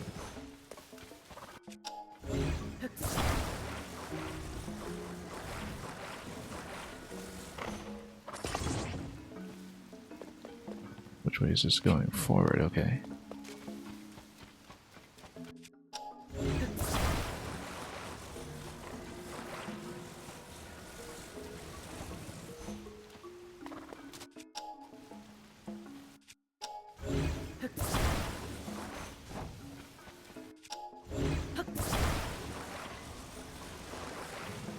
Just try to attach this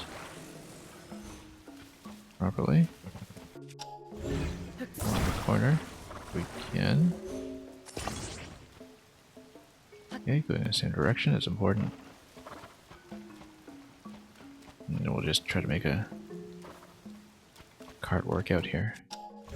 The way that will go all terrain. Even when we leave it unpowered.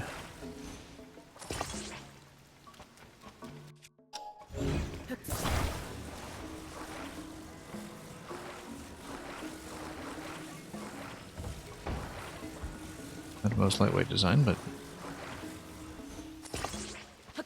should hope to work out. This is a little bit off.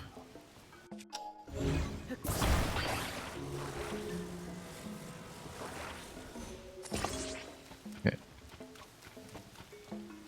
The idea is that we latch the harness to it. Where is it?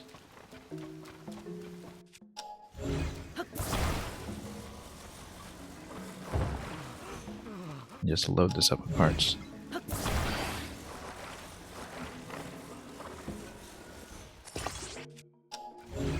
Just take care not to power it up.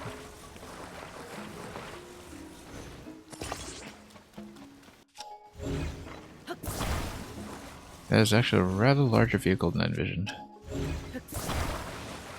Relative to some of the cars we've seen. Didn't expect a horse to be that much smaller. Basically, though. Now you can actually pull. Interesting that the camera gives you quite a bit more room to work with, but we'll make some space, I think. Is he able to carry that load? We'll try. The kind of out-of-the-box wagon size, usually. Wow, okay, so he doesn't go. Yeah, I guess if it's with the powered wheels, maybe it doesn't pull. Unless the load is an issue. No, it shouldn't be, because the wheels. That's okay, we'll just put it on a cart then.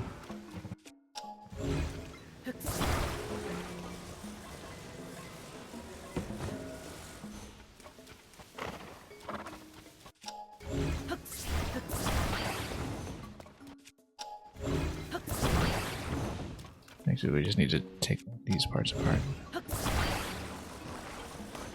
If we can.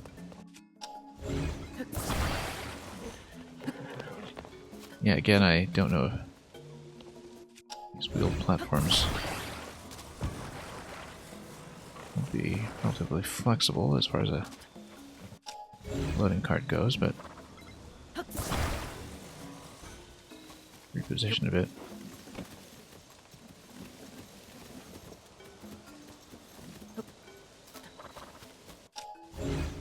Yeah, I guess if the wheels are unpowered, they are just static and not that useful. Oh no, he's not going to pull this either.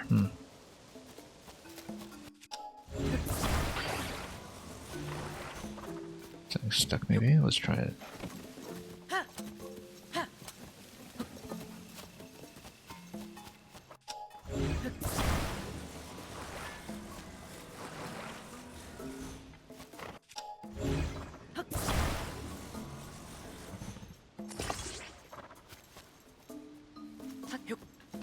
Yeah, we should actually take some of the existing cart designs with the big wheels, like these wheels. Those are ones meant for carts.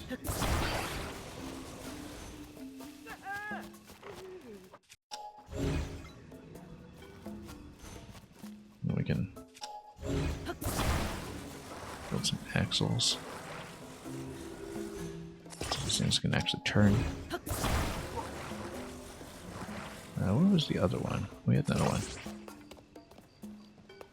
Right.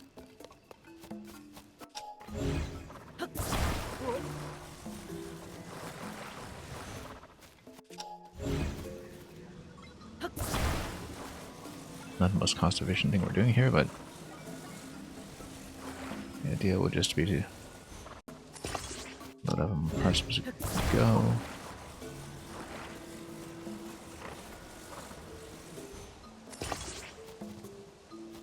And we're taking a horse everywhere anyway, then that resolves a number of potential issues. Also,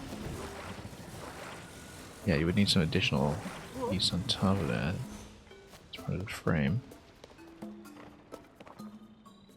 Although, yeah, you would need us to actually roll those. Maybe this is not a way to do it.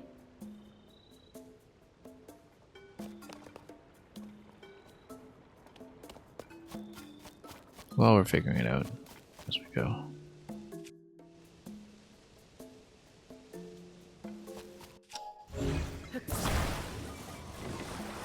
Because basically you can't have this fixed in place. Right? Whereas you build directly or in a corner, does it latch on properly?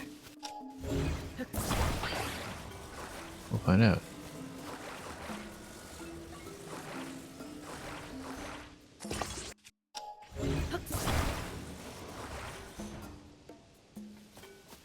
So, for instance,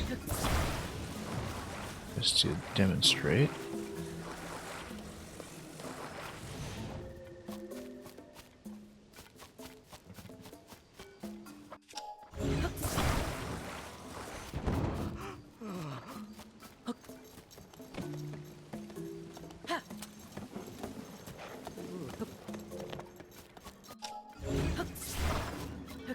just attach the wheels like this today. Have a chance of rolling? Yeah, they do. They're just fine. Okay, so never mind the axles.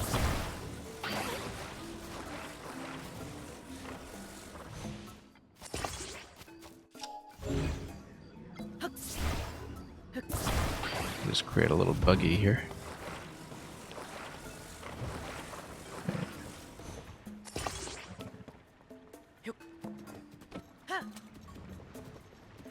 Yeah, that rolls fine. And basically from there, it's a little lopsided for some reason.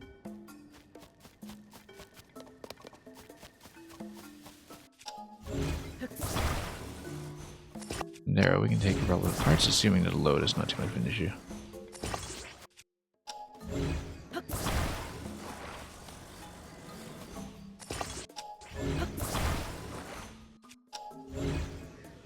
What even is that? Oh, that's a wheel in the water over there.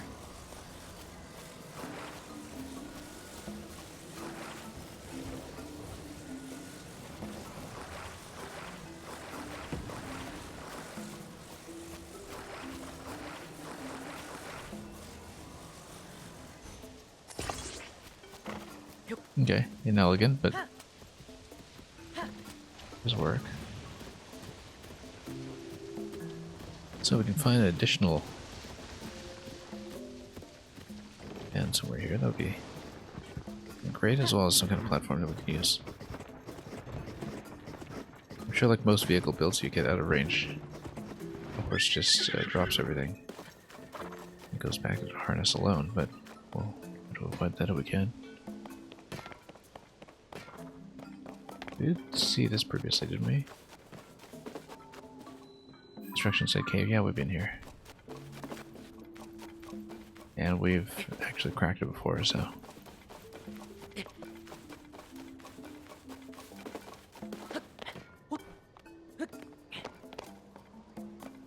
And that wasn't going too far, was it? Didn't think so.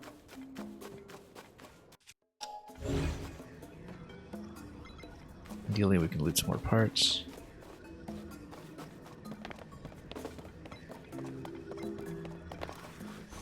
Mostly, I just want more fans.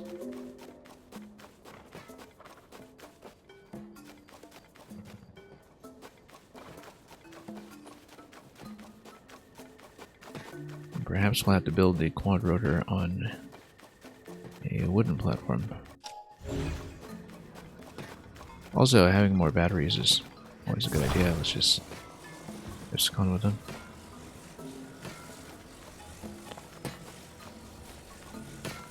Yeah, we can find an additional fan, we'll take it.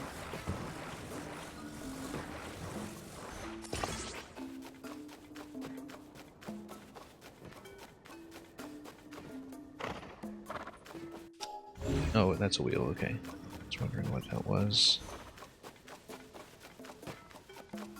Okay, we don't actually have as many spare parts as I'd hoped for in this area.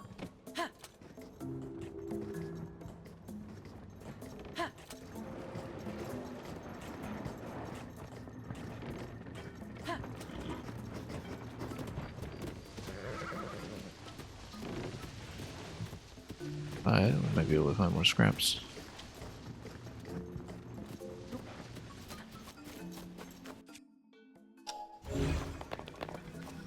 And even some sunlight.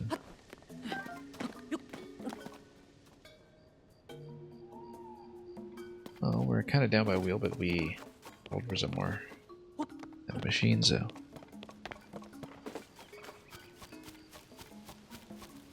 Anyway, let's ride. Hopefully this works out.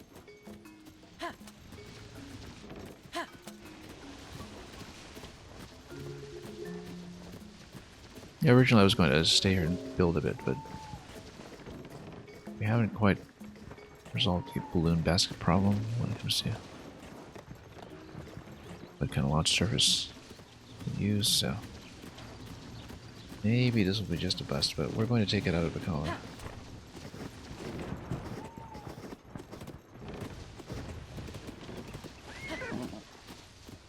And head somewhere that will leverage for a better view. Let's get Lizalfa's hat on so we don't just get mobbed in the road. Perhaps. Do we have one? Yes, we do.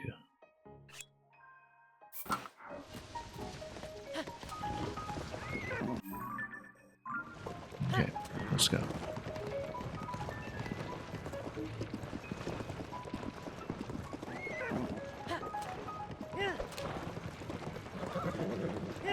These guys are actually relatively easy. Do the Ben-Hur thing where you put some blades in your chariot. Also, yeah. It's not too cooperative.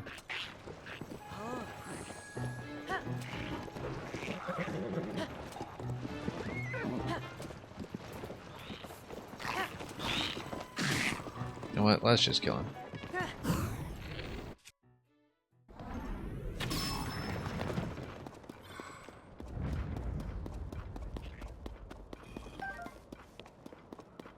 Not much going on there, so. Also, yeah, we're gonna run into trouble with a horse sometimes. We do this where we probably need to remove the harness and move the vehicle to avoid issues if we get stopped in the road. Luckily, we didn't spend anything on that.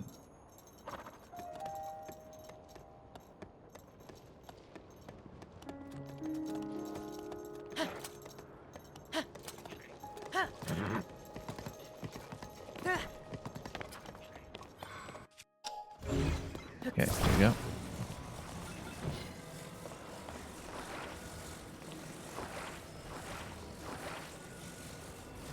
Be my attach point.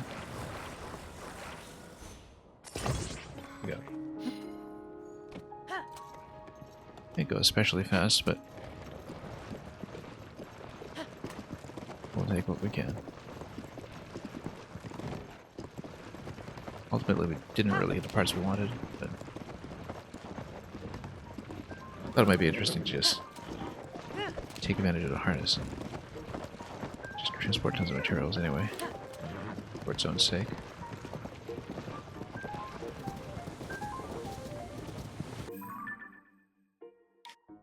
And yeah, we've been to this path before. What we want to do is hopefully head up. Oh right, because we did come down here by the Death Mountain path. That's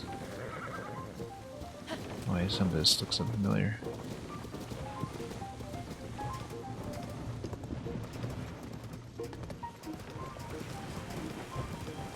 Anyway, now we're on the road, we're in much better shape.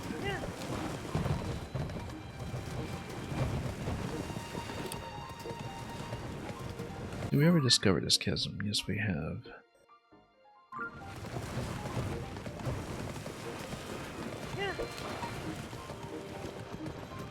Yeah, he's gonna have some trouble with hills, I think.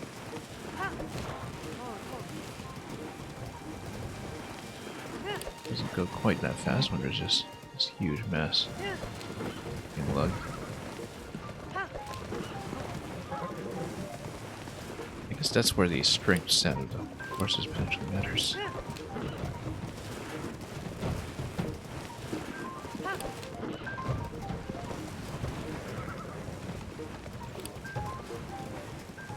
Putting in a pretty heroic effort though, this guy.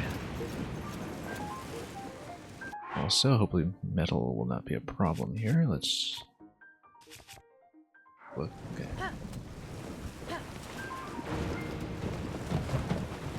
As long as we don't get struck.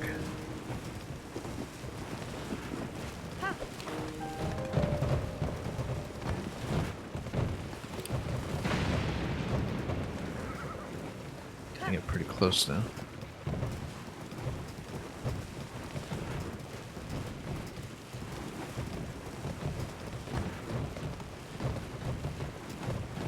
But yeah, I don't know if we'll even wind up getting that much use out of these parts, but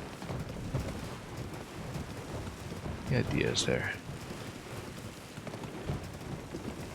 try to have a cheaper route up to. It's not a place we want to go with tons of elevation gain.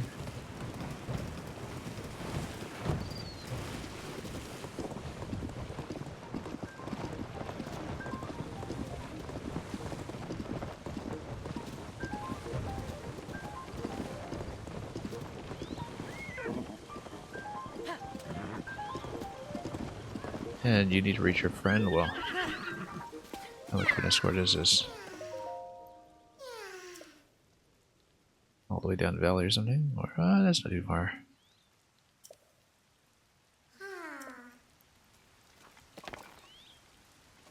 It's not far at all, actually.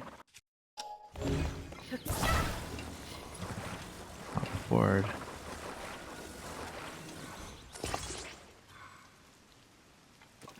Yeah, because I'm not going to climb that in the rain, I don't think.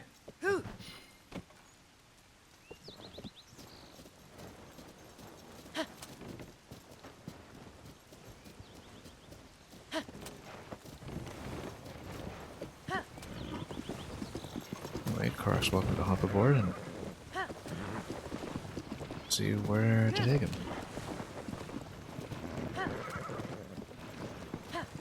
Now we know you need to reach your friend. We're trying.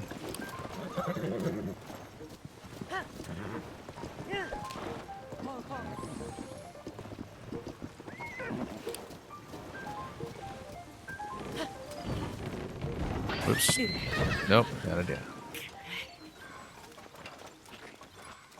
Okay, let's fix this up slightly. Oh, fix this up slightly before everything rolls away.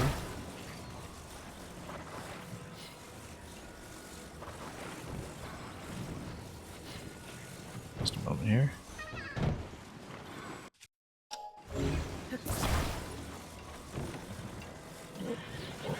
Bit of a runaway problem to deal with.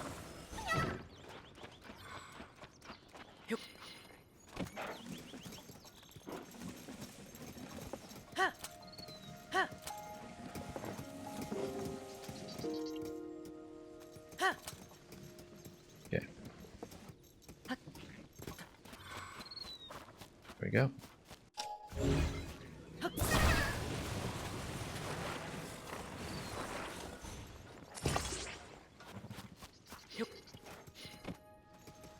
Alright, let's keep going.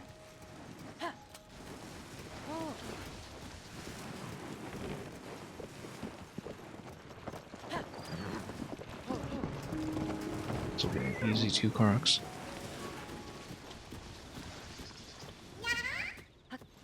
There's your friend. Yeah, we noticed.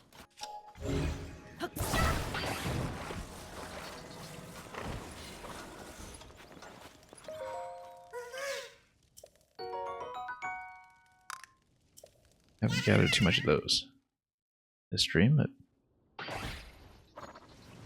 also something that snapped. Yeah.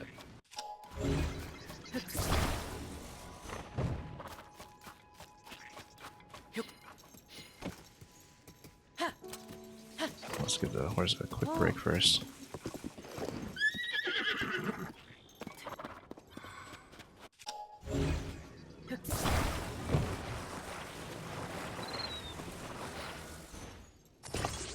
Okay.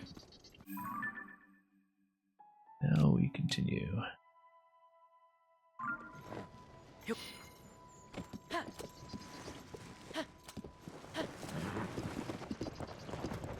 Gotta slow them back down when we can.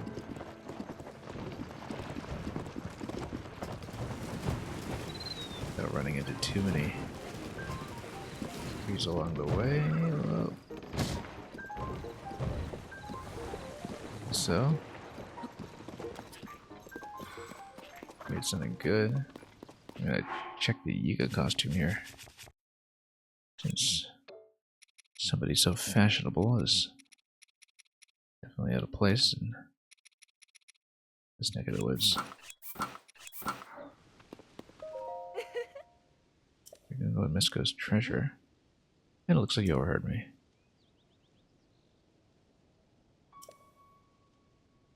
Ah! Your treasure hunting brothers. Yeah. We've been there.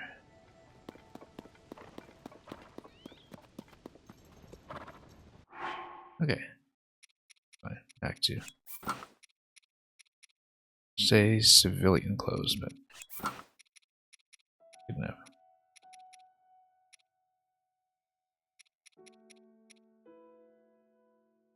And then we'll go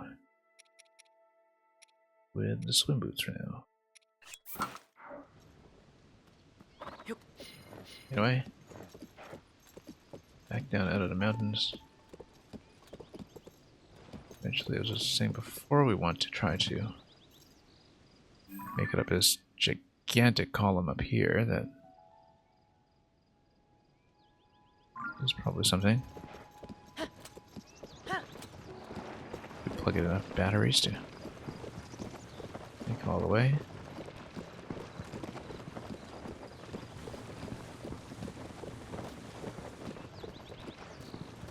Let's see what this guy has.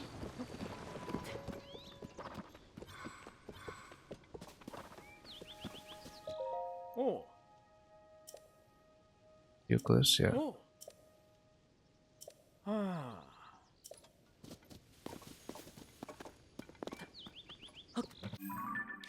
We have not found... Yes, we have. This region, yes, we have. We did not find a geoglyph up in this region, though. Maybe we should have checked. Since it does seem like it's one per mounted area. So far as we can tell. Oh, we have plenty of reason to go back.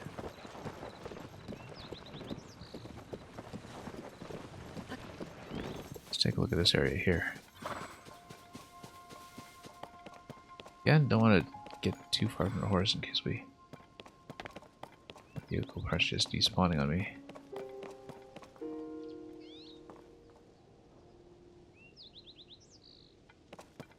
Yeah, we'll stay on the road and we'll roughly stick to the plan.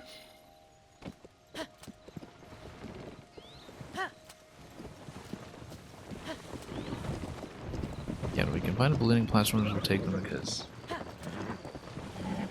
don't quite know how much worse this plank will be.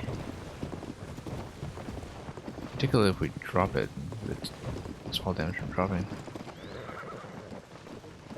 Might not actually be sufficient for what we need to do. We can't really build any parts with zonite, so if we do a launch, then what we see is what we have.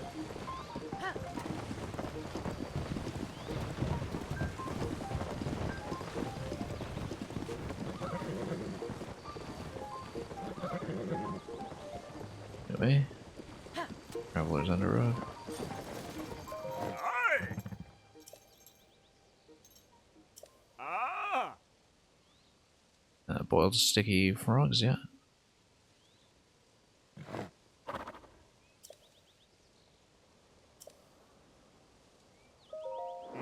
Yeah, we got plenty of those though, but we want more arrows. So we'll take that.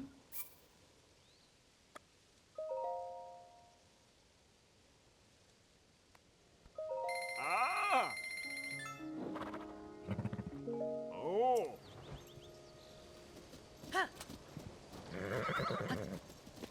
If you'd like to go around me, that'd be ideal, but if not, we'll just move this out slightly. Oh, come on. This guy's totally in the way.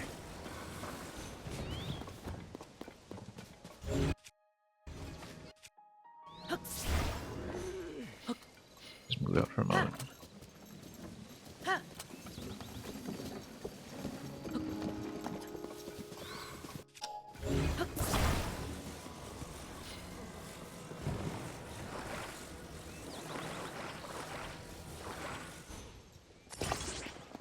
Okay, there we go. Again, we might not even want to make use of this, but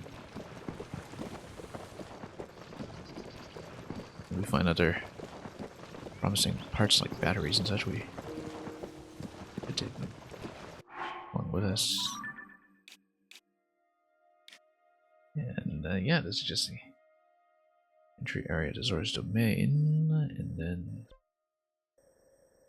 we'll take a right after that and follow the coast if we can.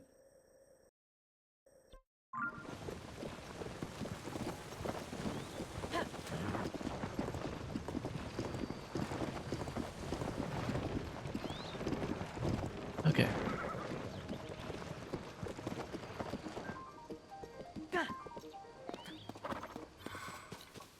I've had a bit of an apple shortage. Also, this guy's trying to tell me to go to Lookout Landing after all this time. We are still not going to listen. Oh. Or he's pointing me to the other stable, I guess. Oh.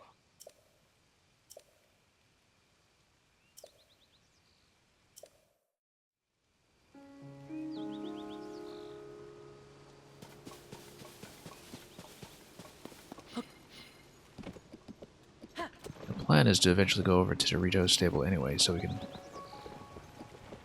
make some progress on the Great Ferry. Also, let's prop up the sign.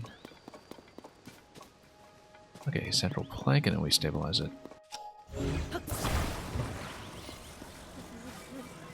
It's a bit high up. We can lock it in. And just brace it. That we usually do.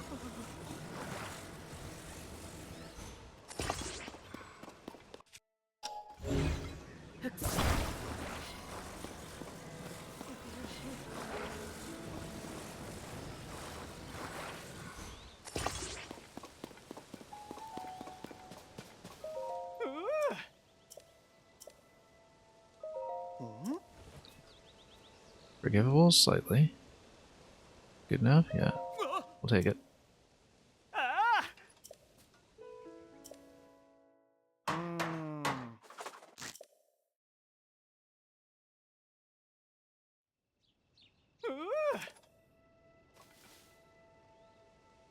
I do wonder, as I've been saying before whenever we've met this guy, how you manage to track the last remaining spots once you get to that point, but meantime we'll just run into him everywhere. Ah. Oh.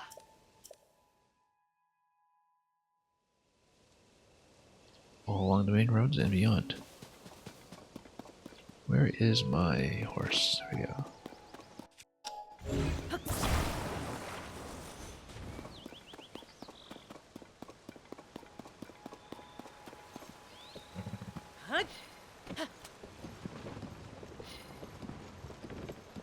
Yeah, we got a Goron over there. I don't know if it's going to be a gem trader or something else entirely. I feel like we've met him before, long ago. Ah. Not a single hot spring. Well, we know that.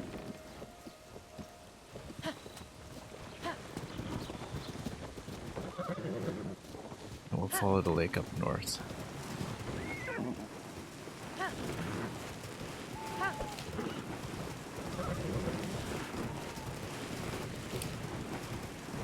One of the most scenic stretches to ride across, and both Breath of the Wild and this game. Always love just looking at this.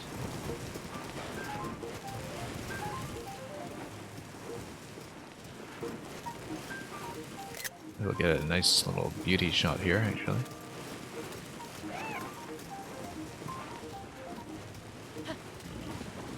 That's a piece, yeah.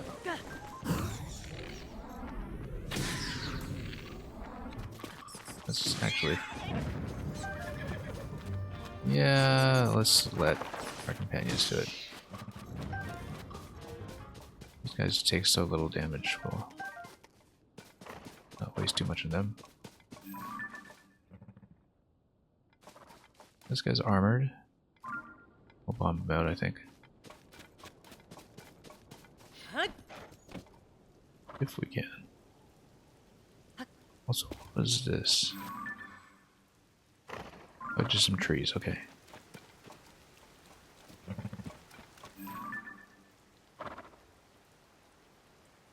Tower, by the looks of it, I think we've seen that. Yeah.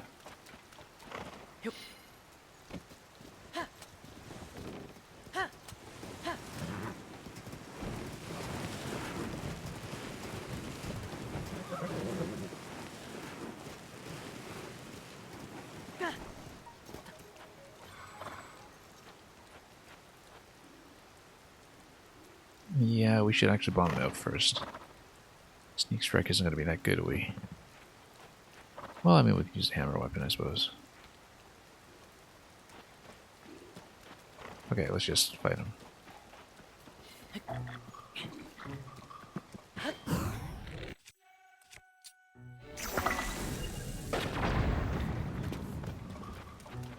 Then drown.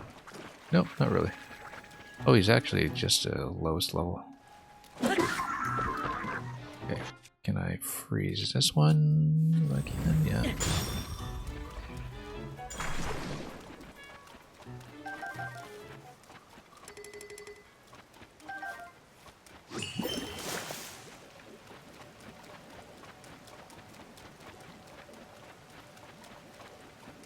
Nothing too special, I guess. He's kind of a tutorial in fighting armor. So up ahead we have another construct fight. We should do. Be careful about it. Use some lightning since this is going to be a fight in the rain. Natural will be conducive to that. We're not really on the road anymore, are we? Yeah. This'll work.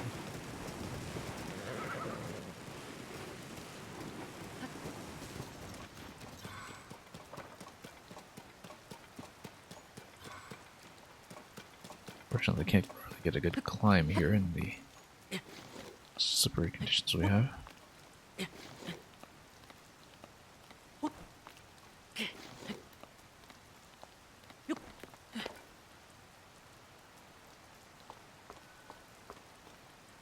Quite a fortress, actually.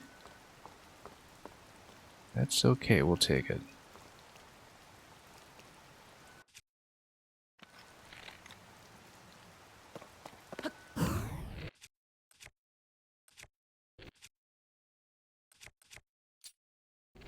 Kill them with as much lightning as possible.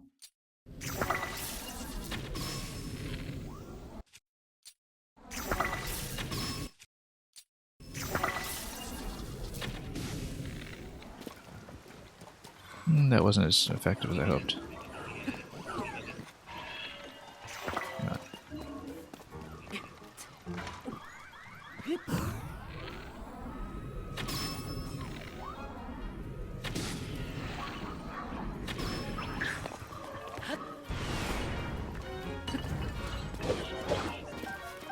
We'll want that one hit protection. Let's heal up an additional heart.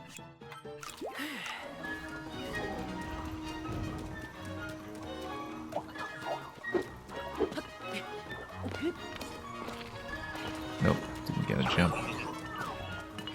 His accuracy at it.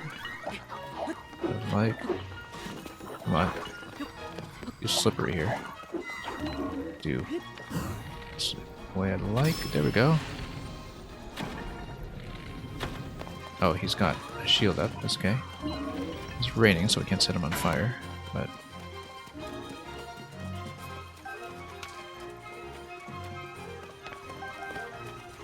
Lots of arrows, that's nice.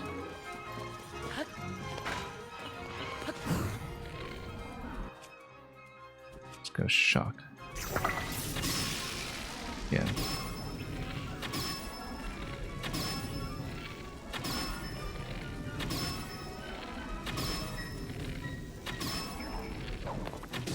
These guys take a lot of punishment.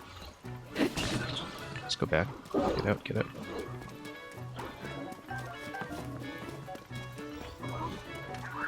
Let's not get flanked.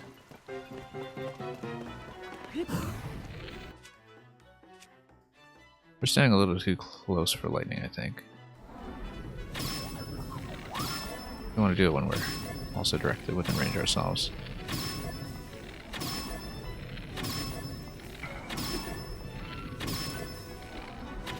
Oops. Yeah, it's okay to spin the bow here, given it.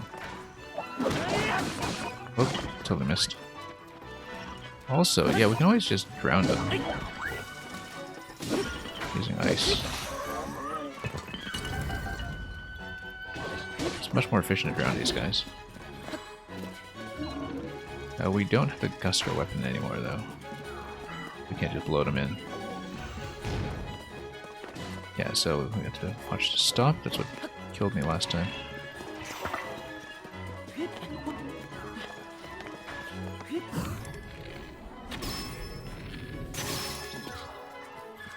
It's okay, we'll loot the other bow if we can, unless we infuse already.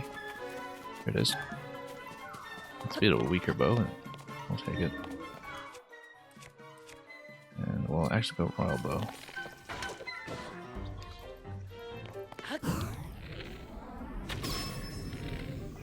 We'll pack a little bit more punch. We can knock them into the water, that'd be great.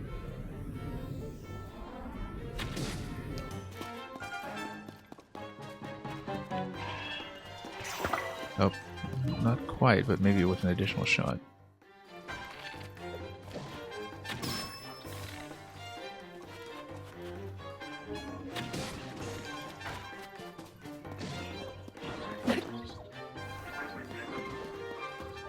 Yeah, this mighty weapon is a little too slow here. Just flank. We're just done it by knockback to begin with, for efficiency's sake. But failing that, we'll play like this. Got some arrows back at least. Not as many as I would like. We're down to 102, but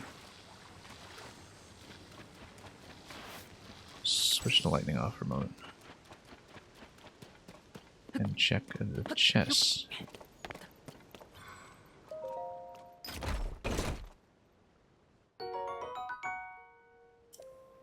Time bomb. Yeah, we haven't really used time bombs at all. I feel like we might be missing out on something extremely useful, but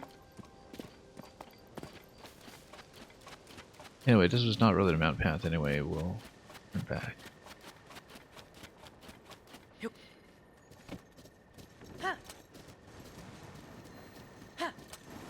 Yeah, a bit of a wide turning radius on this cart, but I'll take it. It returned without the elixir. Didn't you mean the omelet? Oh, you forgot to buy cheese, okay.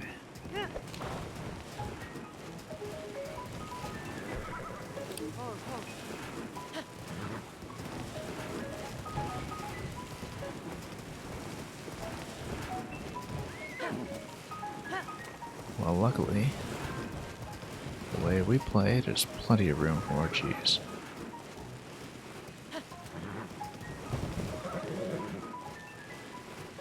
Oh yeah, we've met this guy before. He's actually caught up to us. Is this a Korok? You need to reach your friend. Luckily we have a cart. Where's your friend? Let's talk. How far? Way too far. All the way back. Okay, fine. We'll take you back. We'll take you back. It's your ride.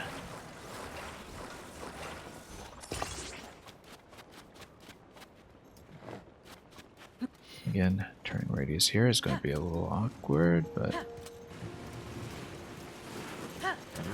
smoke signal is pretty obvious at least.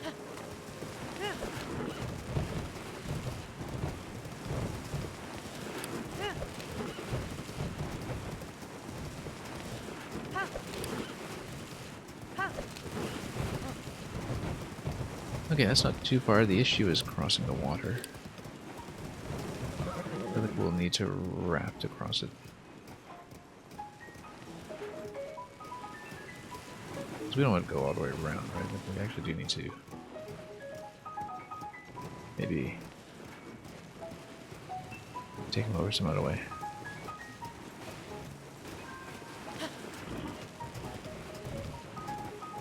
water am I going to do? Well, plenty of things are possible here. Let's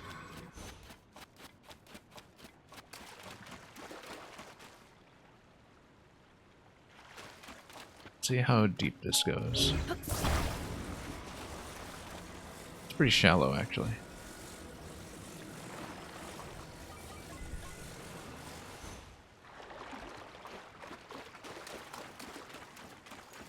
Let's see if we can find some parts. For a cart. Or we'll just keep going until we find a better solution here. Yeah, because there's a base all the way around. You would need to fight through that. We should actually just go up to this stretch of coast. We just need to build the encampment, but that's easy.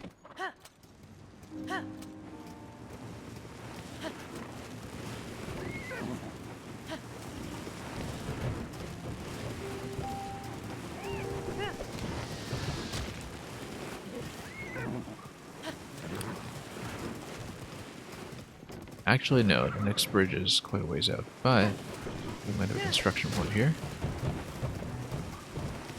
And we can use some of these parts that we have here to build, because we brought all these fans and such here for a reason. We can use the sailboat as well, but I feel like we need to beat back the current. So I've got an idea. We'll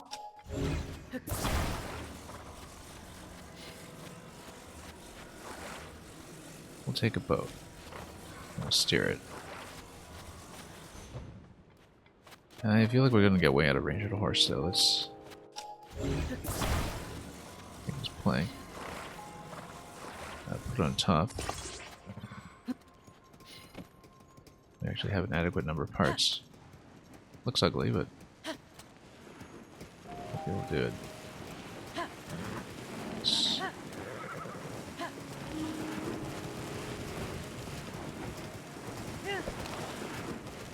I'll build a temporary boat that will hopefully not despawn everything attached to my horse.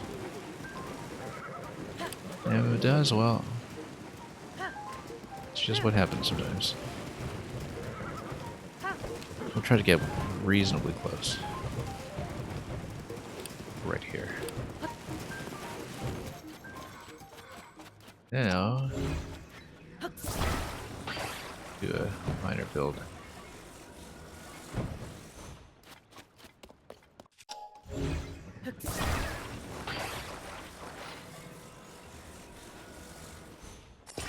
And we'll reclaim all the parts afterwards.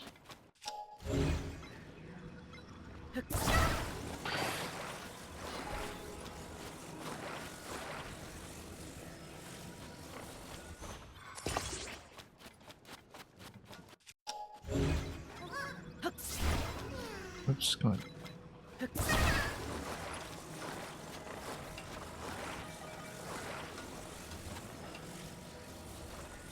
Well, I hope you're ready to go for a bit of a dip.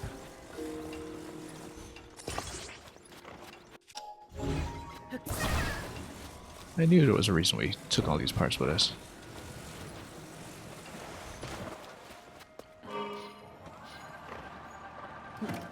What? Go. Propulsion, please.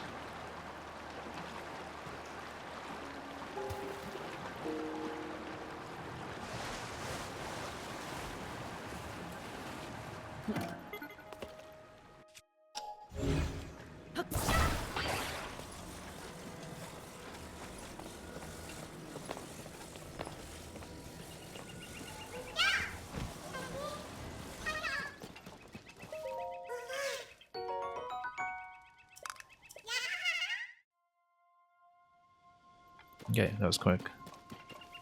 We should probably map this chasm. We have already, okay. Or garrison ruins. The well doesn't have a check mark on it, Yes. We have been down this well, though. Some of the wells don't have check marks on them. I don't know if they're all supposed to. Oh, no, wells don't. Caves do. Okay, that's why. Yeah, no, it's caves that need a check mark. Probably for the bubble gem once you find it. But anyway, horse still has all the parts intact, I think. So I'll take this back across and continue.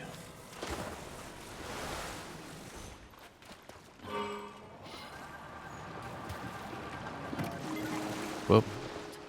A little bit too much weight in this, perhaps. Yeah, actually, we didn't need to pitch forward, we just needed to hold still. Okay.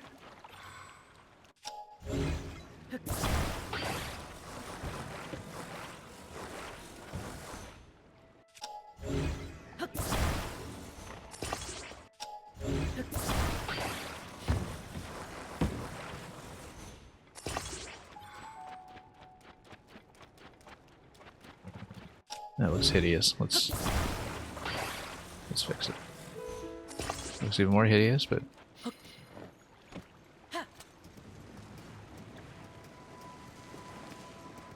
it works. So let's go back. Orient ourselves. Herald Castle is that way.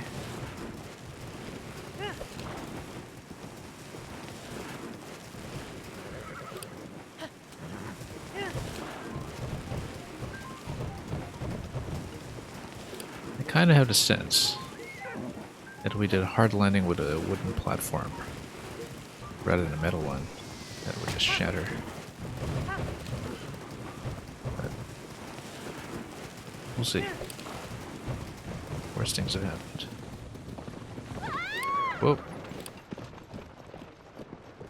Hang on.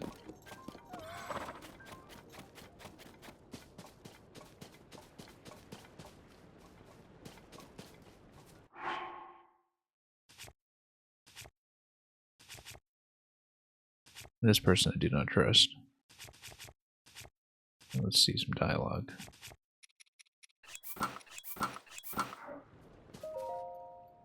Yeah. Okay, no, this is Oh. somebody we've met before, so. Oh, okay, so it actually is an anti-slip.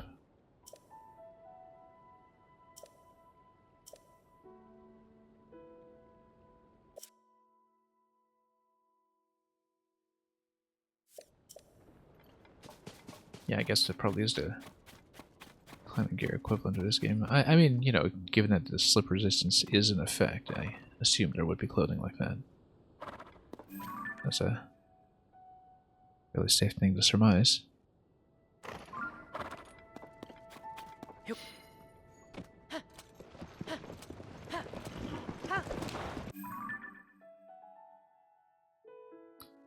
And yeah, let's just continue.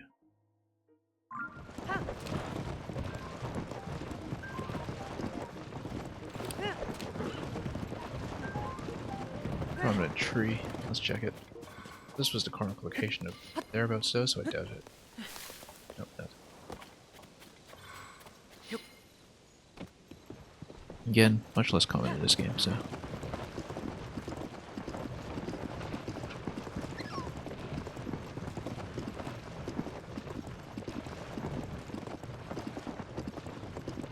This guy's back. You know, if he still has more arrows, I'll fight him off him. Switch off of the Yiga outfit for a moment.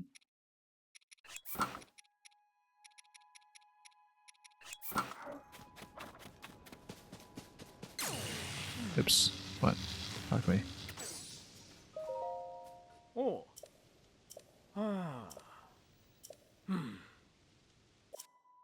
Oh, one but two geoglyphs. One is on the south side of the mountain. Another one on the northwest side. Hmm.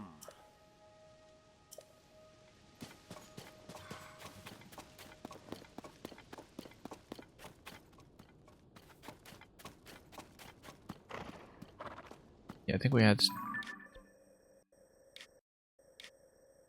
well, we'd seen this one. That's the one by the Tiflo ruins. So one is nearby on the hill. You know what? Have we been to that tree?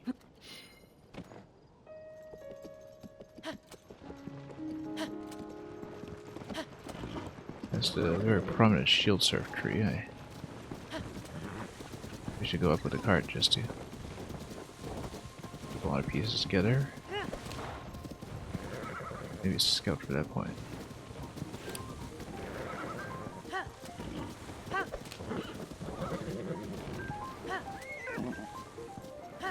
Making our horse conduct so much labor for very little reason.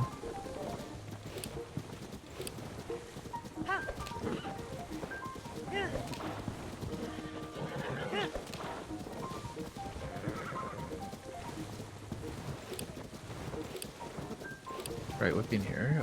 No, we don't. So, because we would definitely have gotten this Korok if were the case. Have I recovered this one already? Yeah, this one's already out. He's right here. Okay, so never mind. We'll just take this apple. Something about being on the hillside. To look down from above. We'll worry about it later. It's true that we haven't found one in the northern region yet.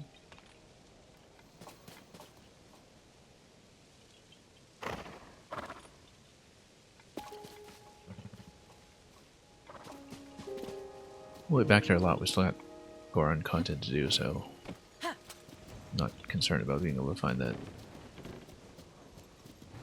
Okay, this is a bit of a concern. Here. Let's detach this. Smoke.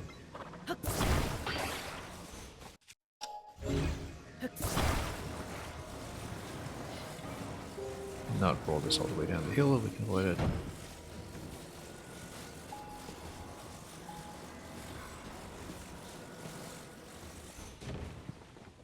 We rolled it all the way down the hill.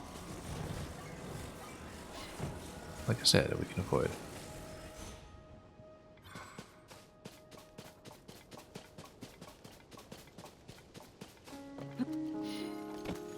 Just gotta reposition this a little bit.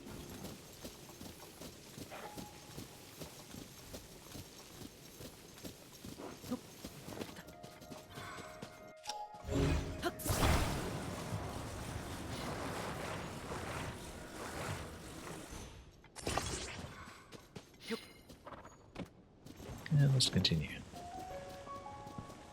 See more smoke over there. That is the stable.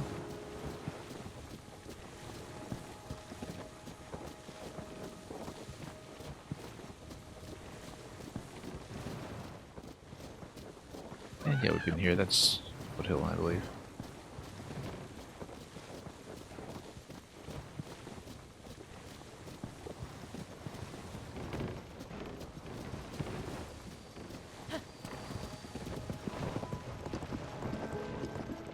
We'll just keep at it. I'll wrap around the north side.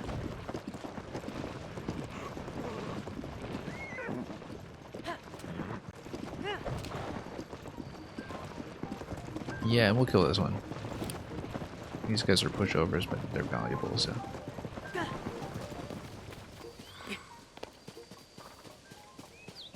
Let's see what kind of foot he has. No defense in a foot, right? So, yeah, he'll be easy.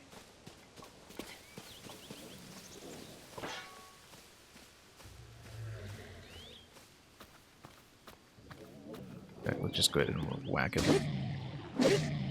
We have not fought this guy yet.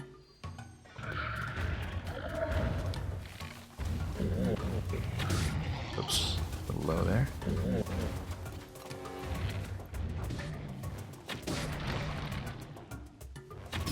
There we go. He's got like no hit points.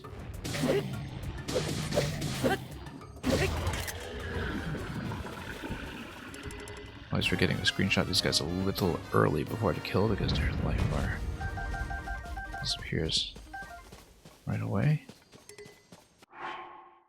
Let's change bows.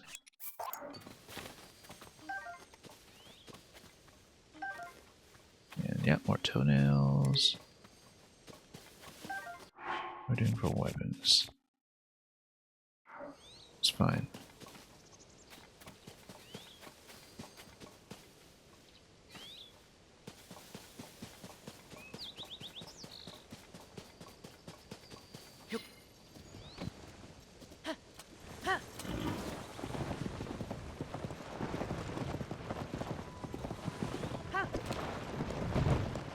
know how we missed that one earlier. It was a fairly obvious location.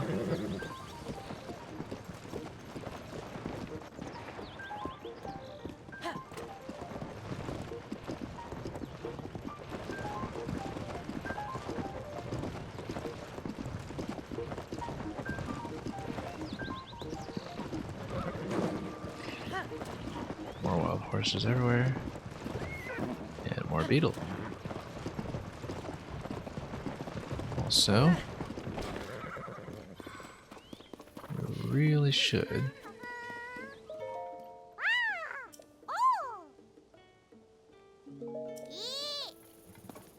Yeah, got a good view of the sky. We've got lots of platforms to hit.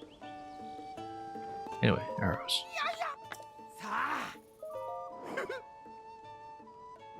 And once again, let's sell a few things. If we can find some more parts. And Hidok's tooth is pretty good too. And Boss Boko Fang's Zoe. Just do that.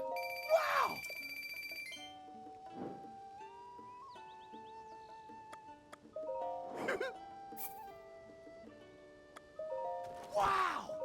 Yay! Yeah, yeah! Okay. Done.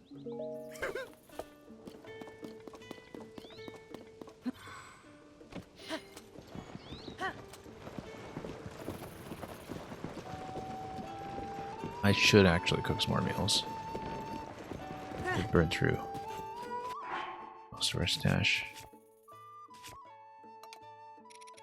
including all of our health-only food almost. So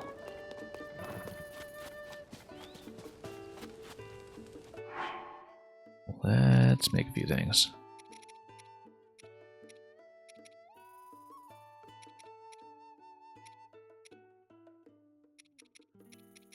We never stocked up on the milk, did we? Yeah, that's fine.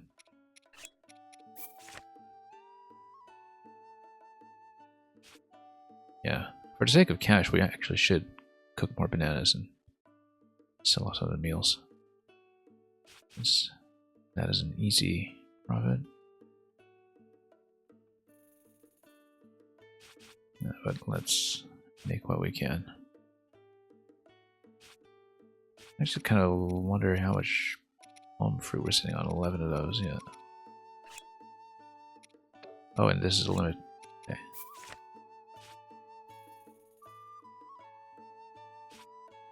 Might as well do a few of everything.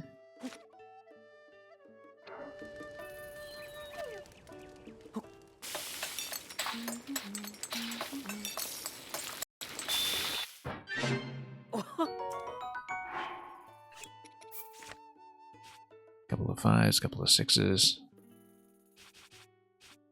Whatever works.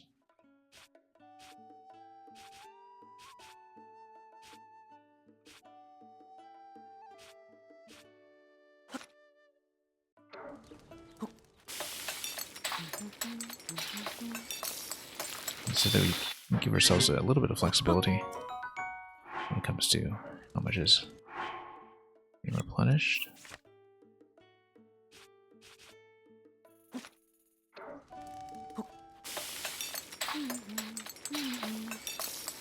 Especially now that we have a much larger health pool than we had before.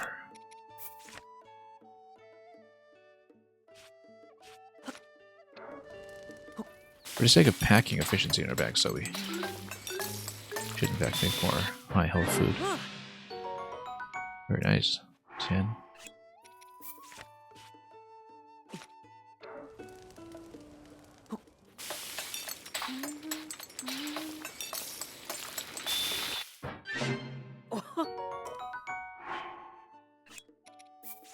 And just a few more. For good measure. We'll do a few with the palm fruit too, I think. We're running low on that too, though. Pretty quickly. Oh, can't carry more meals. Okay, that's fine. We're good then.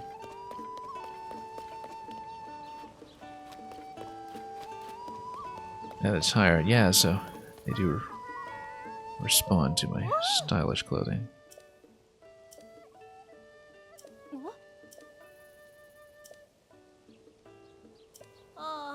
And it just tells me about going to Goron City and that they have a problem with strange looking rocks. Might be luminous, might be zonite. I mean, we've been in the area before. That shouldn't be anything shocking.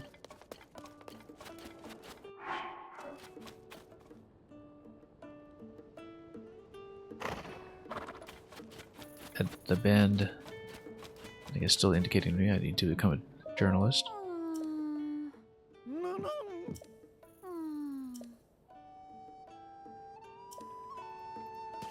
We'll gradually head towards that so we can get ferry going and understand what material costs will be, but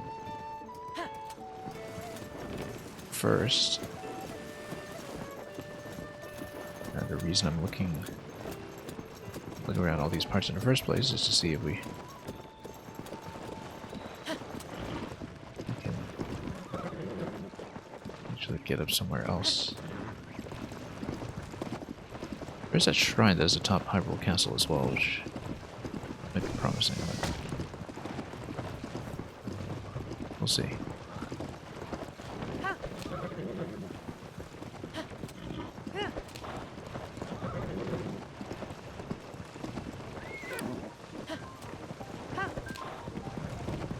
Right through these old ruins.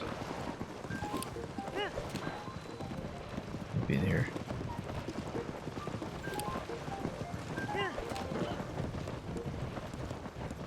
This must have been called the Rauru Settlement Ruins in the first game as well. Just getting ahead of Rauru actually appearing as a character in this game. Yeah, so I marked a shrine at Hyrule Castle. Of course, the Lost Woods column is up here, although we're kind of under storm conditions right now, and that might not be most approachable. It looks like I'm taking a broken fan vehicle to the shop. That's exactly what I'm doing, basically. No, because I'm totally out of zonite. I'm just trying to get parts over to a location where I can fly, but then I don't have a metal platform, and so I might have to do the quadcopter from scratch anyway, using a wooden platform, which would be much more fragile. Possibly the wooden platform from this cart. Because we'll disassemble. Oh, look! Star fragment. Let's go for it. If we can.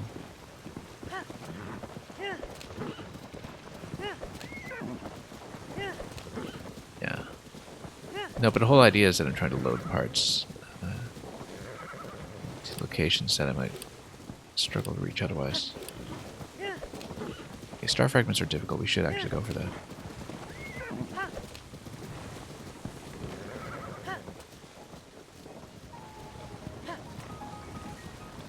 Yeah, because I know there was a shrine that was up at Hyrule Castle. We see it, in fact. It's not that far out of reach. I bet the quadrotor drone could reach it, even without too much in the way of battery life.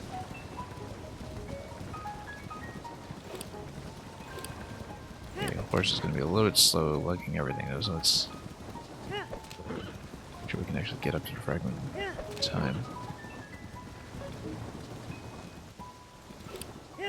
It's definitely feeling the mass going up the hill. I don't know if I want to drop the horse here, because the problem, of course, with that is that we could lose all this stuff to despawning.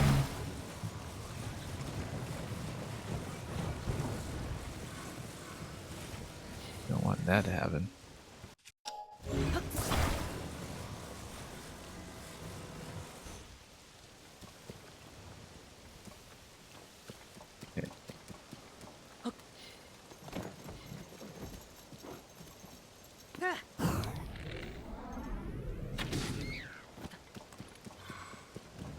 Totally overkill with Am I using royal bow? Yeah, that's okay. Yeah, let's try to get a horse in closer. Although this is up here a good location for launching eventually.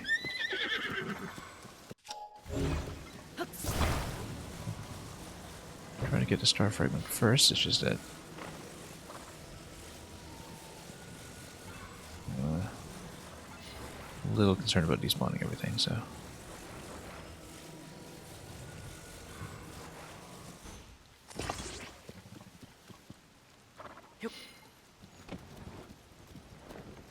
That was a poor harness location. Let's try it again.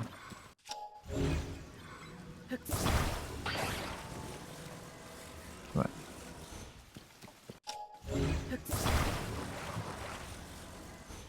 Better. Not great, but better. Let's try to get in a bit closer.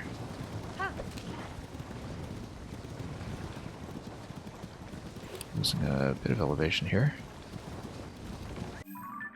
Well, 10 a.m. I think I still have some time.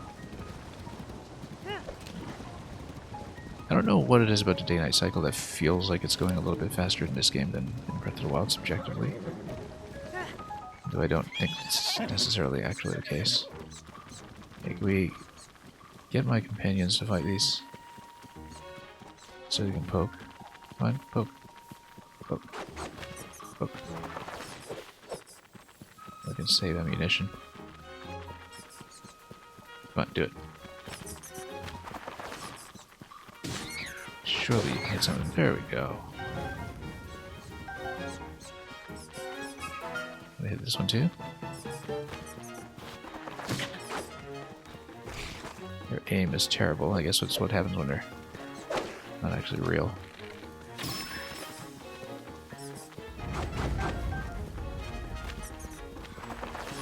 Can't hit it even once.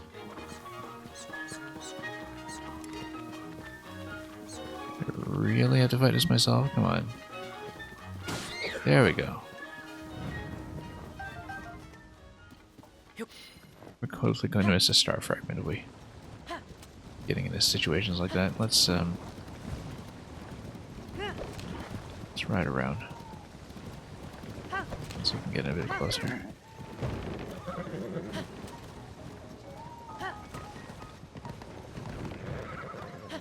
Again, we don't want to lose everything on the horse.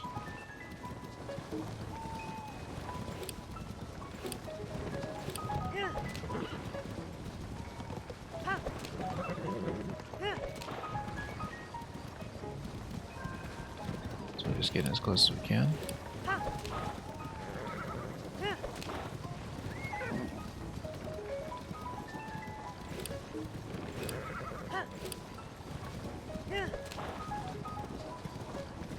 Totally looks like a Korok spot.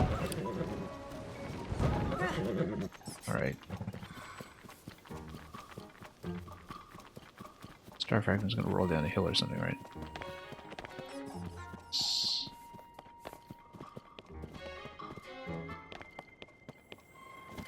Let's grab it. Go all the way down and then... There we go. Oh, come on. Gotta be kidding. There we go. That's something you couldn't do in the last game.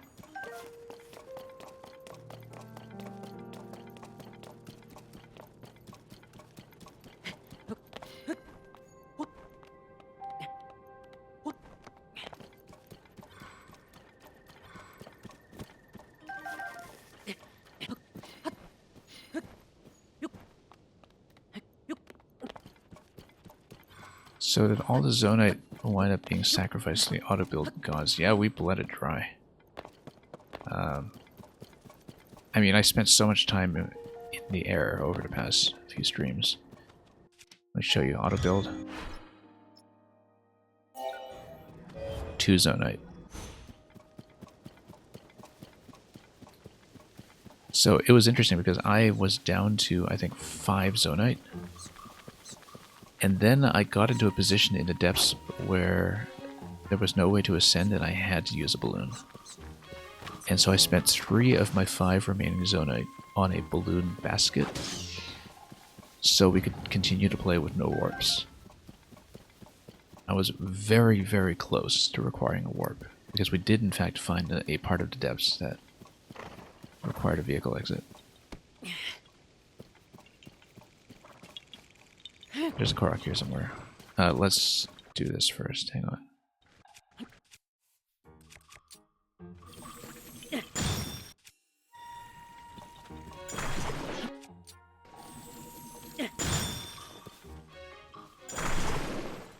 There we go. Okay, Korok, where are you? Probably either running around down low or up to central. Have I found this one already? Yeah, I found this one already. Where he is? Where is he? Oh, he's right here. Okay, yeah, this was one that was running around.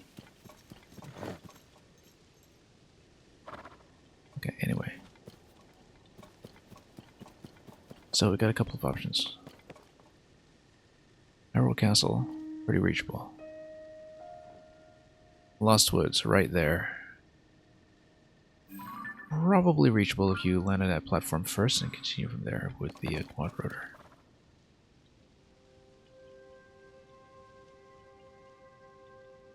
We'll probably need to plug in a couple batteries to do it.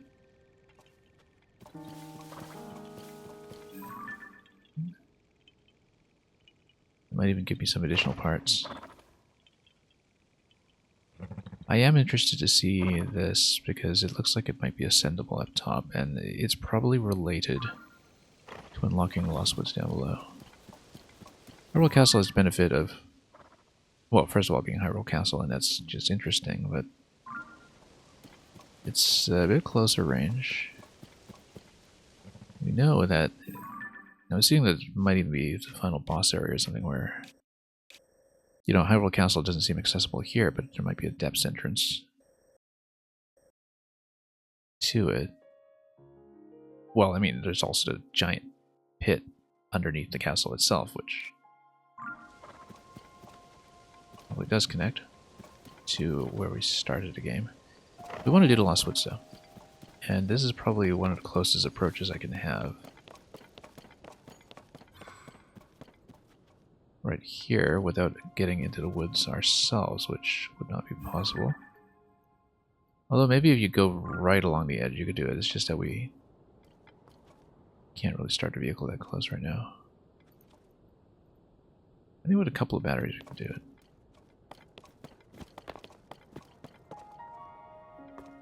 You were debating asking if I might want a warning about that part of the depths. I did not need a warning, but it's a good thing I had 5 zonite on me.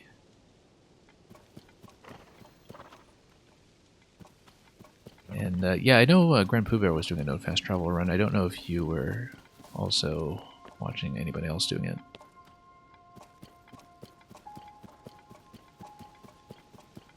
But yeah, we definitely hit that, and we barely managed to get out.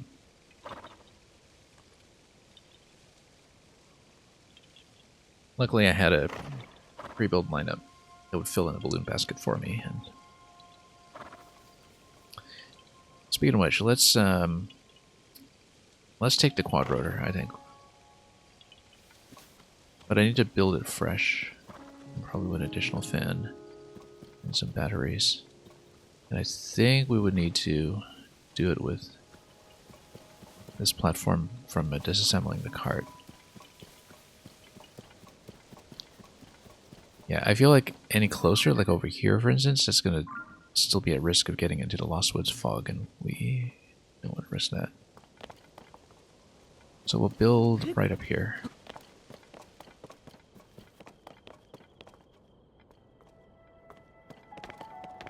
Let's move the horse in a bit closer. Grand Pooh Bear almost got stuck down there. He needed a balloon sufficient energy. Yeah, I spent a big battery on it, although that was overkill. I didn't actually need that big a battery. And given the geography of the depths and how it corresponds to the geography of the main world. I probably should have seen that coming. But I was curious because, you know, the devs were otherwise so forgiving about letting me play Warpless that it did catch me by surprise that it was set up that way. Anyway, let's rip some wheels off.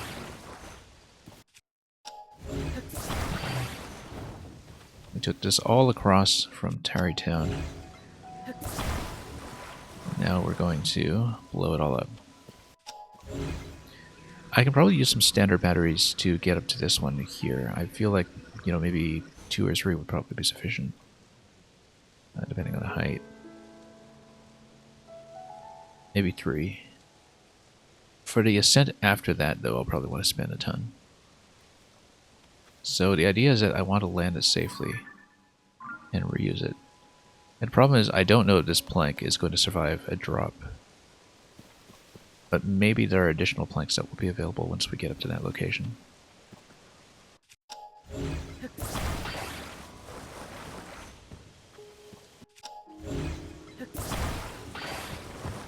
So we'll do the quad rotor, even though we have tons of trouble landing it.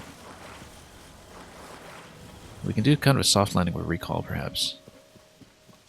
But whenever I'm getting off the steering stick, I find it's difficult to set up that kind of thing. Let's face this in the correct direction is very important. I wonder if we could do it with 3 rotors, actually. Less battery consumption. And given that there's no expiry that we need to worry about, maybe that actually is better. We really want to be frugal, but no, I'd like the maneuverability of 4 if we can. I'll just pull out an additional fan since we took the time to roll for some.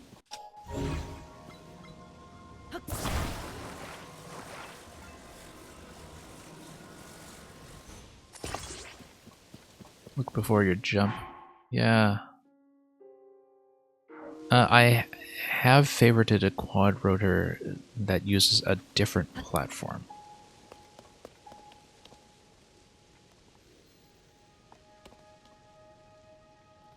Because we actually have 2 setups for this. Let me show you my auto build. So there's one that I designed myself, which is this one. And then there's this one that's actually very similar. That gives me a little bit more pitch control that I actually found on one of the Sky Islands. And I copied it to see. It actually originally came with 4 batteries pre-installed. And it was what gave me the flight to get up to the Northeast Labyrinth. And again, this one has a bit more pitch control. It might be better than my design anyway. We might even go with it now, since we do need a bit of forward thrust anyway. Yeah, you know what? We might even go with that, like right now. My concern about it is that we want kind of a straight elevation gain after that, instead of flying the vehicle forward, but we can always disassemble and reassemble her in.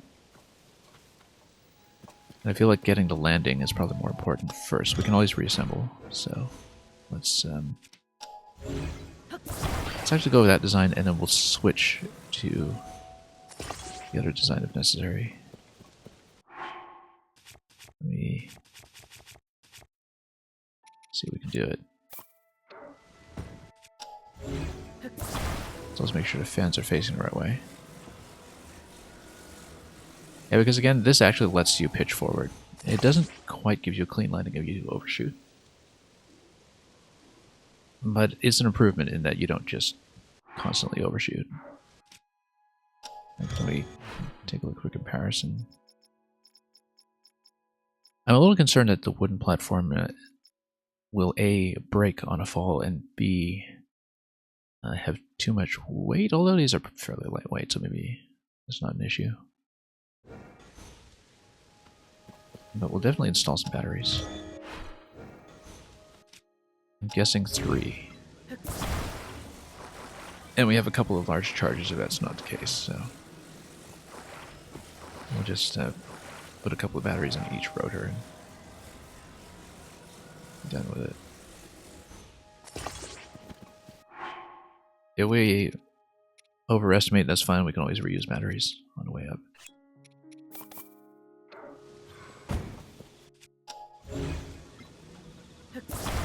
And if they expire, hopefully that doesn't affect the weight too much, so long as I... balance, rather, so long as I still have the control stick in hand. So yeah, the original design I picked up off of one of the Sky Islands had this kind of battery setup on all 4 fans.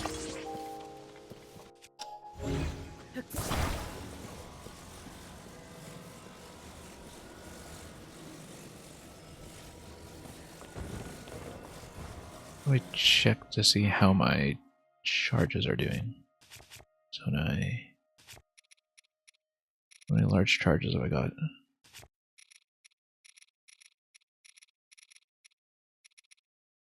6 large charges. We're in decent shape, I think. As long as I aim well. And if we fall into the Lost Woods, well, we fall into the Lost Woods. Big deal. Let's go.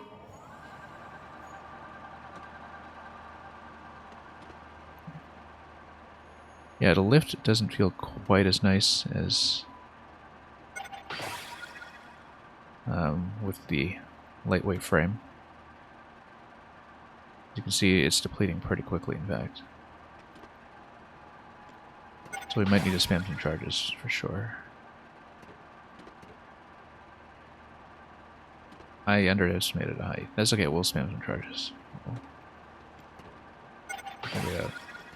Yeah, I don't like the weight on this. It is pitching forward like crazy.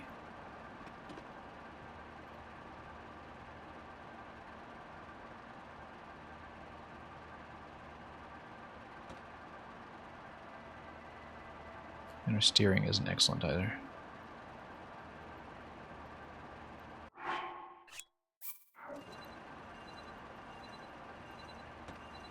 We might wind up using all 6 charges by the time we're done here. We should have gone big battery on this, actually, just for safety, but... And for all I know, I might just straight up miss this, given our poor aim at launch. I'll pitch my way over, but as you can see, this is not doing as well as I supposed. The steering doesn't work as well as my original quad rotor design. Trying to make it over, though.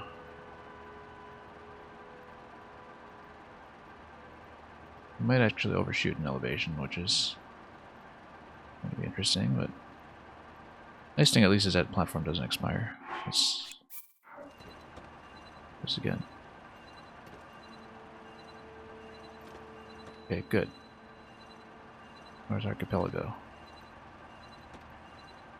Probably a bad idea to come up here where it was like no zonite, but we'll take it.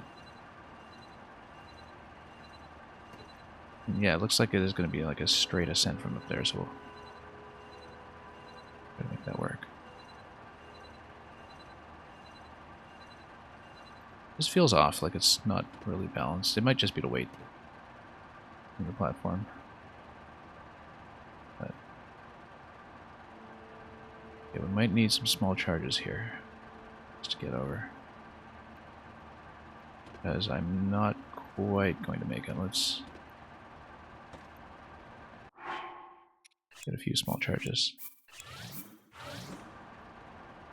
Just a few.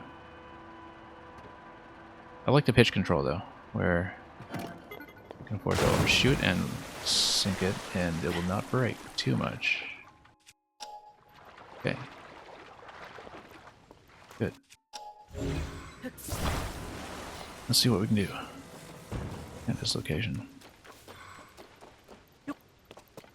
There's a ring to activate or a shrine crystal point or something. We don't want to go out of range of the vehicle though. Oh, there is this, which luckily we still have a few charges to pop in here. See what we draw.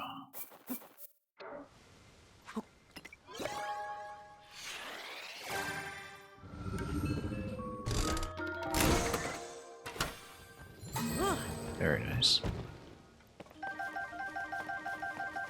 Lots more batteries, in fact. Let's see if that's everything. Yeah, okay. Didn't want to see a complete inventory of what it will give me. Let's check some of these locations around here. Oh, this guy ministers a ceremony. A radiant light of the sun warms both body and spirit. Welcome to the dive ceremony. What's the dive ceremony? Dive from Sky Island high above it. I'm probably responsible for getting up there myself, aren't I? Oh, we can totally do this. My desirable outfit. I'll pass for a moment simply because I want to check this island first before we do anything reckless. But we'll do it, of course.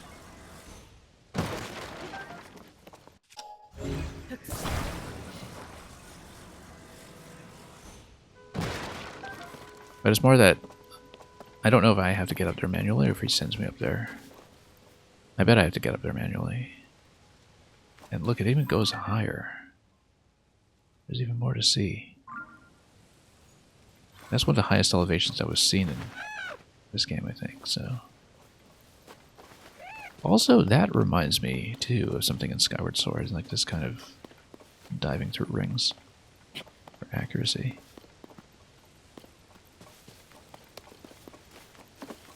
I mean, most of the aerial play in this game is meant in the first place to be kind of a wish fulfillment of what Skyward Sword wanted to do in terms of the connectivity between land and sky, but some of these ideas in particular are a very specific throwback. So yeah, I'm supposed to land in a pool of water, I bet. We can do it. We just need to accelerate to dive in certain places and have a bit of a thriller.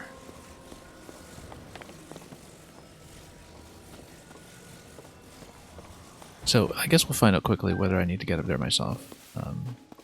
I would assume I have to. And let's actually assemble the quad rotor in advance so we can get some more lift.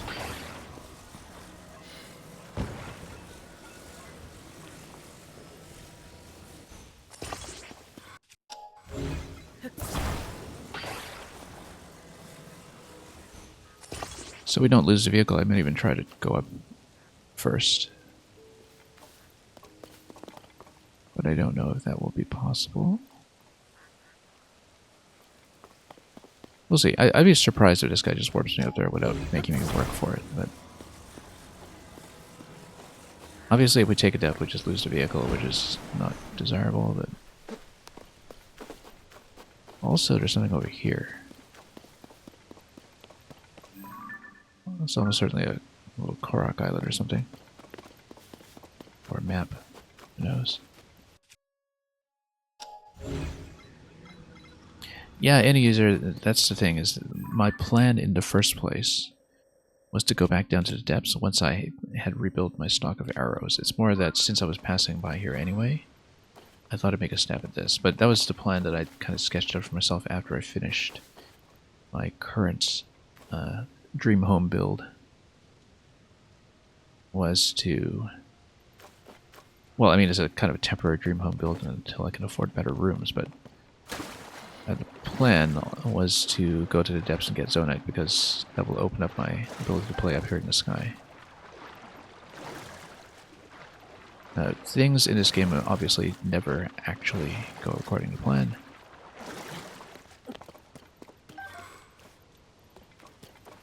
But we shall see. Anyway, let's check him first, I guess. I'll do it.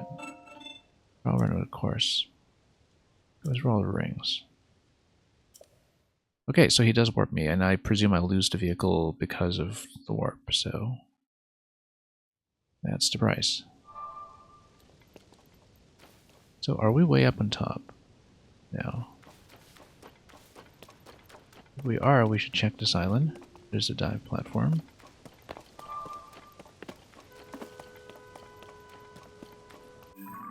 And And we got warped way up on top. That's actually pretty convenient because then you can see what else to hit. That's just Water Temple over there, I think, or am I wrong? This has got to be one of the highest points we've seen, so let me just scout around here first to the lay of the land.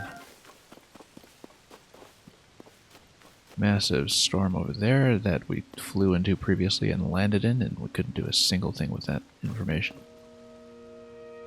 Sky mine over there we completed the last time.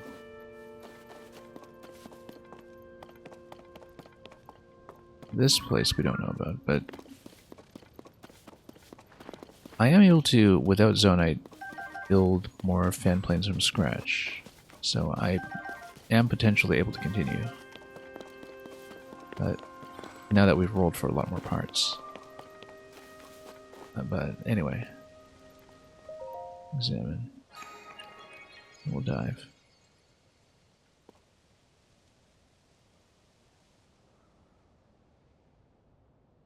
And we'll see how time sensitive is.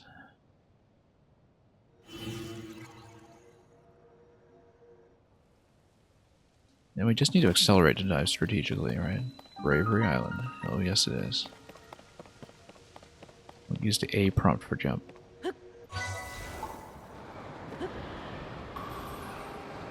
Oh, missed. Okay. That's okay, we'll try to survive it. And, well, I mean, we'll just miss. This is literally the Skyward Sword challenge, actually.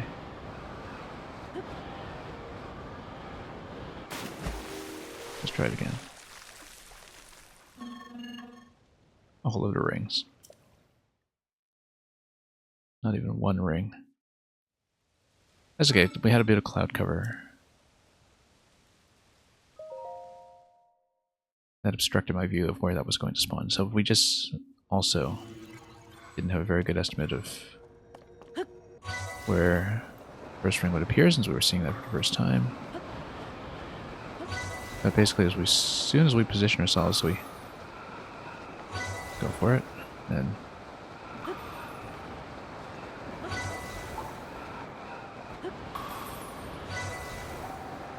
pull back. Wow. Nope. Yeah, no, you have to pull back from time to time to decelerate, I think. That's the way to do it. We do need to learn how to decelerate, but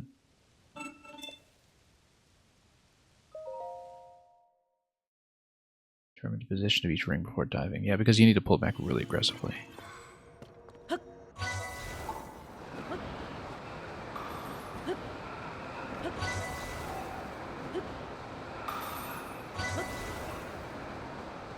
And then, nope, miss. Yeah. I'm sure that to beat the time you do need to do a bit of acceleration, so...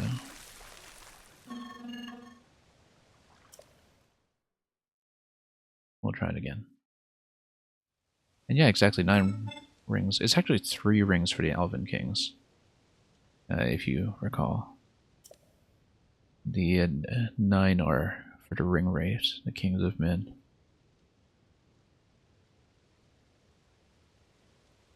Okay.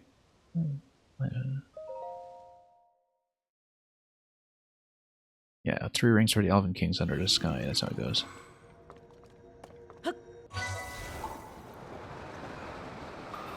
I used to know it a lot better.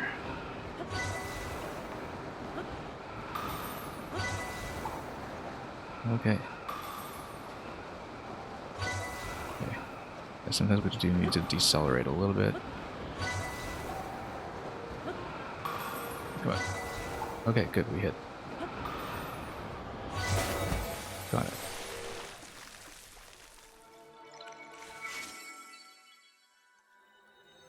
Yeah, look at that, shrine time. And then we do the time challenge for the gear.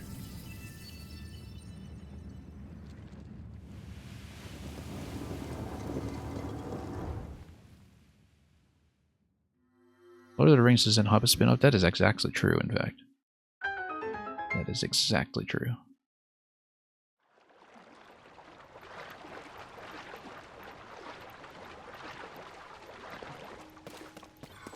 Yeah, people forget that back in the 1930s, the Hobbit actually had a very short end, as opposed to where it's a precious print run. It's kind of a beautifully designed book, with, you know, Tolkien himself drawing the cover and the maps and such originally. But it was hit pretty hard by paper shortage, especially once they got into the war. And so, you know, we were talking about a print run of like maybe a couple thousand copies originally, and which sounds tiny now next to what a huge property it became. But yeah, there was that basically 20-year gap between The Hobbit and the publication of The Lord of the Rings. Oh, we actually do get a shrine here. And a gearless one, too. Lights out. Do we get some bloom? Light shield, that's interesting. Yeah, because I guess we shine a light. We need to... And we're not limited for battery, so we can just actually get some fusion going. Oh, more light shields. Okay.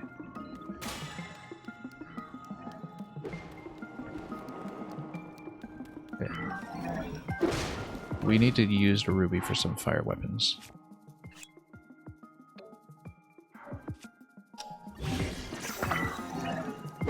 Okay. There we go.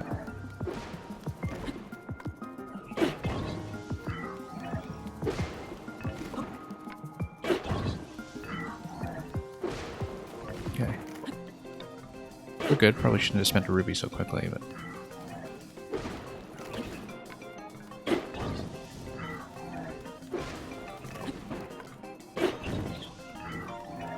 These are so much fun. Every single one of these.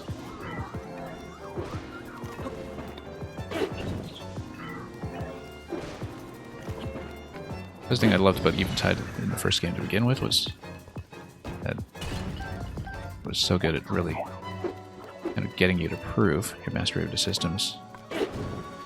Also, if we light this guy up, he lights up. Also, he's going to hit hard now. So what do we got for weapons? Construct Horn, Ruby Broadsword. Yeah, we'll stay on fire. Okay, he's shielding out of it because of the stone. So let's see what we can do. No arrows.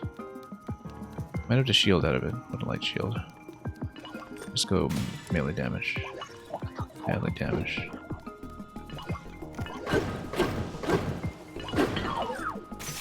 Good. Oh, missing a shield. Let's get it. Also pick up the other one.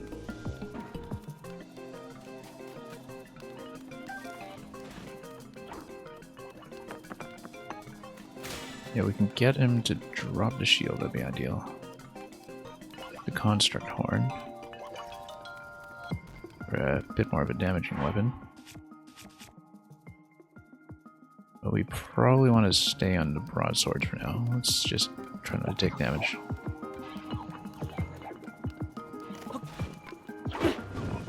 Good. Got him on fire. Got him.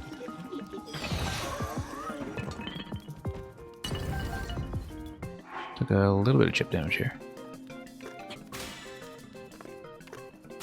Still got half to go. Okay. Oh, this guy looks tough.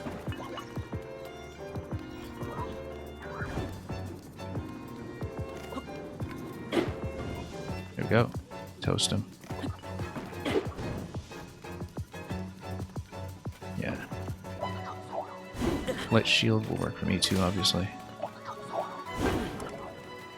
Until it's badly damaged. What do we got? Construct Horn. They're still basically on the same weapons. Let's see if we can fuse into anything else.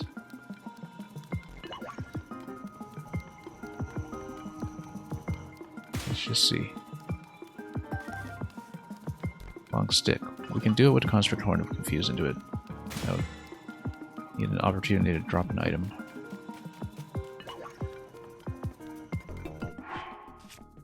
Because then we can get some melee damage going.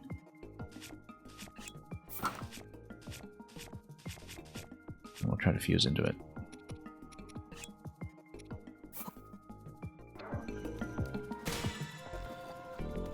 Okay, let's go fuse if we can. Here we go. Just try to poke in range. Whoa, that. Okay. We need to shield up. Okay.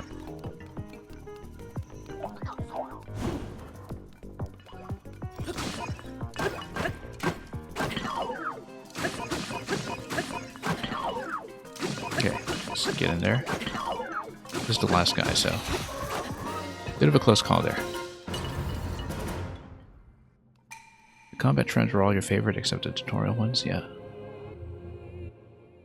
I mean, I haven't seen too many of the tutorial ones apart from near some stables here and there, but yeah, the combat trends have really upped variety in this game. Whereas it was just, you know, the different kinds of ancients and ancient guardian weapon classes in the previous one. A lot more variety here. And yeah, we don't really have much to fuse that I want to use here, so we'll just get out.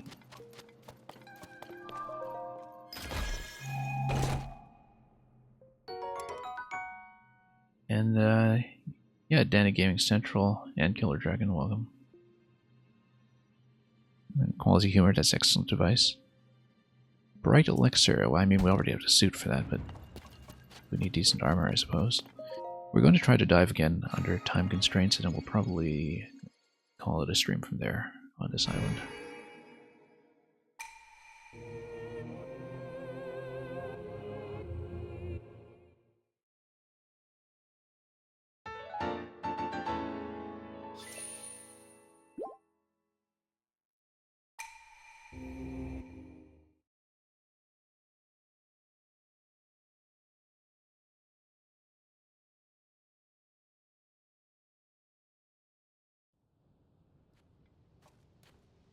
Okay, let's head up and try it again. Yeah, obviously we did not keep the vehicle after zone change. But let's see if he'll let me do a second dive and then we'll plummet.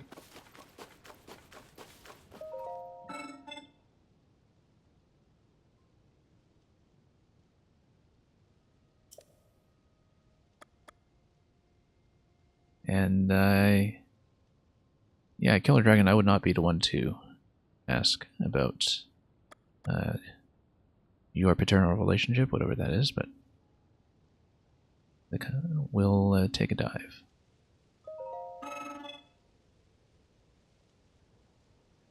Good thing we have some Zonai charges instead of having spent them all.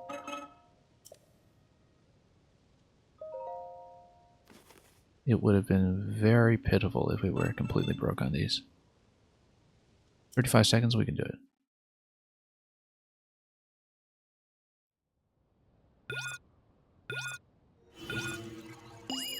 And yeah, Killer Dragon, happy Pride Month to you too.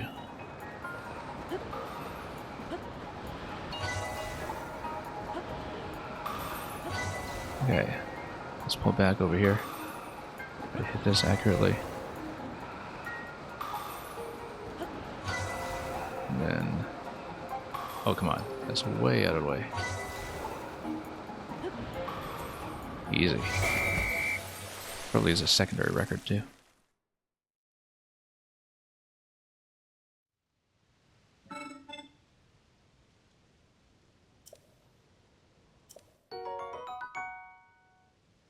Glide tights.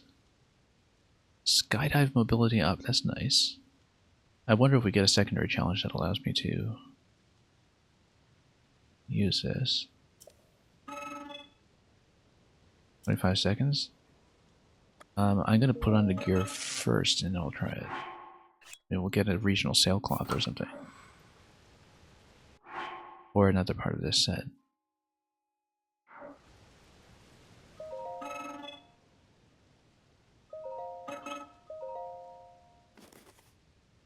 One of your most used sets, I can see why that might be. Yeah, in general it seems like it's all the leg pieces that are related to mobility, like the snow boots and sand boots that return in this game. We're also late in the dive previously, and so... Oh, the mobility is nice. Very nice, in fact. It's so accurate now. Oh, over here. The accuracy is amazing now. That is beautiful.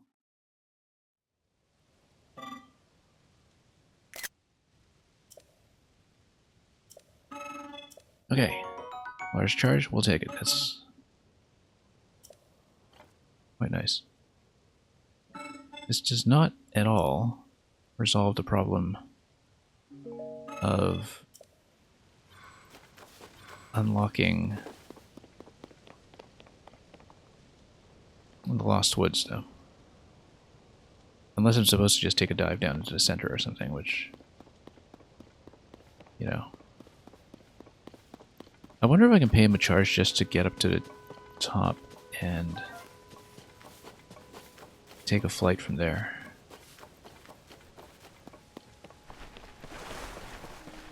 Instead of actually making a dive. We are going to stop at this point, by the way.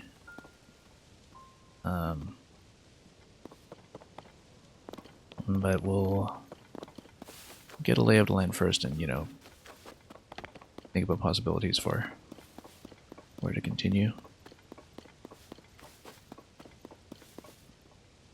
I came up here in the first place because I wanted to see what was going on with the situation with the Lost Woods. Since whatever overworld puzzle was related to that we haven't solved yet. There is a depths segment that is attached to that as well that we haven't attempted, so it might be something to do with the depths instead, but we couldn't make any headway into the Lost Woods when I tried it previously, so I think you probably do have to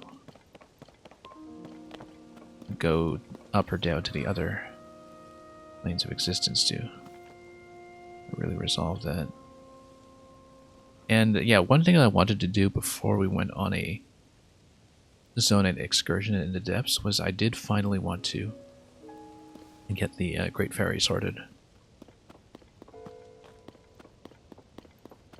Which does require me to go over to the Rito stable, as far as I know, from what I've been able to determine. Probably doesn't make sense to just dive down into the Korok Forest, I think. It just would kick you out. Not that we can't try it, but I don't really think that would be the interaction. I think it's likely to be something else.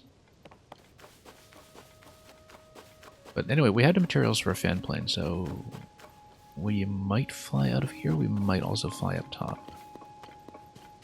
And of course, if you can just manually get up top, I guess you probably don't need a Zonite charge.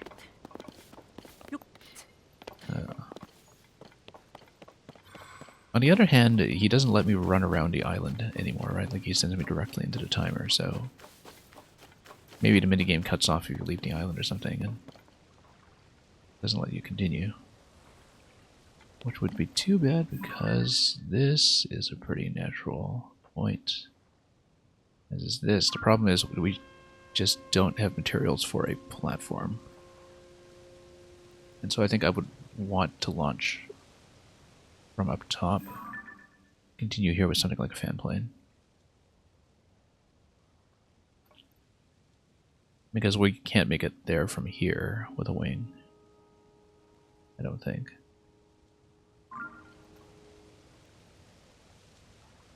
So yeah, we'll want to get on top again, but we'll figure it out next stream.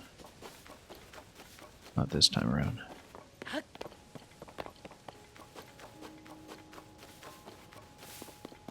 Yeah, I kind of doubt that he'll let me just use the charge to do an instant teleport there. I think I probably have to work for that location, but we'll see. And we are pretty high, you can see from the tutorial island that we're at a horrible elevation, but it took you a long while to get into the woods as well. Yeah, I'm looking forward to it. I actually did the woods long before any of the Divine Beasts in the first game, so I always look forward to seeing what's been going on with the Koroks. But anyway, we will... I'll probably just leave off right here, and we'll see about how we would prefer to proceed when we get into the next stream.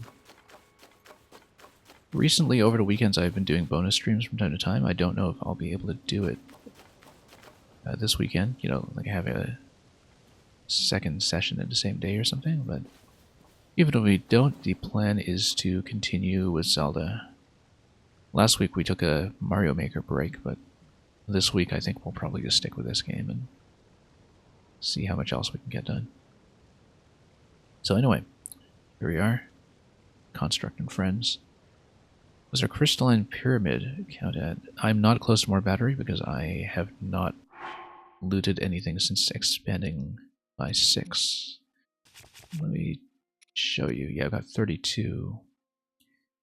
I would need to go back down to the depths to cache in some large zonite and to open up some more chests. I would assume, although don't tell me of course, that a lot of these treasures that we have found marked with maps we have found in the sky could potentially be crystallized charges as well, because many of the best treasure chests we've found in the depths have been exactly that we've found, you know, 100 here, 100 there. So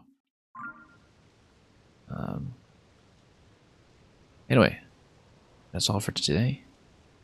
Thank you as always for joining me and for all the company and conversation, which has only grown as I've continued to play this. And Befuzz, welcome as well. I am actually just signing off right now, but I'm glad we got to say hello right before saying goodbye. And yeah, the stream just ended, unfortunately. But I'll be back for more. We're playing this every day that I can, sometimes twice a day. And we'll see if that continues on pace. So, have a great time, everyone. I am obviously quite enamored with this experience and can't get enough of it. And I'm glad I get to share some of the rather wackier decisions and outcomes with all of you as well, instead of just keeping it to myself. Thanks for watching. We will probably raid somebody since we have a non-trivial number of people in the room, but I'll see who's available. Send you on. Until then, and until we meet again, have a wonderful day and weekend, and as always, fare thee well.